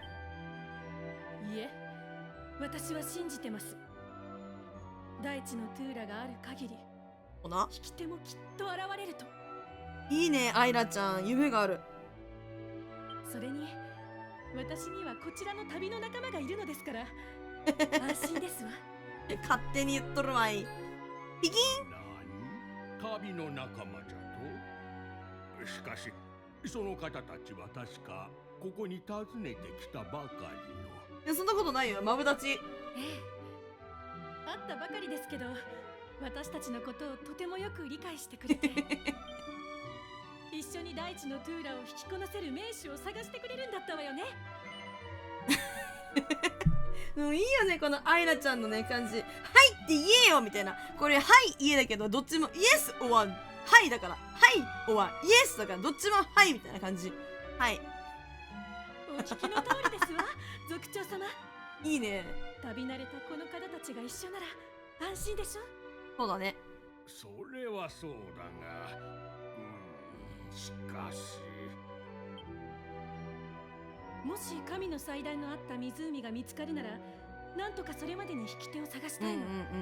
あ、目の前だと思うけどね。そうしたら、私、今よりずっと心を込めて踊れるような気がするから。大事だよ、気持ちは大事。わかった、アイラよ。そこまで言うのなら、わしから一つ試練を与えよう。なんだなんだ。ゴートス、ポレル、テラミス。ティラミス？今すぐテントに来るのじゃ。フラグ回収なんだけど。ティラミスじゃん。あれ？ティラミス？恐竜？アイラ、お前にはユバールの守り手であるこの三兄弟と決闘をして。今守り手さんこんな感じなんだ。ちょっと族長、決闘ってのはデュエルね。デュエル。詳しい話は後じゃ。それから今のうちに言っておくが、手加減は一切無用じゃからの。なんかこの辺全然話変わってるわ。彼ら守り手を超える強さを我らに示してみせるのじゃ。守り手っていうことはさね、キーパーとか関係してんのかな？関係ないのかな？守り手に関しては。旅のことは今後きっぱり諦めてもらうぞ。そして旅のお方、あなたもアイラと一緒に戦ってもらおう。なんかもしかしたらダーツさんってあの時の守り手さんの子孫とかかもしれないしね。大切なユバール族の踊り手をあなたに任せられるかどうか、我らに試させてほしいのじゃ。おい、いきなり厄介ごとに巻き込んだ上に決闘ですって。デュエルね。冗談じゃないわよ、めんどくさい。オンクレスさんみたい。冗談じゃないわよ。おうおうおう、降りたいなら降りろ。どのみちこんなおちびちゃんじゃ俺たちには勝てないしな。はい、もう全然やります。倒しますわ。はあ？あんたみたいな声のうるさい筋肉脳みそに負けるわけないでしょ。マリベルいいね。エッジ聞いてていいよ。筋肉のみそに負けるわけないでしょ。ユラゴンがっつって、あれマリベルじゃないの。いいわよ、やってやろうじゃないの。あんた、あいつらをコテンパンに叩きのめしてやりなさい。マリベルもやるんだよ。shall we dance? shall we dance? いや、今日はもう遅いゆえ、決闘は踊らねえんだけど。行うものとする。マリベルが温まってんのいいな、おもろいね。旅のお方よ、大したおもてなしはできないが、今夜はゆるりと休まれるがいい。はーい。この筋肉、なんだっけ、筋肉だるまだっけ、なんつうだっけ。倒しちゃおう、倒しちゃおう。何やら外から物音が聞こえてくる。またなんか物音聞こえがちじゃねここ。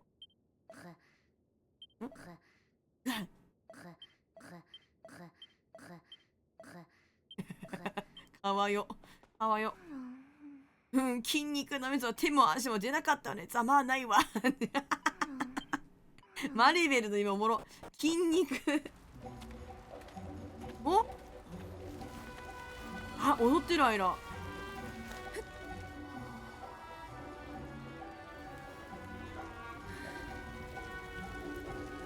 イベント追加されてるわ。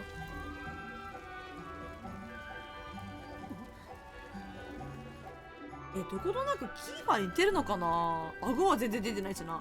こんばんは。アイラちゃん見られちゃったな。なんだか眠れなくて。なんか眉毛の形とかは似てるのかもな。ねえ、せっかくだし少しだけ話さない？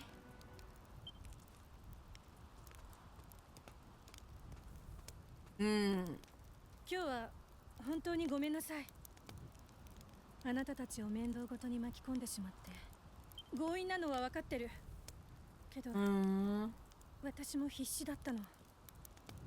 どうしても旅に出なきゃ。無鉄砲さな感じとかはなんか本当にキーファーっぽい感じするような。なんかでもなんかキーファーよりはなんかこうちゃんと心、なんか謝る心とかあるから全然悪い気はしないけど。私たちユバール族ははるか昔から神の復活というとても大きな使命を背負ってきたわ。ご先祖様も一族のみんなもユバールのため、果たすべき役割のため自分の全てを捧げてきたの。はい。けれど私は違う。一族の使命に縛られたまま生きていくなんてそんなのごめんよ。キーファーってそうだよね。オブリベートしてるからさ、そうだよね。みんなの記憶に残ってないよな。そうね、なんかね、なんかそれっぽい人がなんかいた気がしたんだよね。だから私は旅に出たいの。伝説のトゥーラ引きを見つけて神を復活させることができれば、やっと私は自由になれる。ユバール族の使命から解放されて本当の生き方を探すことができる。はいはいはい。私は私にしかできない何かを見つけたいの。これさ、キーファとさ、アイラちゃんのさ立場ってさ、立場っていうか考え方、立場っていうのかな、立場っていうかなんて言えばいいの、置かれている状況かはなんか一緒なんと思うんだよね。私なんか今話聞いてて思ったけどさ、キーファはさ、なんかグランエスタードのさ、王子だったから、もう王様にもうそのままならなきゃいけないっていう、立場だったわけじゃん。でもキーファは堅苦しくって、なんかその引かれたレールのまま王様になりたくないみたいな。なんか自分は自由に生きたいんだみたいな感じだから冒険に出たいんだよねみたいな、自分がなんかしたいことっていうか、なんか出せることみたいなのを見っけたいんだよなっつって、で見っけたのがこのユバール族の守り手になって神様を復活させる手助けをしようっていうのがキーファが見つけた目標みたいな、目的みたいな感じになってたと思う。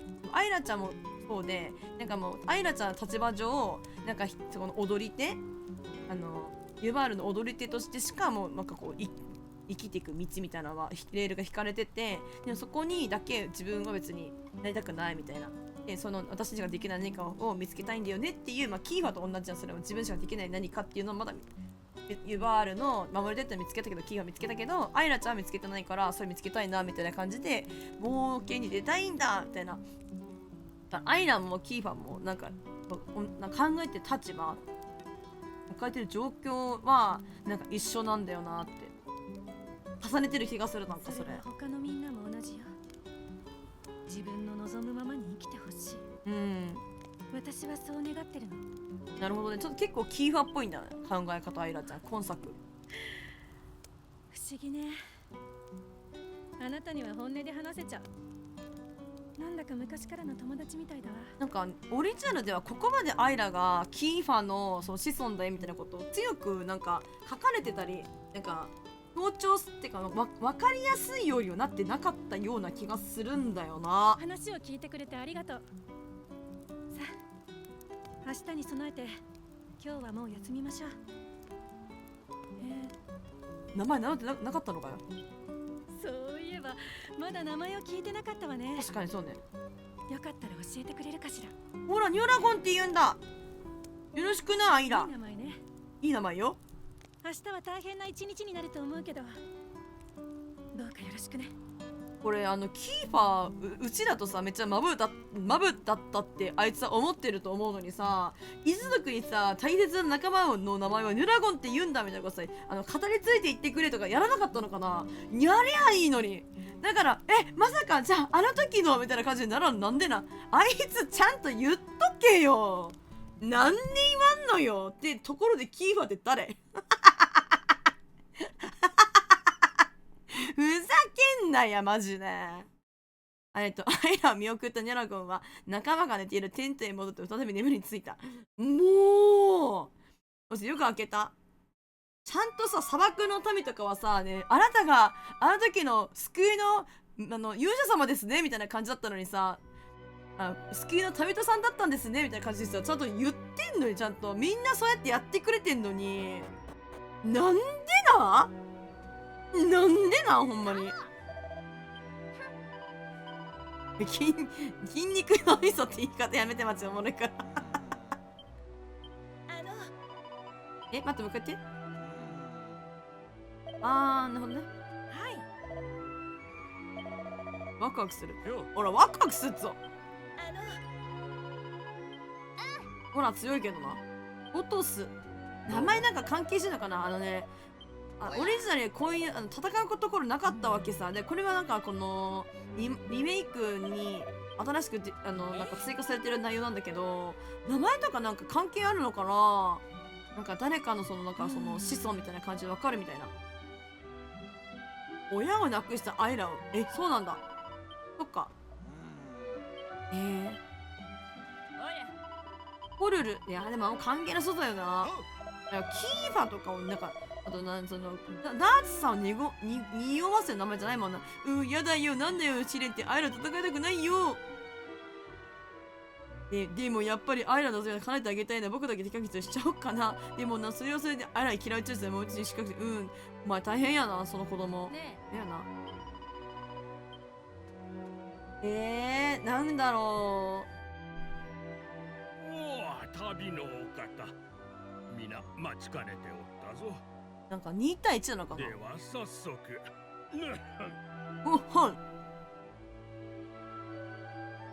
皆の者よいか。これよりアイラと旅のお方が守り手との決闘に臨む。決闘だ。皆に集まってもらったのもこの戦いを証人としてしかと見届けてもらうためじゃ。決闘はここより西、海の見える丘で執り行う。ここでよくね別に。さあすぐに移動するのじゃ。だってあそこだってお墓あるんだよ、みんなの。キーファとかさ、多分なんだっけ、ライラちゃんとかのさお墓あるんやで、あそこ。なんであそこ行かなあかんねん。何よ、筋肉脳みそ筋肉筋肉脳みそのこと睨んでた。準備を整えてアイラと共にいらしてくだされ。はーい。昨日の夜あなたに話した私の思い、どうか叶えさせてほしい。頑張ろうね。なんかアイラちゃんの声今聞き覚えがあるなって。誰だろうな、後で調べよう。お声がどなたか。ちょっとあんた、昨日の夜って何のことアイラさんと何かあったの浮気疑ってる女の子みたいな感じだけど、違うそうじゃないよ。マリエル違う。たまたまね、夜ちょっと、眠れなくって起きたらちょっとテントの外で音がなんか物音が聞こえたんで気になってちょっと見えただけだから、そこに何もないから。早くも仲良しになったってわけマリベルの嫉妬かわいいね。鼻の下なんか伸ばしてたら勝てるもんも勝てなくなるわよほら、さっさと準備する。マリベルずっと沸騰してんのウケんな。いいよマリベル、嫌いじゃねえよ。アイラさん綺麗言ってたもんね。一人きりなんかで話したらそりゃクラクラ来ちゃうわよね。けどあんまり一気にならないでよ。私だって本気であんたをのぼせさせることからわけないんだからツンデレすぎる。さすがにツンデレすぎ。いいね。嫌いじゃないね。っぱね、マルベルはツンデレであればツンデレであればこそあればあるほどいいんだからよ。よし、いいぞ。行くぞ行くぞ。なんでここで決闘せなあかんやろか、本当に。お墓あるやん、ほら、本当に。はいはい。なんか預けたぞ。落とすんだけど、筋肉、脳みそ筋肉でいいじゃん。筋肉のみそだっけ。順番がわからん。どうも。この話聞きたいんだよね。おやみんながどういう風に思ってるんだろうっていうのをさ、知りたいじゃん。はい。よ変わってなかったな、これ。これはあんま変わってなかったかもな。良いです。いきまーす。アイラと旅のお方、並びに守り手の三兄弟は前へ進み出るがよい。これあれでしょ、龍が如くスタイルだったらさね、海にさ落とせばいいんでしょ、アクションで絆アクションで海に落としたら勝ちやろ、これ。我らの未来を占う。お互い正々堂々やばいと全力を尽くして戦うのじゃ。やばい、正々堂々って言われちゃった。やべえ、海に落としたらダメか。一応作戦だと思うんだけど。ユバールの守り手。大きいな、一この子。族の秩序と誇りを守るものだ。でかい声出しやがっていうことっす。神に誓った信念のもと、熱く正しく勇ましく、いいね。汝らの挑戦を受けよう。なんかすごい歌詞にありそう。そういう系の。トルル、テラミス。ティラミス。合う。さあ張り切っていくわよ。はい。でもヨラ軍は基本的に顔ぼーっとしてるからね。やばい、筋肉だるまがめっちゃそういう見た目だ。やばい、ウケんだけど。一応書いておこうかな。アクセント。やばい、あれらこういう系。感情が高めてきて、オラ高めてきたぞ。はっ。指先いきます。ほら、お前だ、筋肉ドラマ。216でかすぎ。あれ、2回攻撃しなかった。あ、そうか。なんでもないわ。全身に力をためた。なんかちょっとマッスルポーズやめてね、ちょっとマッスルポーズやってたな。フォアゾンキス。そんなことするんだ。お、ペアダンス。三河足率上がった。ほら、いけ。いいぞ、筋肉ドラマ撃破。ローズウィップ。なるほどね、いい感じいい感じ。方向打ちしようか。こりゃ攻撃力上がるから結構優秀だと思うんだよね。ポルルいけるか。ほら、いけ。いいぞ。1。ポルル弱いな。ポルルって子供の方だったっけ。あれ、テラミスなんか魅了されてる。余裕じゃん。わお、いいね。いいね。魅了されてるわ。なんかこの攻撃に魅了つくやつあんのかな。ただの犯罪者でさイエーイ。弱かったね。筋肉ドラマ倒したっけ。全然余裕だった。それまで審判は下された。余裕すぎん。心配なるわ。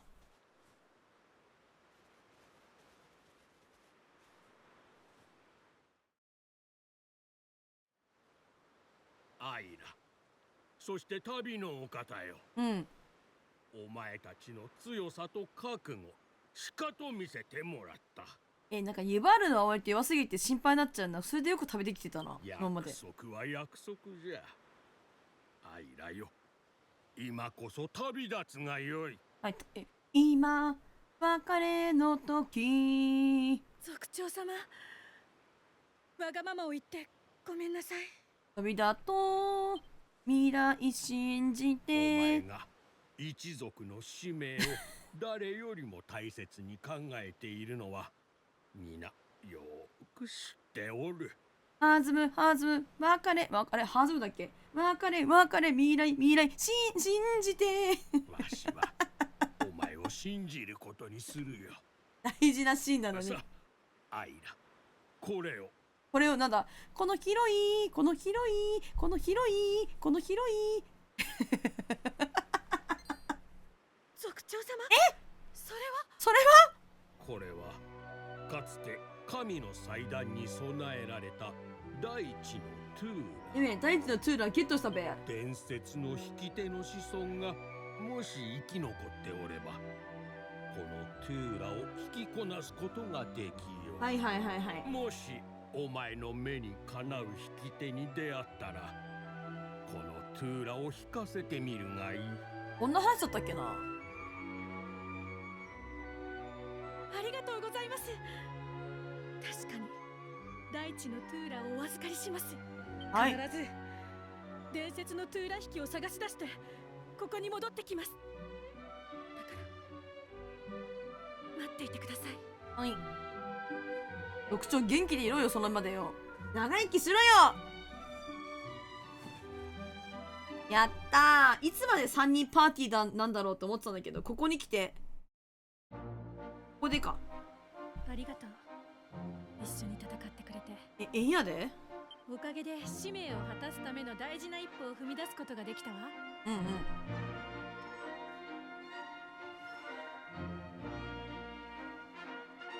やっぱ大切にしてるんだ。ここは私の両親とご先祖様のお墓。両親もいらっしゃるんだ。ここに。そしてこの剣は守り手の血筋に代々伝わってきた神の剣なの。神の剣がちょっと言い過ぎじゃない。キーバの剣でしょ。刃の先の方に紋章のような飾りがあるでしょ。これは神の守り手の証らしいわ。うんうん。かつてこの剣を扱っていた人はね、元はどこかの国の王子様だったらしいの。マジか、ちゃんと言ってくれるんだ。ユバール族の踊り手と恋をして守り手として一族と共に生きる道を選んだ。やっぱ下の心がな。その後はユバール族を導いたと聞くわ。なんか別にユバールの守り手がやりたかったからじゃないんだよね。ライラちゃんに恋をしたっていう下心が先で、まあほな守り手やろうかなのよな。ダメだな、やっぱり。そういう事情もあって今まで大切に保管されていたのだけど、持っていくことにするわ。やっぱりキーファは女のケツを追いかけただけだったのかな。大事な旅だもの。みんなも許してくれるでしょ。いいんじゃないですか。それからこれも伝説の守り手が残した宝箱らしいんだけど、開け方がわからないのよね。ねえあなた、いろんなところを旅してきたんでしょ。なんだそりゃ。この箱の開け方わかったりしない？見せて、その箱とりあえず。なんだそりゃ。開いたわ。一体どうして？それよりも中身は？マジでさ、なんでなん？箱がどんなものかって見たかったけどな。いくつかの種とそれからこれは嘘。指輪だわ。綺麗ね。まるで太陽みたい。いくつかの種ま嘘でしょ。ともかく宝箱の中身はあなたが取っておいて。開けたのはあなたなんだから。やべ、我慢できねえぞ。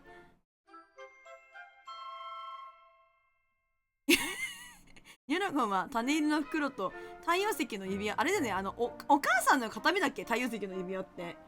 あいつお母さんの形見そのまま持ってたんだっけ。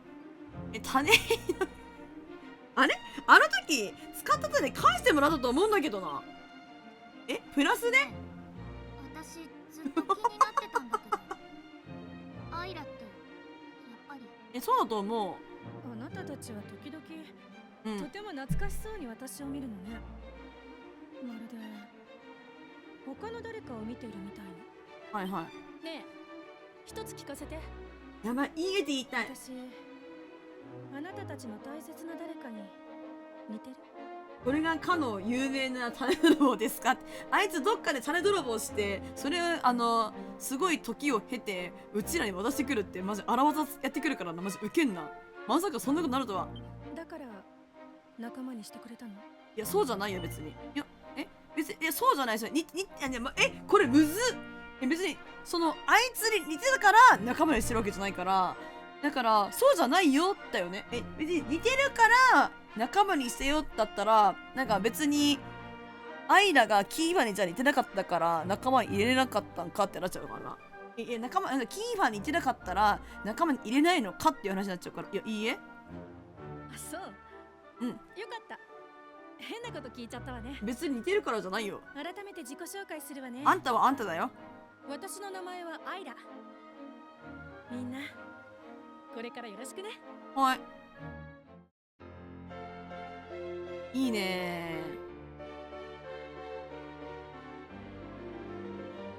ー。私アイラ好きなんだよね。ドラクエのキャラ、ドラクエの7、ドラゴンクエスト7のキャラでアイラよくない？今日はもうここで過ごしていかない？今夜はきっと月明かりが綺麗だわ。なんか結構ロマンチックだね。星空を眺めながら眠りにつくのもなかなか素敵な気分だと思うわよ。キーファっぽいね。すごいいらない要素だな。キーファっぽくてなんか嫌だな。いいんだけど、ロマンチックでいいんだよ。ねえ、こっちに来ない？せっかく仲間になったんだから、今までの冒険の話を聞かせてよ。熱いな、アイラちゃん。なんか情熱的だよね。いいけどキーファっぽいな。今週ニュラゴンたちは新しい仲間アイラと夜通し語り合い、波の音を枕にして、波の音を枕にして眠った。なんかすごい綺麗な言葉やな。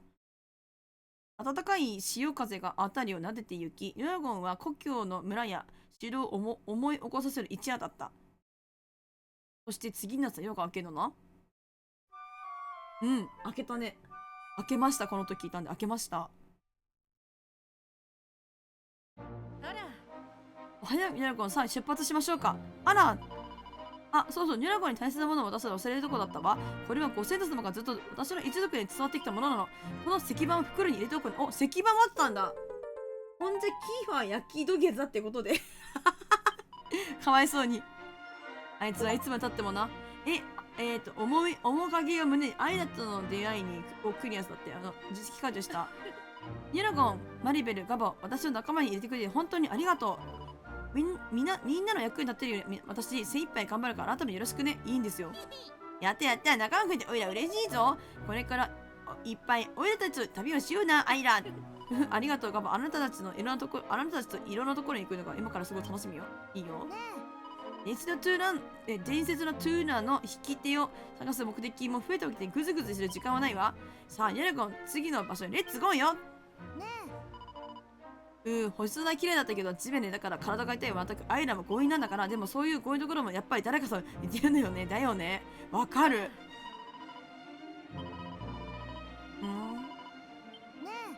やばい。いや、エモ熱っ。ということでアイラです。仲間になりました。待って、間違った。いやマジか。いや、いつまで3人パーティーやるねんって思ってたんだけど、アイラが入ってよかったです。しかもこの時点ユバールの踊りってマックスなんだね。なんだっけ、能力、キャラクターの詳細。エアダンス、自分にかかった一部の良い効果は我の仲間一人に付与だって。めっちゃ強いけどな。めっちゃ強いけど、やっぱり職業はいろいろやらせたいから、戦士も、そうなんだよね。踊り手も戦士もちょっと中途半端にね、やってんだよね。うわー、どうしよっかな。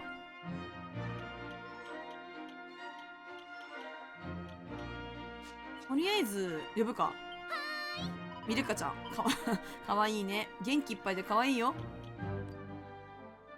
マジで強いけど、変えようかな。踊り子、やるわ。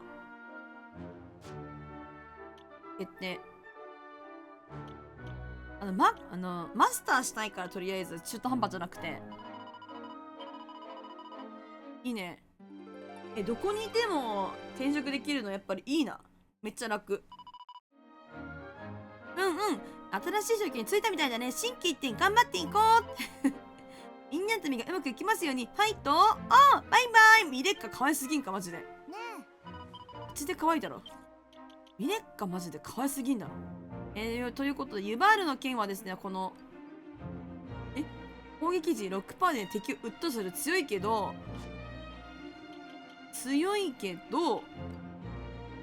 麻痺させる。魅力めっちゃ高いなこれ。何がいいかな。無知。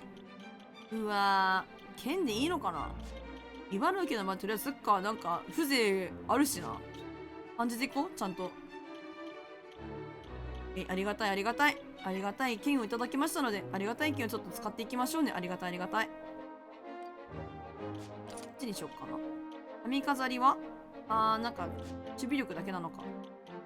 知識の帽子ある。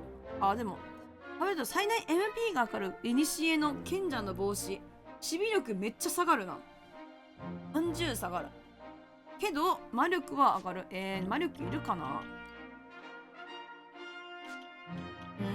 まあこれはこのままでいいか。踊り子の服なんか変えたいです。ボレロいいじゃん。ボレロにしよっかな。なんかアイラってさ、剣士系となんか踊り子系のハーフだから、なんか今回はね結構なんか着れるものとか、なんて言えばいいのかな、装備できるものとかかなりマリベルもガボも増えてるんだけど、アイラはねもともとなんか女性系のやつもその戦士系の鎧とかも着れるから、結構なんかね着るものに困らない優秀な子なんだよな。増えたからさ、やった心めっちゃつけれるじゃん。やったね。嬉しい嬉しい。これアイラどうしようか。どうしよう。どうしよっか。疾風バンダナ。ハヤトリーグとかもつけてもいいけどな。どうしよっか。よし。やった仲間が増えました。もう2時か。どうしよっかな。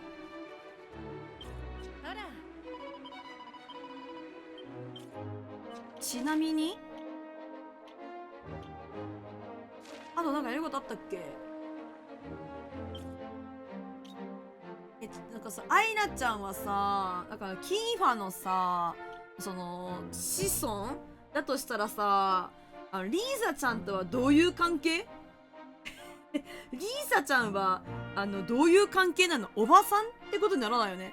キーファの直属の子だったらリーザちゃんはおばさんになるけど、キーファとライラの子孫の子孫の子孫の子孫の子だと思うから、それってバーンズ王とかリーサちゃんにとっては何になるの？親戚？何になるんだろうね。もうわけわからんみたいな。わけわからんや。謎の神殿に行きます。次どこのマップかちょっと見よっかな。始めるの遅かったしな。やっぱね砂漠時間かかるわ本当に。あらイベントだ。ダーマの師匠が光り輝いている。おマジか。レベッカちゃん。ミレッカか。どうもミレッカちゃんです。もしもーし。聞こえてるよね。私だよ。ミレッカだよ。めっちゃ元気。本当にいい。急いでごめんな、急でごめんなんだけど、今すぐダーマ師匠に来てほしいんだ。わけは会ってから話すからさ、勝手ながらみんなのお時間ちょいとばかしもらってもいいよ。手伝いが早い。さすが旅のリーダー、ニルゴさんだね。よしよし、そうか。めっちゃ褒めるのうまいやん。おだてんのうまいやん、ミレッカ。大進化の秘伝の技。これ、一回やってみたかったんだよね。じゃあ、行くよ。それもしかしてだけど、強制ルールは。すげえじゃん。やるな、ミレッカ、マジで。パワーがちげえよ。すんごい。いらっしゃい。ニョロゴンさんたち元気そうで安心したよ。実はね、転職のことでみんなに言わなきゃいけないことがあるんだ。どうしたの？なに？ズバリ、あなたの修行終わりました。ダーマ神から新たな転職の方法聞いちゃいました。やったー。はい。これからはなんとすでについて職業の他にもう一つ別の職業につくようになります。つまり職業を掛け持ちできるってわけ。これはすごい。いとこの味だ。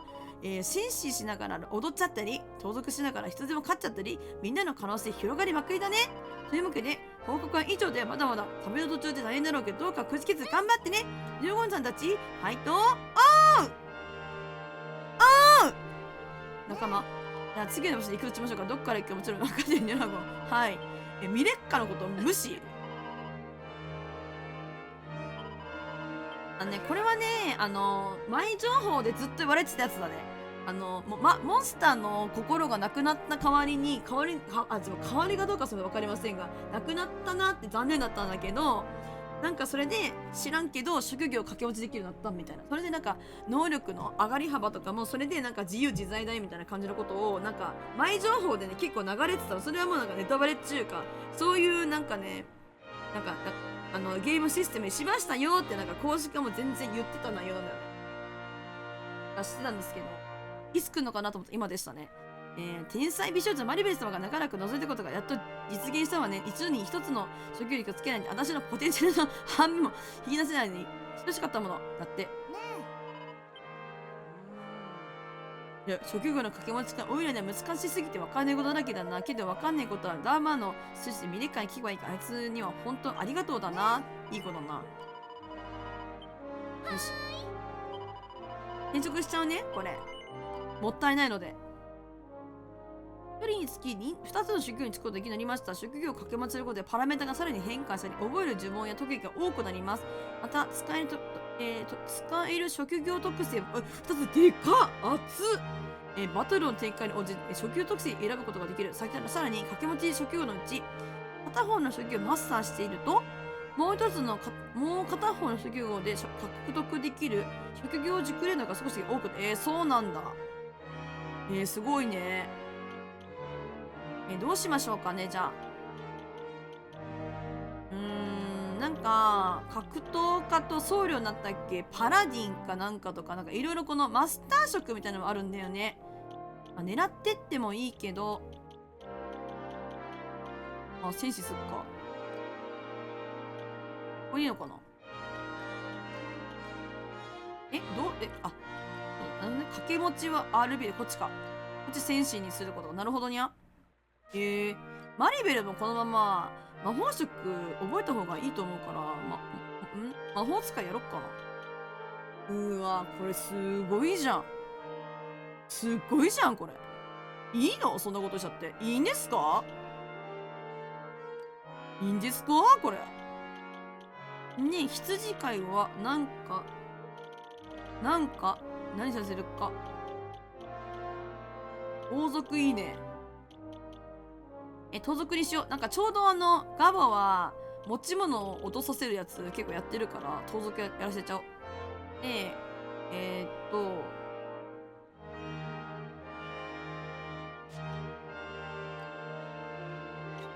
で、アイラはこの戦士を終わらせたいので戦士やらせちゃいます。これでいこうかな。戦士かぶりしてるけど、やろ。うわー、すごいじゃん。すっごいじゃん。ダブルバーカー初めて職業を掛け持ちしたっていうのをなんか実績解除しましたな。よし、自信満々に行くぜ。おもろ。いや、次のマップどこだか見に行きますね。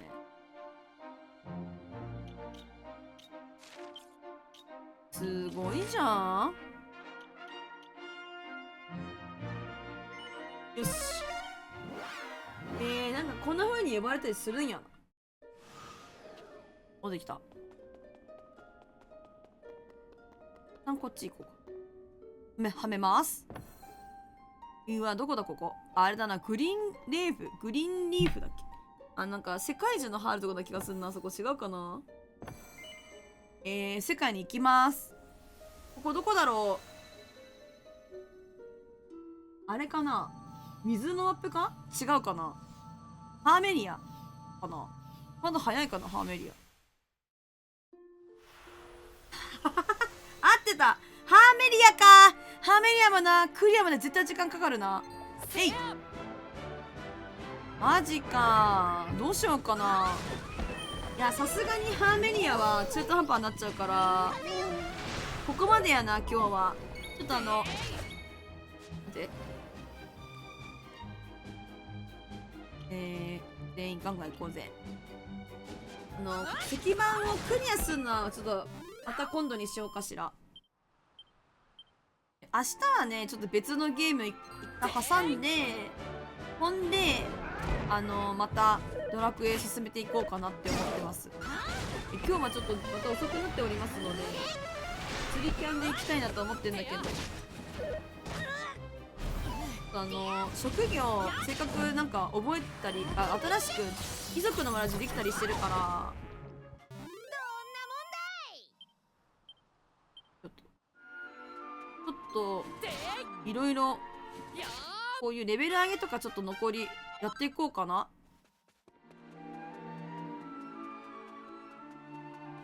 ベビーパンサーこれいけ。コールなんか上がった。いけ。あ、もうなんかこの骸骨ちゃんも一撃だ。そうだね、こ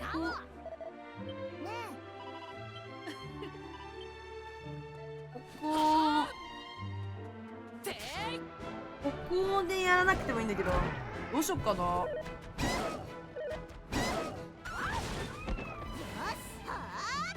でもう自分よりも弱い子的強っ。見た今の。びっくりした今、強すぎて。自分よりもその弱い敵にあって潜水攻撃したっけ、カクつくな。攻撃したら今みたいになっちゃうんだよね。先に潜水攻撃して1しか経験値もらえないみたいな。その代わりめっちゃ効率いいみたいな感じなんだけど、どっちがいいんだろうな。1じゃ足りないよな。普通に転生しないで攻撃した方が早いのかな。日本食いずれかつマスターなんかマスターしたっぽい。あ、舞踏家マスターしてるわおもろ。マスターさん上でやったらどうなんだっけ。ちょっと熟練度が多くもらえるらしいからちょっとチェックしてみましょう。ほらいけ。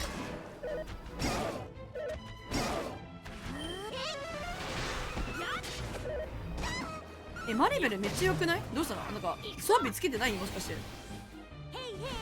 なんでマリベルこんなに弱いんだろう。なんかソウルと魔法使いになったことで HP 減ってんのかな。あるかも。副業マスターしたキャラクターはさらに3の副業熟練、そうなんだ。マスターしてるやつは人だけちょっと多くもらえるって感じね。なるほどね。おーなんかマリベル47個もあんのかね。マリベルめっちゃ HP 低いかもしれない。121で低いな。そりゃ死にそうになりますよね。ですよね。どうしましょう。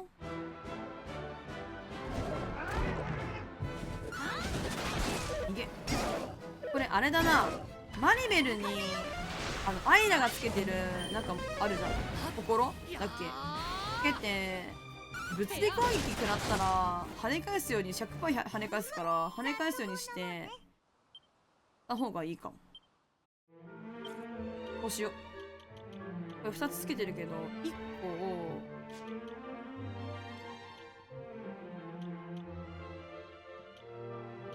そもそも自分が暴走しないとみたいな感じのことかな。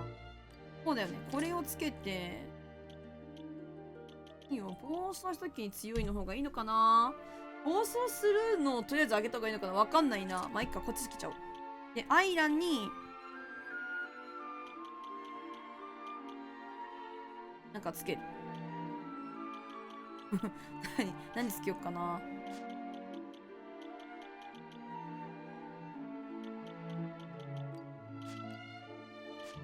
気合い試しねえしな。抜群猛毒にする。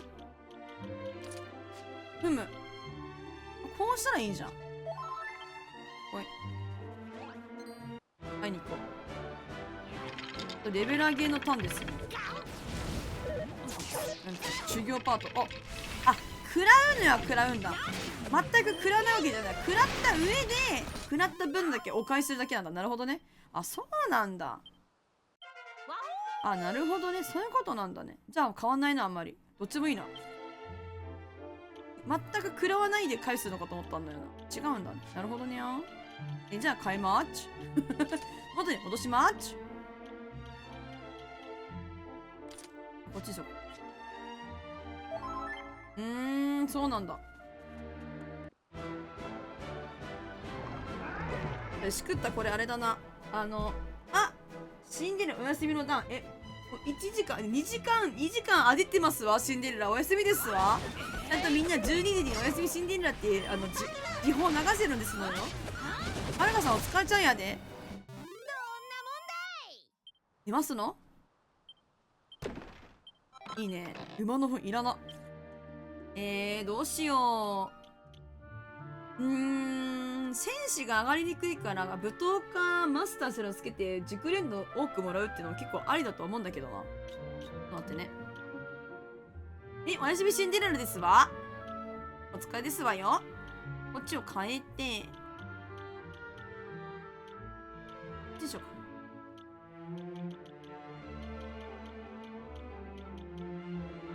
ほんで、変えるか。転職します。もったいないから。やっぱ新しいやつ育てるわ。こっちをマスターしたから変える。何しよっかな。天使の魔法使い。これあれだな。なんだっけ。魔法戦士みたいなやつ。魔法結構関係してくるかな。僧侶、盗賊羊飼い。どうせ全部やるんだけどね。戦士が上がりにくいから、上がりやすいやつとかにしよっかな。なんかもう、笑わせしとかにしよっかな。やっちゃおう。関係ないわ、みんな。これでいいわ。負けない、みんな強いから。2ぐらいなんかちょっとステータス弱めなやつとかやってたとしても、全然余裕。大丈夫。いける。で、口笛吹きますので、もうこれで動かなくても敵が出てきます、勝手に。あとはもうボタン押すだけ。丸ボタンと右ボタンを押すだけの作業になりました。これで。あれやばいマリブが死にそう。やめて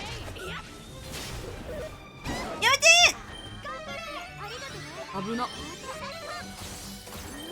危にゃ。いいね。ちょっとマリベル順番下げよっかな。なんか一応ドラクエではパーティーの順番でどうやって変えるの？パーティーの順番変えとかこれ概念ある？なんかドラクエではですね、一応なんか順番、戦闘に出る順番が後ろの方がなんか攻撃当たりにくいとされてるんだけど、これって変われるのかな順番。わからねえ。そんなのあんのかな？あんのかな？変えれるのかな？やったことねえ。入れ替えれる。あ、これや。こうしよっかな。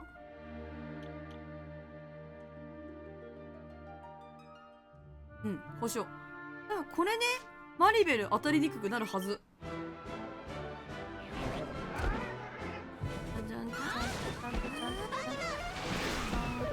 昨日よりもね、眠たくないんだ。うわ、ちょっと待って、でも狙われてるな。なんでだなんでなんでスライサーでマリベルそこ狙われてんだ。ちょっと好きなのかもみんな、マリベルのこと。ごめんだけど。なんか、疲れてるのかもしれない。やべ。早くするの忘れた。まあ、いっか。しょうがねえな。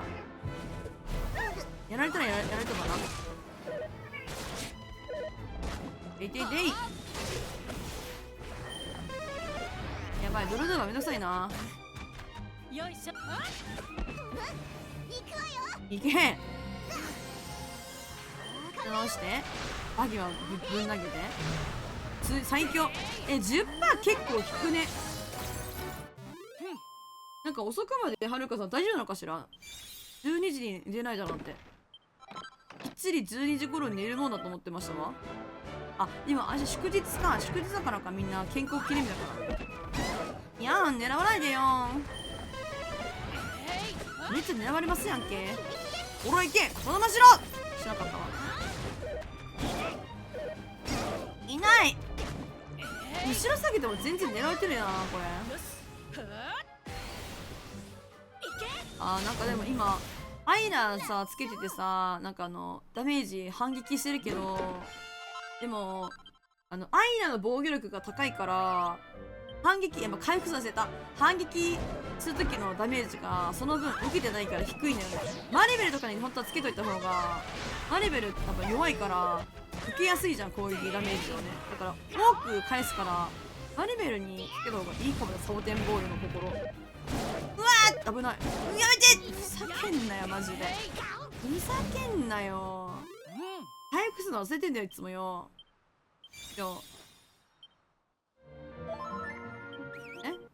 おい、まあめんどくさいからまあいいやと思う。いいね。いや、なんでマリベル下げたのに狙われるんだ。なんでだこれ。無邪気に、おい、かわいすぎる。無邪気に戯れてるのかわいいね。痛い痛い痛い痛い痛い。マリベル狙われすぎじゃない？どうして？なんか魅力がある子が狙われるのかな。いいね。なんでじゃん。なんかガボが回復してんな。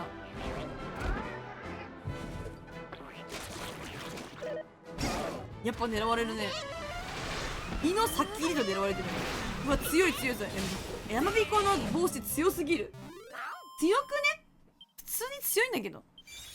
いいよ。いいね。これあれやな。でもな、どうなんだろうな。レベル上げも兼ねたいけど、さっき教えてくれたと思うんですよね。その羽とかをなんか落としてみたいなのもまあありなのかな、一緒に。いやでもいいよな、別にいいよね。盾も結構発動してるけどやっぱ狙われてるな。関係ないね、どこに配置してもマリベルちゃんは。狙われるときは、お、来た。怒涛の羊強いから怒涛の羊やりたいな、とりあえず。やりたい。怒涛の羊やってくんないかな、ガボ。怒涛の羊見てほしいんだよ、怒涛の羊。いけ！やれ、ガボ！やらんかい。やらんのかい。痛い。狙われすぎだろ。来た。強っ。でもなんか、昔よりも弱い。怒涛の羊っていうのが羊界の最強の技なんだけどな。なんか、ね、ナーフされてるかもしれない。よ。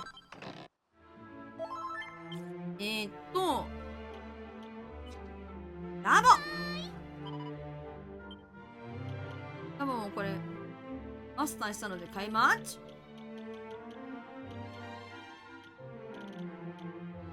なのでやります。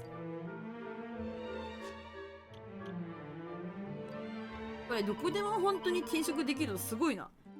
本当に画期的なシステムだこれは。だってだからこう過去にいるからダーマに直接なんて言えばいいの、ルーラーできないわけ。過去にいる時はね、さすがに。過去の世界内のどこかにはマッピングしてたらなんて言えばいいの、ルーラーできるようになったけど、さすがに過去未来は行き来できないんで、これでマスターしたから一回じゃあ石板の石板から戻ってさ、ダーマ飛んでみたいな感じのこととかさしなきゃいけないみたいな感じなんだけど、いらんっていう。もういいじゃん。回復させた？やだるか。イエイ。別になんかさ、魔法使えなくてもさばきのさ杖持たせてんだからさ、バギマやっときゃいいんだよな、別に。そうやっときゃいいのよ、強いんだから。よし。いいよ。5ってもらってる方なのかな、その熟練度みたいな。どうも熟練度5って結構もらってる方なのかな。さーて行くわよ。いいよ。いけ。それ。よ。やっぱなんか戦わずして戦闘なんつうの。即倒しとかやった方が効率いいかな。1個ずつでもさ、そっちの方がいいのかな。ああいう無邪気にじゃれてる時マジで可愛いんだけど、ベビーパンサー買いすぎマジで。いいよね。だからこの獣系はいいよね。ドロラーバとか見てもさ、可愛いとは全然ないんやんか。でもさ、獣系のモンスターは結構可愛いモンスター多いからさ、いいよな、和むわ。よし、MP 回復しました、これで。結構攻撃魔力とさ、最大 MP とかのさ、なんか上がり幅結構でかいな。でも、身の守りめっちゃ低いな、これ。なんかこれ、プラスを補っていく、あ、違う、なんつうの。今は魔法系に特化してっていう感じにやってるけど、なんか苦手なところと、なんか得意なところみたいな感じで補ってやった方がいいのかな、それその上がり幅的な。今いたけどさ。でもどうせ転職したっけな、ステータス全部変わるからな。せっかくこういう風に育ててでもさ、やめて、めっちゃ痛い、本当に。なんでそんなにマリブ狙うの？そういう風に組まれてんのかな、これ、本当に。選ばれすぎじゃない？さすがに。さすがに狙われすぎじゃない？これ絶対弱い敵から狙うっていうようにしてるよな、これ。キラーパンサー。来た。絶対そうしてるくない？びっくりする、狙われるな。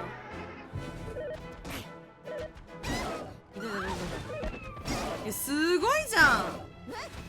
死んじゃう、そんなのやったら。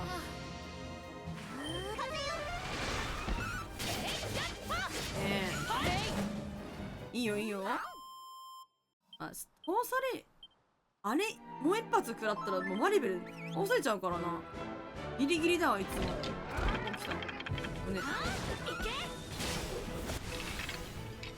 た。ね。やばい。危な。これガードクラッシュとかみたいな感じのものとか、なんか防御力を少しでも減らされるようなことがあったら多分マリベル倒されちゃう。ジバリが来た、これ。いいぞ。い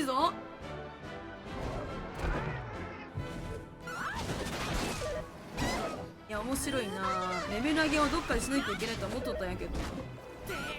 地味だよね、やっぱりな。地味じゃない。よかった。ちょっとラッキーパネルとレベル上げやっとくわ。ちょっと私あと2分で今日の配信終わろうかなと思っておりまして、明日はちょっとなんかこの RPG じゃないゲームをやりたいなと思うので、嘘ついた。お馬さんかトニーパズルちょっと終わりたいから、どっちかやりたいな。ちょっとお馬さんは多分ねまだ終わらないのでやっていきたい。おっとお馬さんかな。ほんでね、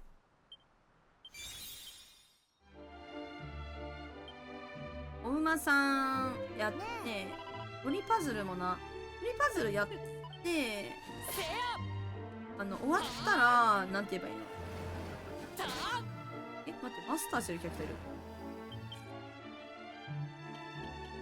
あ、マリベルが終わってたわ。トリパズル終わらせられたらトリパズルの後に馬とかもありだけどな。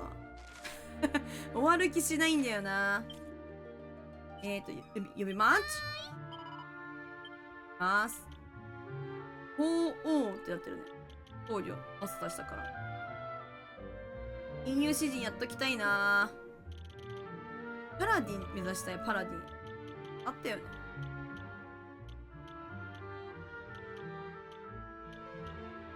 どうしよっかな。アリベル HP 低いんだよな。ここいらで一旦なんだっけなんだっけ舞踏家とかやらせてもいいけど、お笑い笑わせしって意外と HP 高いんだね。やっちゃおうか。お笑い師めっちゃ多いな。でもうちのパーティーなんか先にさ、その強い戦士系の技とかを全部さやつをみんながやっちゃったら、じゃあ残りのさこういうさ職業をさみんながまとめてまたやらなきゃいけなくなったらパーティーの戦力全部落ちちゃうじゃんっていうのが嫌なので、こうなんかまばらに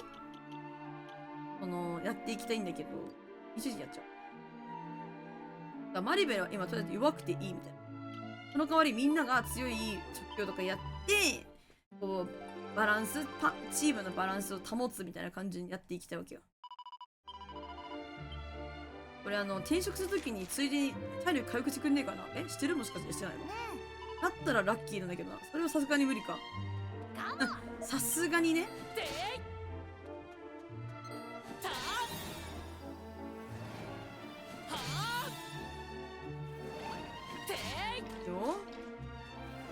湧いたやつはこうやって押すとか早いんで、やった上で、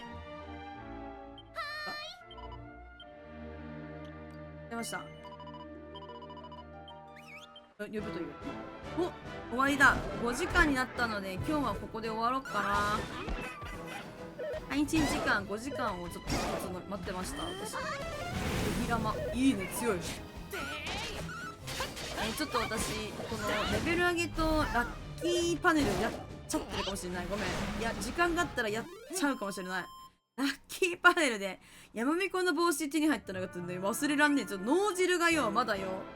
脳汁がプシャーってなったら、あの感覚忘れられねえよ、俺は。やべえやばい回復するの捨てたんや。やばいやばいやばいやばいやばい。危な。尽くしてくる。やばいってば、バカー。もう、おバカちゃん。おバカちゃん。ちょっとね、回復忘れちゃうんだよね。まあ、ボタンね、どっちか忘れちゃうわけ。え、今はできない。なんで回復できないの？なんでや。やった。マッシュちょっと押したわ。なんかいい。え、回復できる人いない？もしかして私、今。え、いな！やば回復の自分を覚えてる人がうちのパーティー誰もいないってことに気がついてしまった。やばい。まずいぞ。あ、じぞ？まあ、ええか。あ、そういう時もあるわな。あ、そういう時もありますわ。ということでですね、今日はここまでで終わりにしたいなと思います。17名様もいらっしゃるんだ。今日ありがとう、本当に。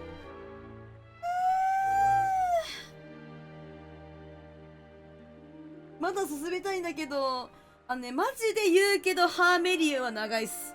マジでハーメリアは長いっす。本当に言うけど。やばい、お人が増えてるな。